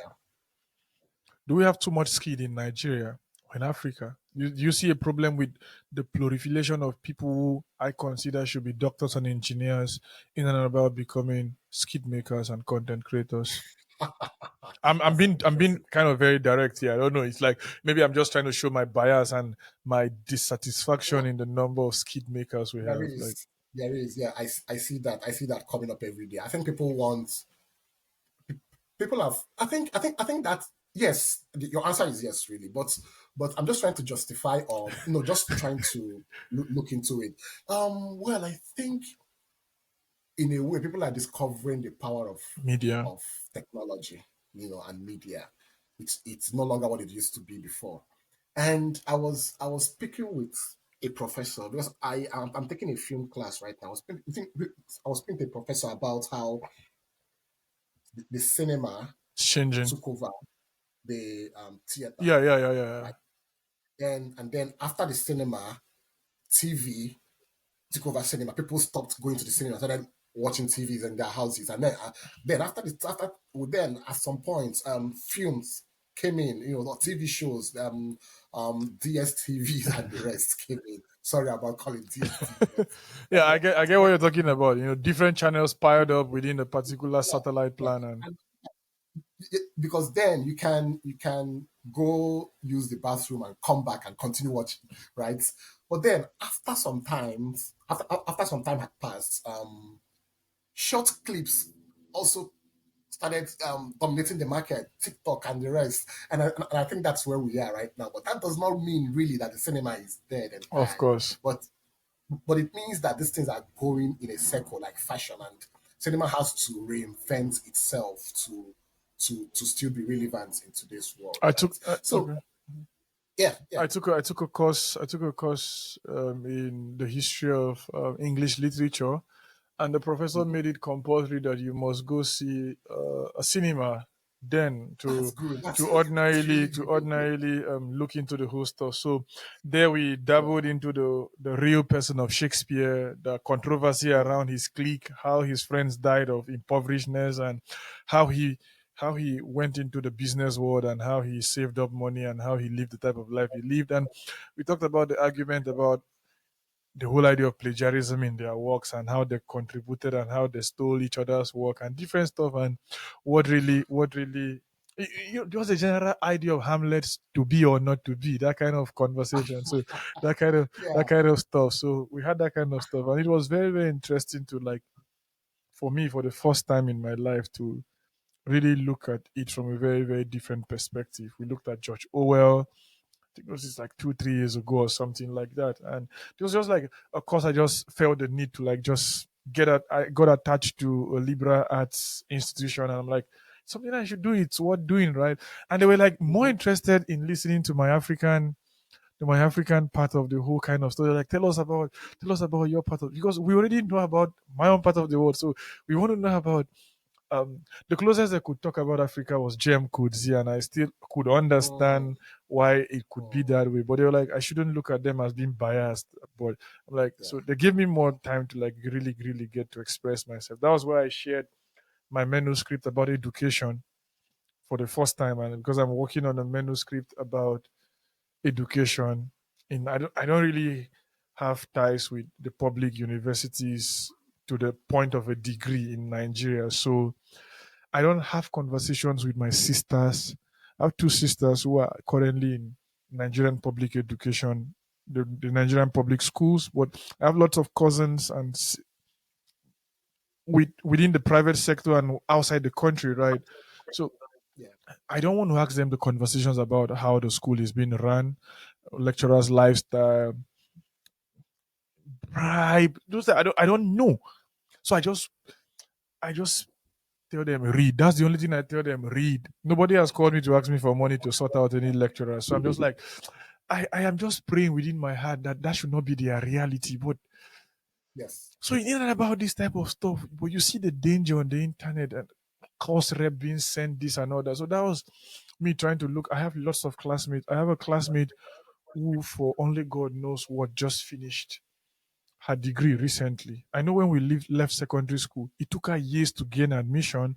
And not just that, she was in a wrong faculty that was not accredited, and then she was given wrong admission and out of school, right? Another jam. And I keep on asking her, how is school? She's like, you don't want to know. You're a church man, you don't want to know. But I understand what she's talking about and those difficulties. Look at you, you have relationship with your professors, and it's not really that way back home sometimes. Was your relationship cordial in UNN? or was it the normal Nsukka? I think one of the things Very that formal, very very very formal formal, very relationship. formal. And there's one thing I remember about Nsukka so much is this the Nsukka Earthworm. There's this Earthworm that was Yeah, this Nsukka Drules Mbe. Like I cannot forget about that Earthworm. Like it's an Earthworm. I was kind of affiliated to the School of Veterinary Medicine down there. I had a couple of interests in veterinary medicine. So there are some professors I go see at the veterinary institute close to the is it the court or the stadium down there, close to Fine Art or something. So and yeah, so it's yeah, like Sukadruli Sumbe. So it's like something that stuck with me for a very long time. And I heard that was the only like discovery in terms of botanical names that got changed. And I'm I'm also like surprised. I'm not surprised. Like it's something you should know, of course. So it's like it's like you know no, about of course, I do. Yeah, I do. I heard about it too. But I was, I was going to talk about this kids yeah, thing, yeah, yeah. and I think you wanted to ask, wanted to know The if population. Like are too many I persons think skid yes, yes. makers. So yeah, so more Nigerians, I guess, are into it than before. But um, I don't know. It's also something you can contest, Yeah, right? That many Nigerians are living their professional jobs. Yeah, life or skip making, right? And I think it's maybe you can trace it back to the economic sure, situation, sure. or mhm, or you can maybe, I don't know, trace it back to the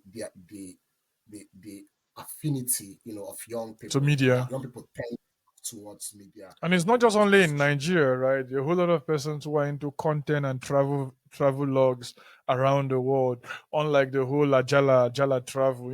You can also see that also yeah, in Ajala, the whole idea of him on that particular bike and then moving around. So he was telling his own story and he wrote a book about it. And Darlington also had a yeah, conversation about that particular stuff and down there and him just doing his own stuff. Yeah, I understand. We also a population of a lot. I don't think we're up to. I don't think we are 220 million. I think we're about three.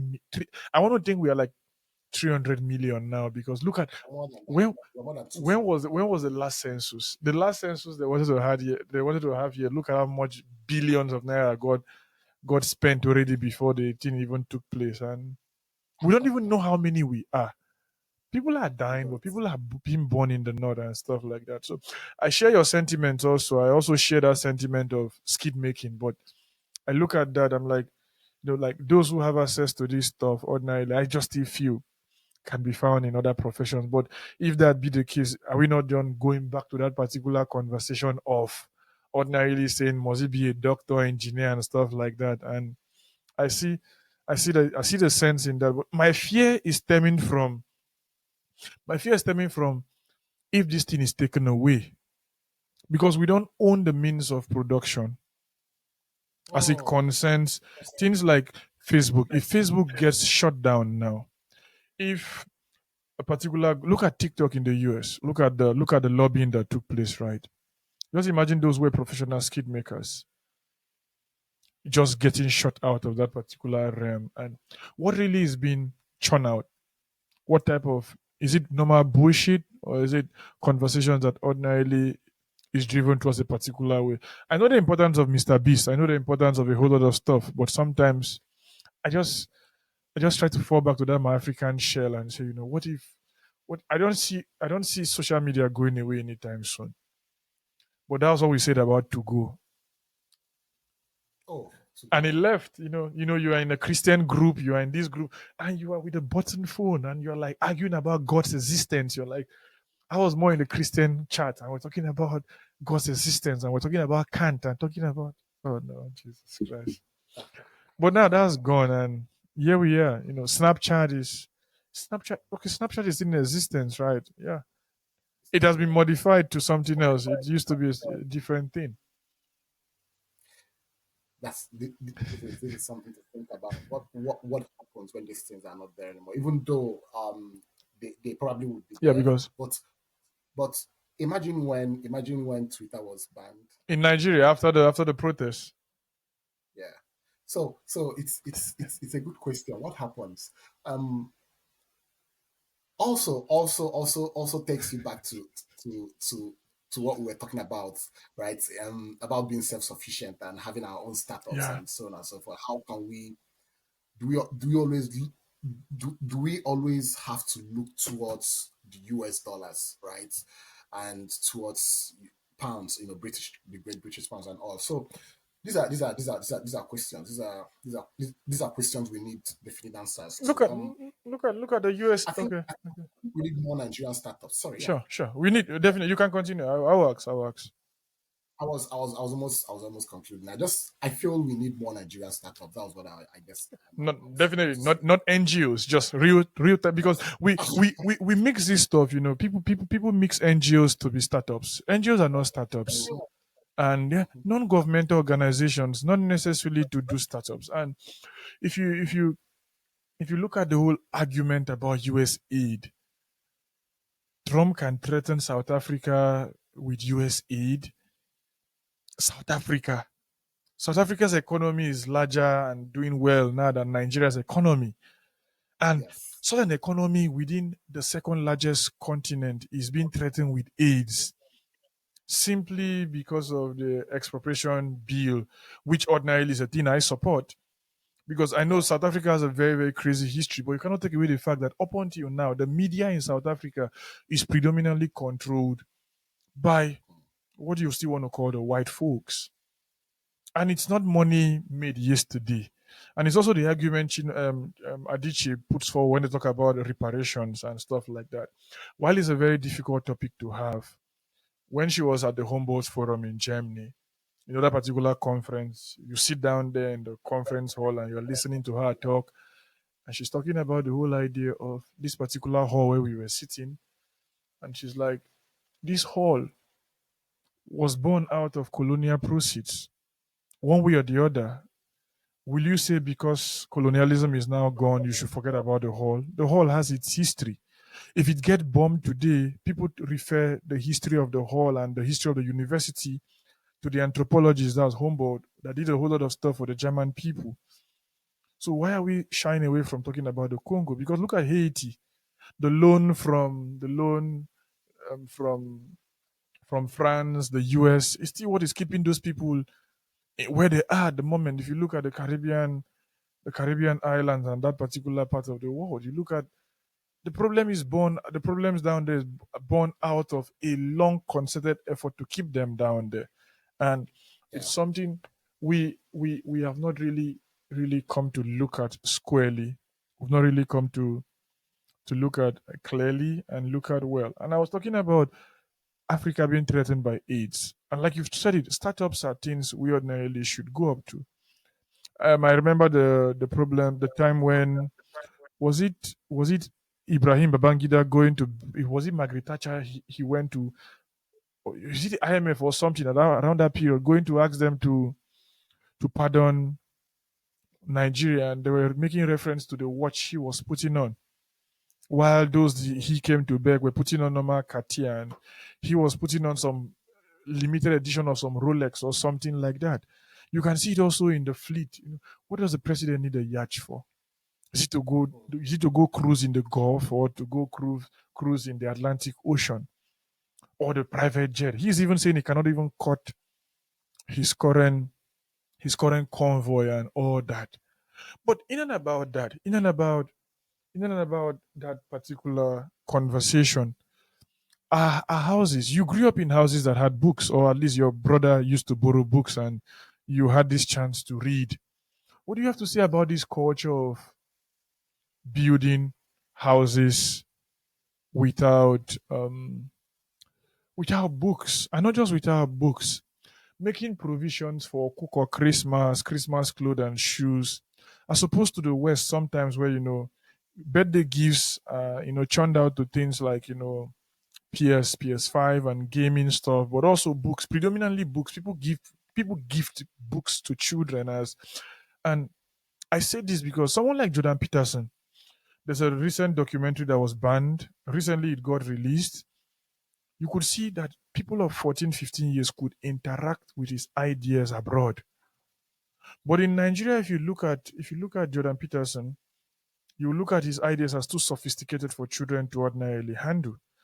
And I know somebody I worked with who told me he wants me to have a conversation with his son about Jordan Peterson because he knows I listen to Jordan Peterson for both the good and the crazy things he talks about. I'm very, very critical of Jordan Peterson, but look at that particular scenario whereby children came for his conferences and they told him 14, 15 years, I had to make peace with my father because of this. And I read your books. And I have friends, like I mean older friends whose kids have the translated versions of Jordan Peterson in Polish, in German, in Deutsch, and their kids read these books. And they're not being told that Dostoevsky is too existentialist for them to read. They buy them the books and they see this as the most basic of stuff to do. I know we have a long way to go. What about this culture of building houses with big televisions and having Easter chickens and having Christmas clothes and Christmas shoes, but thinking a book of 5,000 naira is too expensive to buy for our children? Are books still sold for 5,000 naira? Just wondering. I mean, Few, considering very, how very, very, very, very, very few are sold for that amount because I know in Roving Heights, if you check now, you get to see 10, 15, 16,000, eighteen I think thousand, 20,000. yeah, I think a part of this problem really The is economy. the economy. Really, to be sincere, even though we are, when we grew up, of course, there was social media wasn't that 18. prevalent. Yeah. Yes, in the way that it is right now. So we looked more to books, and our dad didn't let us watch television that much. So we were like, I was like more of a book person. My brother was more of a football person and outdoors person. So, so we just had our different ways. But, but yeah, um, I, I don't know how. I think another question would be, how do we harness? I'm tending towards the internet right now Yeah. because it's something that would keep getting more sophisticated with time. So how do we harness these things to serve children at home? How do we maybe buy books on Kindle or something to serve children who would rather look at Screen. screens, even though it's screens are not really Good. Yeah. so good for their eyes at that age, for a long period of time. Than But that's another conversation. Yeah. But even children that would rather Use do screens. Yeah. things online than than than look at books and read books. Yeah, I think it's to go back to that's what we may regard as ancient orientation Yeah. now, to go back to that ancient sort of parenting where people read books as reward for or maybe get reward for books read or Mm-hmm. Mm-hmm. something. I don't know, but find a way to incorporate reading into the lives of their kids. I taught last year at the young writers camp here at the University of Alabama. That was during the summer. Okay. I had these 2 weeks with children where we taught children, and I saw how young people loved writing. Yeah. I was so happy. I was like, this is like the future of American literature that I'm seeing here. Young people wanting to try out forms, wanting to, so many things, and so I feel we need to do this. I don't know how many people in Nigeria still write children's literature. I mean, if not for the Nigerian Prize for Literature, I wouldn't have. Peter Peter I don't Omes. know. I don't know if you've known. Yeah, yeah, about people who wrote children's literature right now. So Peter Omes still yeah, does. and Peter Omes still that's writes. good. Yeah. That's really good. That's good. And also shout out to him. He does almost everything. Just almost everything. Pete writes a whole lot of stuff, and I'm like, at the point Yeah, I was struggling to really decipher where he ordinarily falls, but now I've given up that. I think it's everywhere, like you hmm said, and it's an important yeah. thing also that he just also like Achebe, and you could also see this in Achebe. Him and Christopher Kigbo during the war, they were even talking about. They was not even talking. They set up publishing for children during the time of war to keep them busy. And I It's so remembered, important. I know in and about Chinua Achebe talking about how the place got bombed the printing press, and in and about after that was Christopher Kigbo's death, and it was just striking. And when you read there was a country, I try to live the experience, and Peter tries to touch in and about every part, and it's very, very important. I don't know if you came to see Talk Notes, the American gangster. I think Greg Edwards. That's Sparky Smiths. There's this particular series that came out. I think it streamed for a very, very long time, where this dog tried to reach kids on the street, and he talked about a whole lot of books, and he came out from this gangster kind of vibe. But this is a gangster who is a PhD holder. He calls himself Yes. Dr. Sparky Sweets, and he's a Dr. Sparky Sweets PhD, and he did so much. He used I think I bought the book then, but I couldn't understand American gangster stuff. I liked the series more. I understood the series more than reading the books, but I understand where the sense of the book was coming from. But so it's in and about this type of conversations, and we can go on and on and on and have these conversations. But it's one thing to say, we have a whole lot of things to do, and for 5 hours we've been sitting down here talking about African literature and a lot of. You want to say something? Okay, Yes, okay. you know, back then, as a kid, there was this children's bookstore around just close to where we lived. And so my mom used to teach in the secondary school. My mom would buy books from the bookshop, children's literature, and have us read these Yeah. books. And then after we've read these books, we would summarize what we had read. Hmm. And it's interesting because that was where my interest in nutrition actually started, right?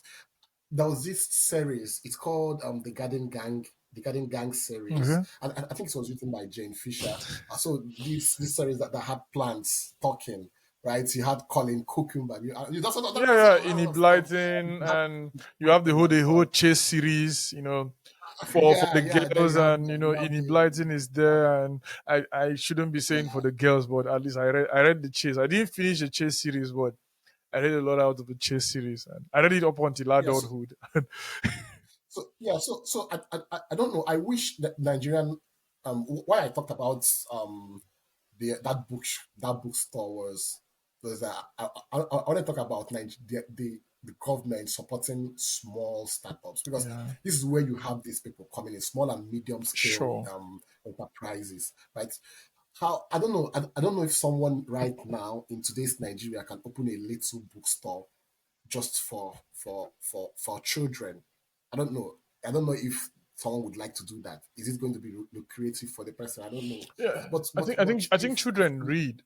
I have I have I have yeah, I have I have cousins, and not just cousins. I have nieces and nephews who ordinarily, if you see me now in Nigeria, like, "Mm, uncle, can you buy me this book? Can you buy me this book?" I'm like, that's I good. really want to, but I don't really have the money, and flight tickets, everything, not finish all the money. But I get the sense of what they are saying, and I think if you That's catch them young, you catch them well, and they don't really have access to sometimes the African novels to start with.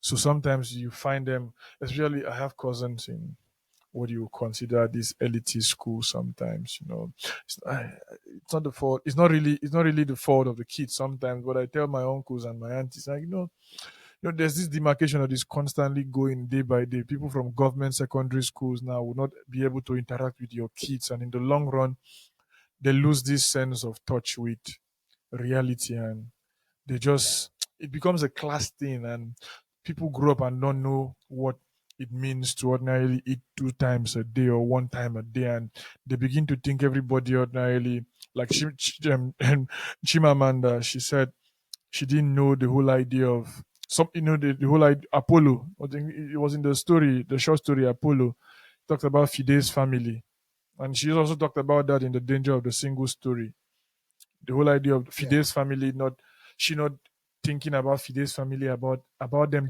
being able to do any other thing apart from them just in need up until when she yeah, saw the brother making beautiful baskets and from raffia and all that.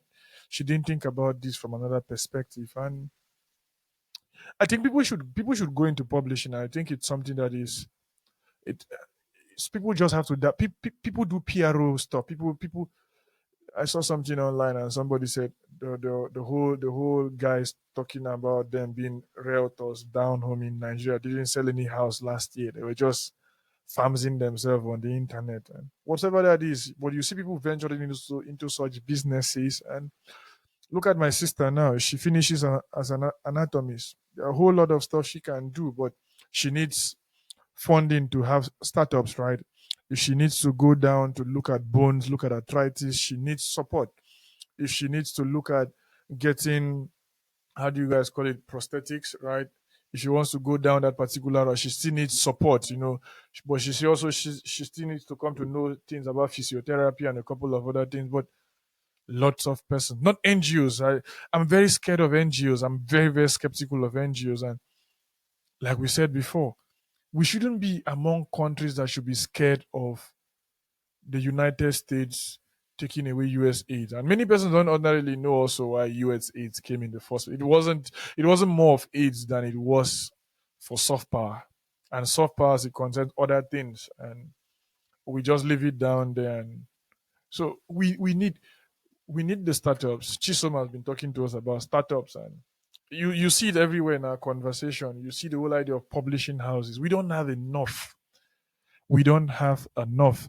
There's this there's this book down here. It's like this book was published by Etu Etukoku Publishing Limited in Ojidi Road, Onitsha. When was it published? It was an indie publisher. This was published in 1987, and just by an independent guy down there. I know he wasn't like hoping to make all the money down there, but I got it from a professor, and he's not a professor who is a Nigerian. He's a professor who finds himself in Europe, and I really enjoy the fact that you can go into somebody's library and you see strange stuff and you get to pick them. And so I hope many persons come to. It's not even everything that has to do about profit. Profit can come, but what about just we moving forward? If we are to wrap up, what are the dreams and the visions you would want to ordinarily see happen within the literary space? We don't really have critics enough, and the few we have ordinarily sometimes try to be sympathetic with this. And should we need more. We need more critics. I would say, and critics who are not there to romanticize your work when the works actually are not good. Critics who ordinarily should be looking at the work ordinarily how it should be looked at. And if I should go back again to this your poem, I don't know why I keep on going back to the old coffee. How sure. the startups, the beginning, was this somebody struggling with an orientation, or was this somebody being criticized wrongly for, like, there's a whole interpretation on both connotations and denotations that can be pulled out of that particular place. So, like, what was it like? Was it someone at the brink of losing up and giving up? And what was it down here? Yeah, yeah, you're right. I think it's I think the speaker in that Yeah. is trying to help someone who is at the brink of giving up. Yeah. Someone who thinks himself too sinful, who thinks people will hate him, who thinks no one wants to be his friend at all, and who has had several several episodes of mental breakdowns and all. So the speaker here is trying to have conversations with this guy in question, and then the guy is also trying to say that I'm the person that is wrong all the time. I'm always wrong. I'm always on the wrong side of things. Nobody wants to talk to me. I don't seem to get things done right. And then the speaker tries to place himself in the middle of the conversation, and it's like, if anybody's wrong here, this has to be me, not you, right? That sort of thing. So yes, so it's just a simple conversations, what something you may imagine to be a very simple Yeah. conversation, but a conversation where both both parties leave different than they came in. Wow. Oh, that's a whole and lot down there. and that is the miracle of Conversations. human relationships and conversations, really, because you are never the same. You're never the same person that entered that conversation. Yeah. Yeah. You don't leave exactly the same as you entered that conversation. Definitely. I look at And then Nikki. and then Okay. and then then in the middle of the conversation, I'm so sorry, there is this attention to large history, macro history, and then micro is And why the micro stuff is going on. The larger one yeah, is yeah, also yeah. going And it's something I've been looking at in recent times.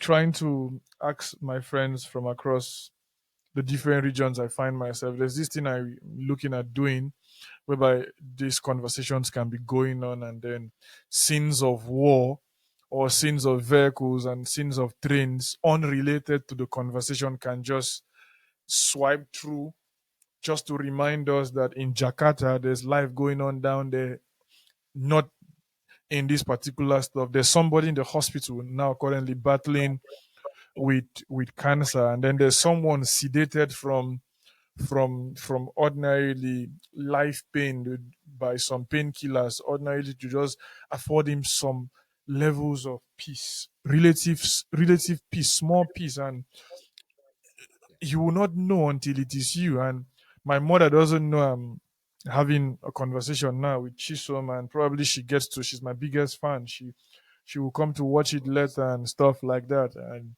she's like, okay, I see what you're doing here. I see what but now she doesn't know I'm talking to you. But when it get posted, she's like, she's going to sit down and then watch it. She reads, and sometimes she'll tell me her glasses are beginning to disturb her, and maybe she want me to bribe her and to give her new glasses or what. She has money enough to get glasses for herself, so she should ask her husband. So she don't ask me.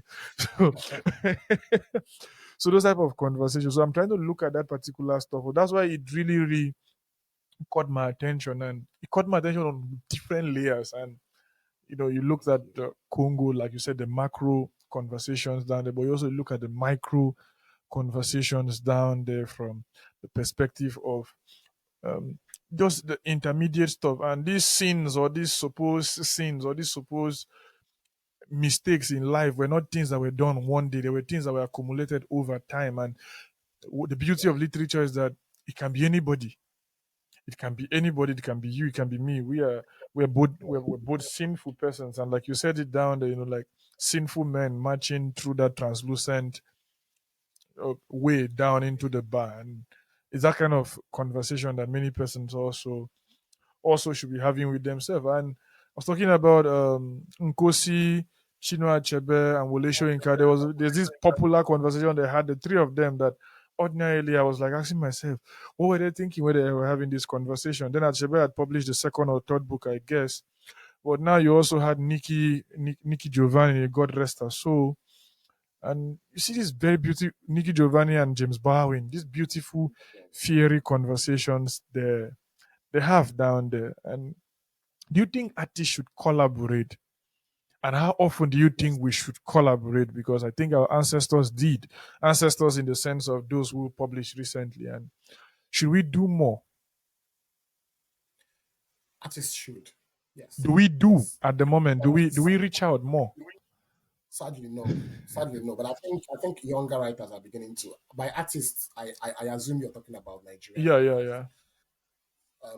But yeah, I think the younger ones are beginning. Someone told me recently that there is this WhatsApp group where a lot of people who got into the MFA they found themselves, but they're having conversations. And I'm like, this didn't happen when I was in Nigeria. You guys are Oh, so, okay, you guys are the, so the lucky. group, is it guys who got into the MFA back in Nigeria or those who are about to leave? Trying to get to the MFA. Okay, And so when they get to the MFA, they still, continue. have Yeah, conversations. I think there were different groups.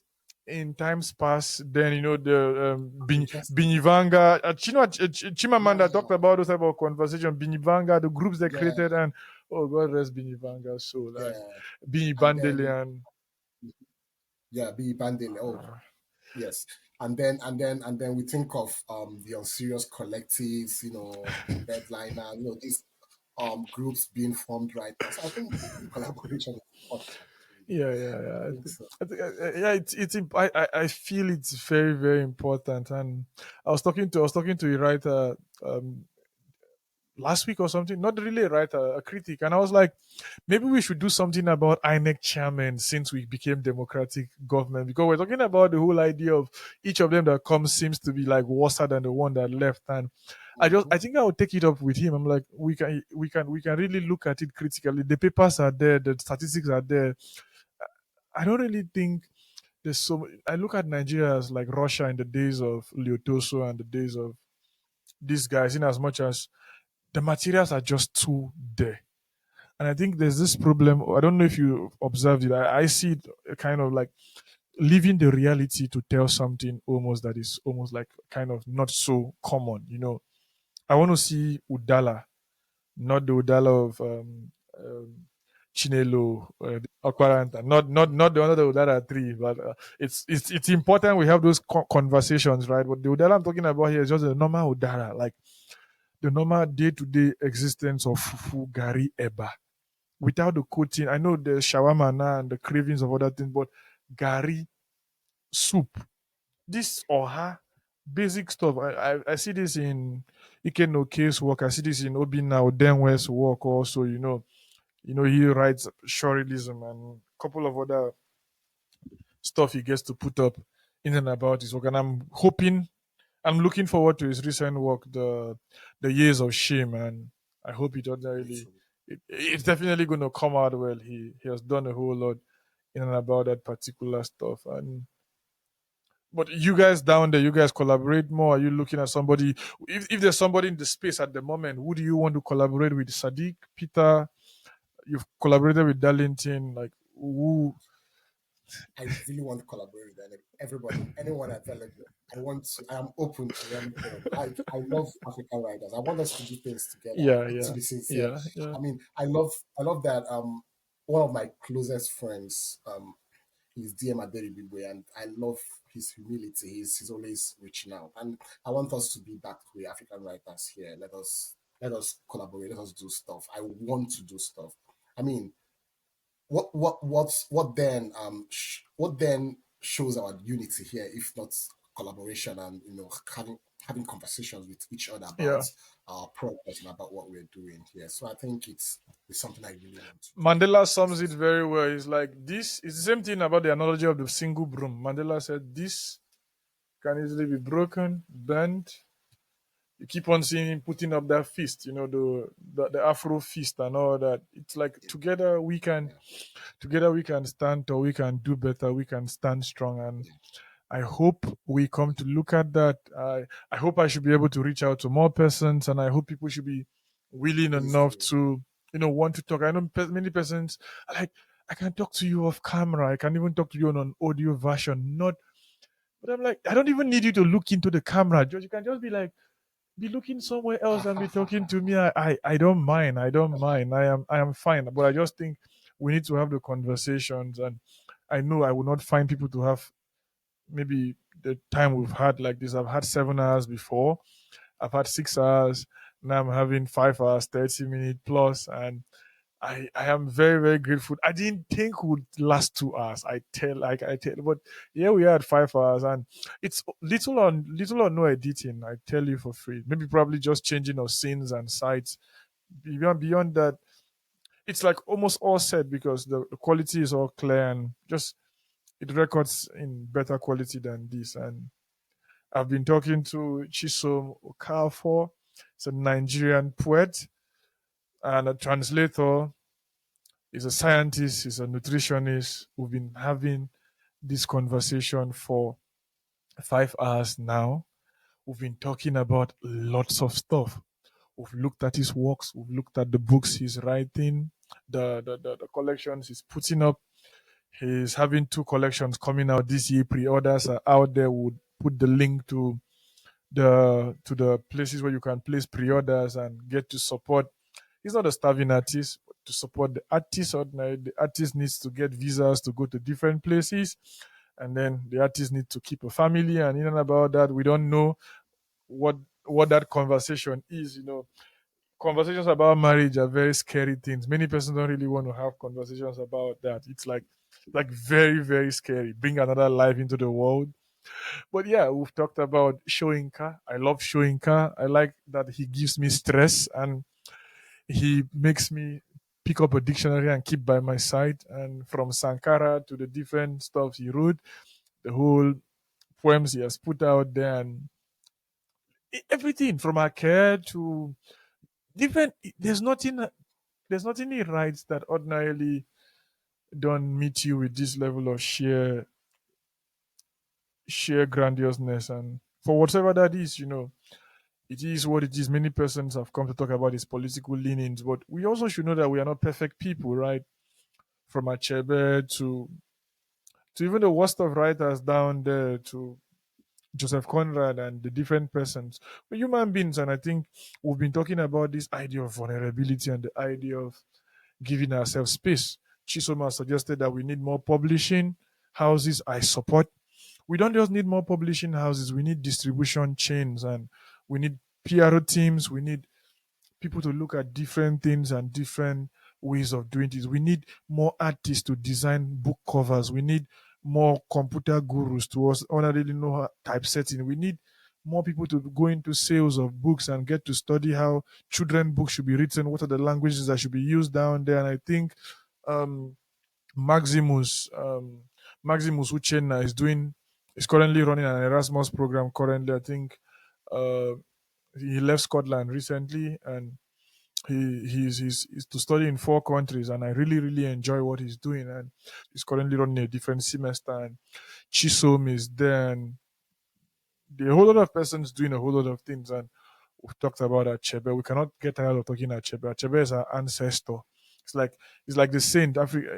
Anthony Dim calls him the saint of African literature. It's like interceding for us down there. We're anticipating Chisom's works, two great works coming out there, and I think maybe you want to read something for us from them, or are you allowed to do that? The contract, does it allow you to? I mean, I can. I can. I mean, I can read it if you Okay, want me so to. I can read maybe yeah, a yeah. couple of. We would love that you get to read from that, and then let us see the sheer grandiose nature of this particular stuff down there. And I really, beyond flattery here, I really, really like the way you get to put things. I like narrative verse. I like poems. I like those that get to rhyme, and but predominantly I like those that don't rhyme but then still speak to the rhythm of my heart. And you know how to get to churn out in and about this. And I make do to say you're a poet, not because you are waiting for your books to get published, not because you are publishing books, or not because you are publishing poems, but just because you're a poet. So Chisom is going to read a couple of stuff for us, and then we see. Okay. Thank you so much.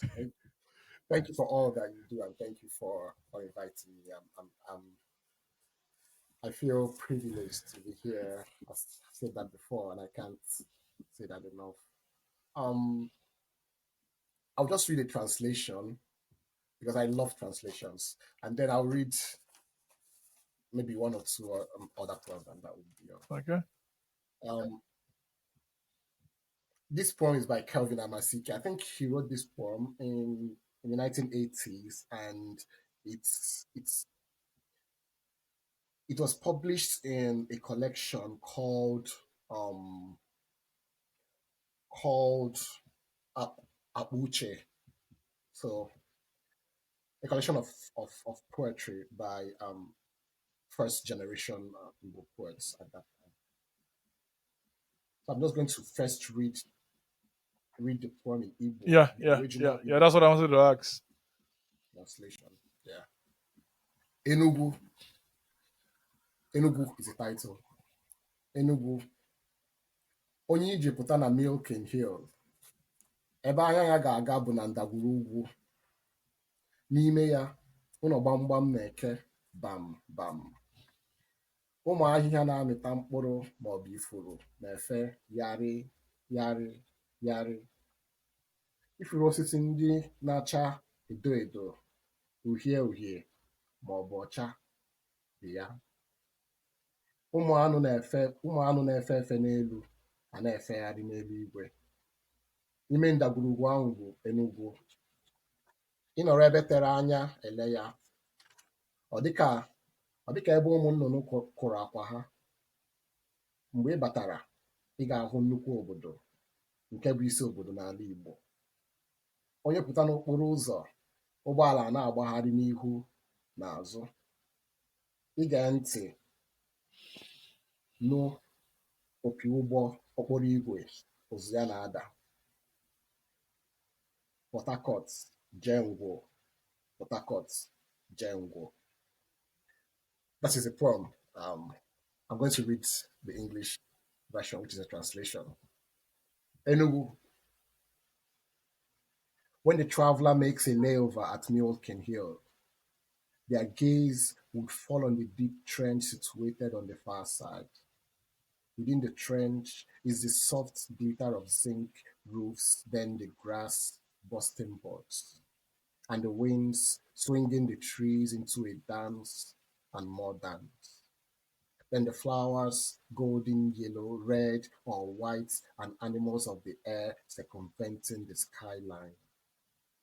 The mountain country stretches from that trench and beyond. From a distance, you would assume it was an orchard populated with nests. But when it opens up to you, you will find an open city which swallows you into her grace, a legend of the Igbo, a city that overflows in the traffic. And the trains trumpeting ever so loudly on their tracks. Port Harcourt, Jengwo. Port Harcourt, Jengwo. So that is it. Wow. It's about Enugu. It's a poetry of place, about Yeah. Enugu. I took interest in this poem because I grew up in Enugu, and Enugu has this nostalgic feeling for me each time I see. From Holy Ghost to, I don't know, they don't pronounce it completely. I love You know, Holy Ghost. the conductors, Holy Ghost, Holy Yes. Ghost, Holy Ghost, Holy Ghost, Holy Ghost, Holy Ghost, Holy Ghost. I love that place.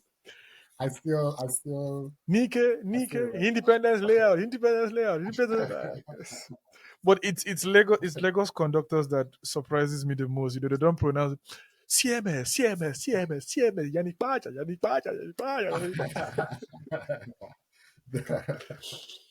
Yeah, and Enugu is a whole lot for me. It cuts across different parts. If you're going to Anambra, you have to go through Enugu, and not just that. The whole idea of it being a cosmopolitan city. I think it became the fastest growing metropolitan area in Nigeria's history in terms of with the production of coal and the production of palm oil and every other thing.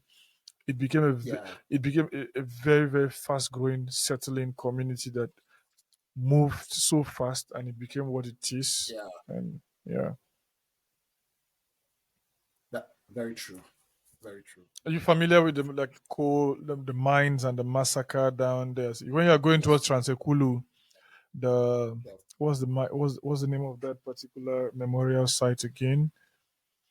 You're going towards Nsukka, you get to go through Transekulu, like the riot that happened in the mine. I can't really remember the name now. Oh my. The Enugu miners riot. And yeah, I know the place, but I'm trying to think about I'm trying to remember. It's a problem also. Sometimes when you want to remember something, you forget. But yeah, it's like.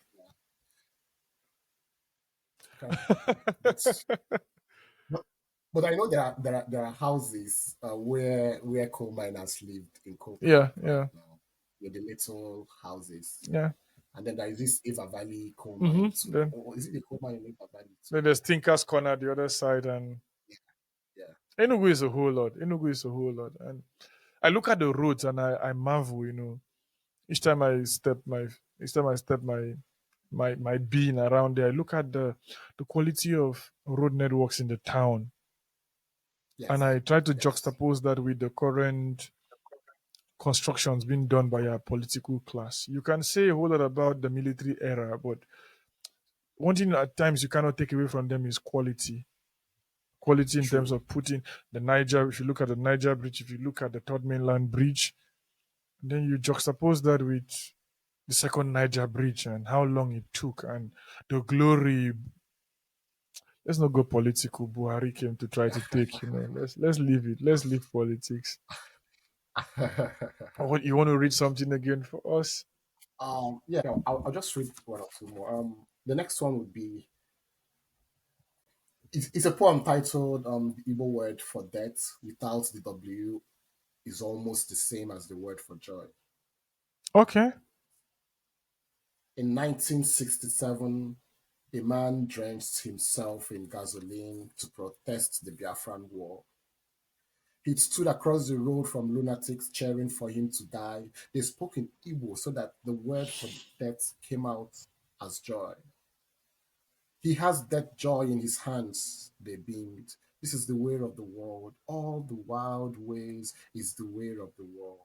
All translations are wild ways. And if there was a single word in English given to the beauty of wind streaming through trees, I would interpret that as joy or death, depending on what first comes to mind.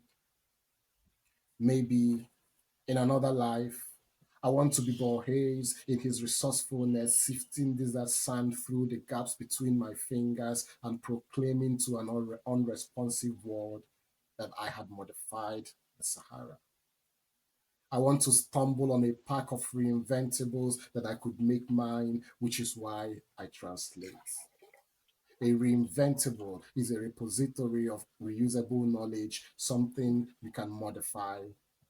I want to be awake in the middle of the night, stuck in the nuanced originals of words, like reiterating Bible stories with the same characters, only that in my version, Zacchaeus couldn't see Jesus for he was short. Could mean Jesus or Zacchaeus was the short one, and Eve gave the apple unto her husband with her. Could indicate Adam's presence in the temptation scene and an equal complicity with the serpent. And the prodigal son has chosen to unreturn. How lucky he would have felt to have lived at a time when he could easily venture out into the woods to feel more alive with no fear of technology stalking him. Wow. And so I'm like I've been writing, I've been translating, and I was wondering if I could just write something about my process of translation, Hmm. and that was how that poem came to be. And one more, this last poem is titled "Animal Cools." Animal Cools. Animal Cools means little animals, right? Little animals. I've There seen a was this part guy. from it, from the advert about, Yes. Okay. yeah. Yeah. Yeah. True. True. Animal Cools. Okay. I'll just go ahead and read it. What first greets anyone who enters this room is not my medication, not my drooping eyes, not my worn face like Schrodinger's cat tarrying undecided between recovery and relapse, but the old Bible left on the stool just beside my bed, where my father's hand can swiftly reach it. At midnight, he flips it open and for a long while stares at the vignette of the Last Supper on the first page, as if to crawl inside it and save Jesus from imminent death. Then I hear him recite his favorite Bible verse into his palms, supple with anointing oil, his mouth dense with the book of Isaiah. Ma ndị na-ele anya Jehova ga-agbanwe ike ha, ha ga-agba ọsọ, ike agaghị agwụkwa ha, ha ga-eje ije, ghara ịda mba. For those who wait upon the Lord shall mount up on wings like the eagle. They shall run and not be weary. They shall walk and not faint.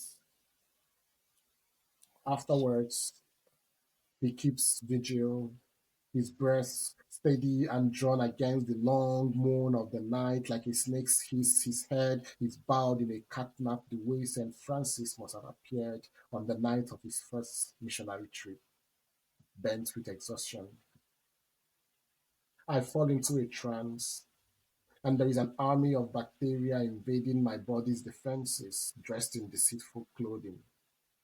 They populate the islets of Langerhans, slice through the sphincter of Odai, infiltrate the Bowman's capsule, graze on the walls of the Cowper's gland, and call round the loop of Henley, while I'm left muttering every one of God's name I've ever committed to memory. Rapha, Jireh, Sabaoth, which is my most preferred name for God, a platoon of insurgents charioting into my body, but it is hard to think about horses when my father's voice stubbornly tickles my ears and his prayers keep falling like many little animals on my infected chest as I pretend to fall asleep. Yeah, so that's it. it's it's such a beauty. It's like when I got to Thank you. when I got to the end of the whole Isaiah stuff, and the whole Yeah, idea of running fast and in and about that. It's a whole lot. And coming from the part of the world where people survived by coming to have hope. That's why I was talking about the religiosity that one can ordinarily, one way or the other, get to find in your work, in and about the particular fact that there's a whole lot that ordinarily constitute the Nigerian person at the moment, and you cannot take away religion from it. Whether if you are not a Christian, your father is a Christian. If your father is not a Christian, it's he's a traditional worshiper. If he's not a traditional yeah, worshiper, he's a Muslim. Like, there's almost no room for being atheistic down here. And when you talked about screw ginger, and I was like, okay, I remember in chemistry then, I think the blasting of the rays that ordinarily got to split the atom, and it reminds me of Thomson. So it's like you're having this intersection of the whole lot of stuff. At the point, atoms were looked at as one entity. These guys came and said we can blast them, and it's reminding me of Copper Bodjov, who taught us physics, and who taught us chemistry. Sometimes if you know a bit of chemistry, you can apply it in physics. You can apply it in. So you look at Heisenberg uncertainties principle. You find it also in biology to a large extent. You look at Pascal's law of pressure. You also find it in physics, and you find it in chemistry, and you find it a bit in biology. And you come to Michael Faraday, and you're looking at the anode and the cathode. You still find it a bit in philosophy. You find it a bit in. So it's like these things. I'm like, you are reading from a scientist. What do you expect? So it's like, so it's it's something on its own world, and I'm very yeah, grateful that you get to put things the way you get to put things in perspective, and the way you do them. yeah.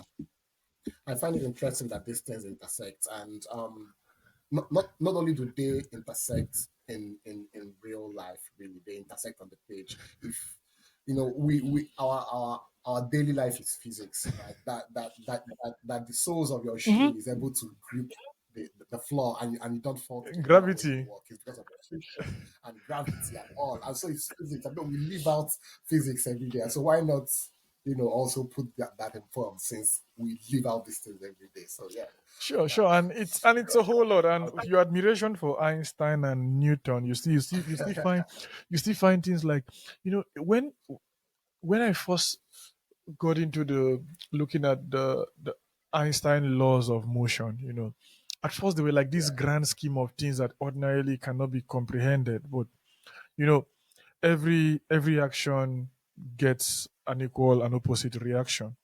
It's something like yeah. this, almost That's like it's almost like you can still talk about this VDM and Nedu kind of stuff, and it's like match for match, But when you look at Jesus talking about what the Pharisees were talking about, tooth for tooth and stuff like that, you look at Gandhi. Gandhi said, "An eye for an eye leaves us all blind." You can see Einstein here saying every action warrants an equal and opposite reaction. So if you slap me and I slap you, it's an equal and opposite stuff. But then you find Jesus saying you take another slap means like letting go, and letting go stops the chain of the slap, and then it makes you yeah, look as if you are the fool down there. And yeah, it's so much beauty that you can bring science to the level where you bring science. And I don't know, but children ordinarily would also come to appreciate the poems, and it's something I'm also trying to do amongst my nieces and my nephews. The whole idea of reading poems. And in 2022 or so, I was back home, and 2020, 2022, 23, yeah, I was back home, and my my niece, I was reciting a poem by DK Chukwumerije, and she was reciting the poem alongside with me. She didn't remember all the all right. lines, but guess the problem? She didn't know the author. Mm, So they taught them in school to do recitals, but they didn't tell them the authors of the work. There was no intent to do plagiarism here, but they didn't just put the names of DK in the poem. And it was a very, very beautiful poem. And when I listened to Yegra, I'm like, who taught you the poem? Huh? She's like, we learned it in school. I'm like, do you know who wrote the poem? She's like, no, they just taught us the poem, and probably maybe the professor picked it up. The not professor, the teacher picked it up from a Facebook place or something, but then it wasn't having a name or something, or just didn't felt the need to attach the name, and it was very, very beautiful. I think I can still remember it's Okwesileze fixed the Okwesileze. He was supposed to be king. He said, today I saw a mysterious thing, a thing that vexed me to my very soul. I saw the black man dressed like a king, but crouching in the shadows with a begging bow. His children were starving in fields of cassava, dying of diseases the palm kernel could cure, homeless in the land of rock and timber. Why are you begging? He said, I am poor. But how can a man be poor?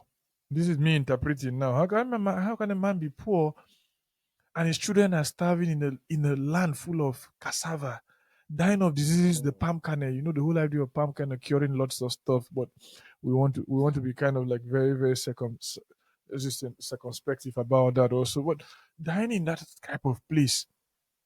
And then you go, if you look at the verse 2, it says, I saw the black man dressed like a king, but lying in the dust, crying at my feet. His legs were studded like the Iroko, his forests were rich and teeming with games, his muscles they ripple like the proud Zambezi. I told him, get up, but he said, I am lame. How can a man be lame that with muscles that ripple like, Zambezi is one of the largest rivers in Africa. So if your muscles ripple like Zambezi, you're supposed to be an athlete, whose stamina should be strong. And the sense of the Iroko amongst the trees in the forest can be placed side by side with the oak tree. But then this person is lame. So it continues. So that idea we think children are not capable of this sophisticated stuff, but we lie. Look at Kendrick Lamar. Look at the sophistication of his what you will call his poetry and his rap stuff in and about that. But children are singing and are dancing in and about this. Say, Greg, let's let's not do that here, please. But I don't want to join their dissing and stuff like. But 5 Grammy for the diss song. Oh my goodness, that was like and he got a Pulitzer Prize also for he. oh, Yeah, he has a Pulitzer Prize for. nice. Yeah, he's like Bob Dylan from the rap world, and I know the controversy that came out of Dylan winning the. Yeah, Bob Dylan's Nobel Yeah, Prize. but it's controversial, but you could also stop like at times are you changing. It's like never heard of before. It's not like Shakespeare inventing words. Here and there. To be and not to be and stuff like that. Yeah, But we've been talking a lot. We've been talking a lot. We're trying to wrap up this conversation down here. We've returned to the heart of you know, um, Chisom's poetic journey. It's one that is very, very Nigerian. It's one that takes you through this poem, Izika. If you find yourself in Izika and you find Izika poor, you shouldn't become angry because you must have stopped at this thing, Phoenician markets and seaports, and ordinarily you've seen pearls and you've seen different things. But so when you get to Izika and you meet Izika poor, Izika hasn't fooled you because Izika gave you the journey. So his story is a very, very Nigerian. It's a very, very Nigerian one.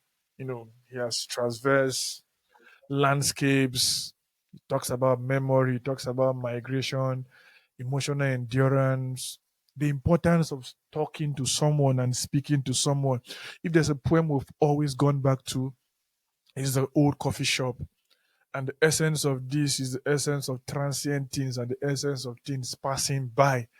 And we have looked at his work and we've seen the sense of endurance and the importance of holding on and the importance of not giving up, but also the importance of looking at our mortality and looking at things. And when you talk about your friend, I also remember Dennis. Dennis is my friend from Belarus. He was a Belarusian. I still struggle to use the worst stuff with him. We're supposed to record a podcast after his exams last year or 2 years ago. Last year, we had that conversation like on a Tuesday, on a Wednesday. We had a conversation about stuff. He was to finish exams on Friday, right? He was buried that Friday because he died on Wednesday. So you see, so it's like we had the time to run the record before then, but we just needed to, like, this idea of let us prepare so well, just like we planned our own conversation also. Now anything could have happened within the period of about 1 month we planned this, or less than that. And even yesterday that we shifted to do the record today, anything can happen. And it is this fragility of our lives that we ordinarily also should look at and talk about the urgency of now. And while he has talked about the urgency of now, you can also see that in his work he takes his time to ordinarily put it out there, just like fine wine that gets to take time to be refined and in and about that brewed. But the longer it gets, the better it becomes over time. So we've looked at that. His works reminds us, that poetry is both a width and a wing, and he has taught us how to carry our hearts.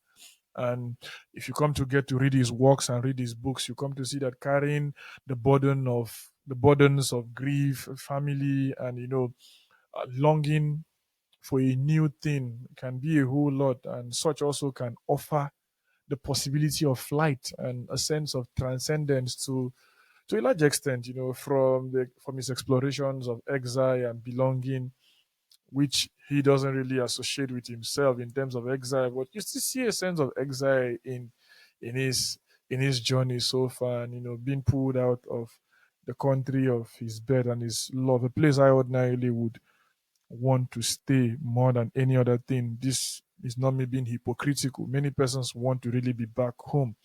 I want to replace burger with suya. I want to replace burger with agbalumo. I want to replace in and about these things. But at the moment, we cannot really do this also.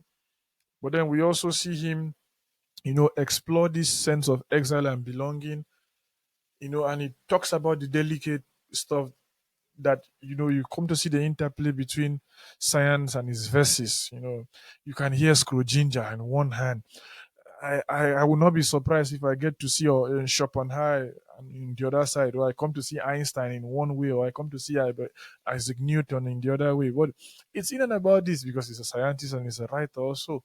And so Chisom continues to, expand the scope of African poetry and challenging expectations and, redefining how we engage with human experience for a place like Africa where vulnerability is a thing really, really not really talked about. Really, man up, be a man, stand strong. You be man, a man you be. So that sometimes we don't even hear our fathers telling our mothers stuff like "I love you." You keep on hearing our fathers saying things like "Mama Nkechi," "Papa Nkechi." This level of formality that ordinarily makes marriage look as if it's a contract. Papa John Bosco, and all of that. But that's also our own way of saying, I love you and I care for you. Just like our fathers will get to tell us, if I catch you, I'll kill you and have another in your place. It's our own way of telling you I love you, Or like looking at our daughter and say, if you sleep for the same room where woman day, when man day you go carry belle.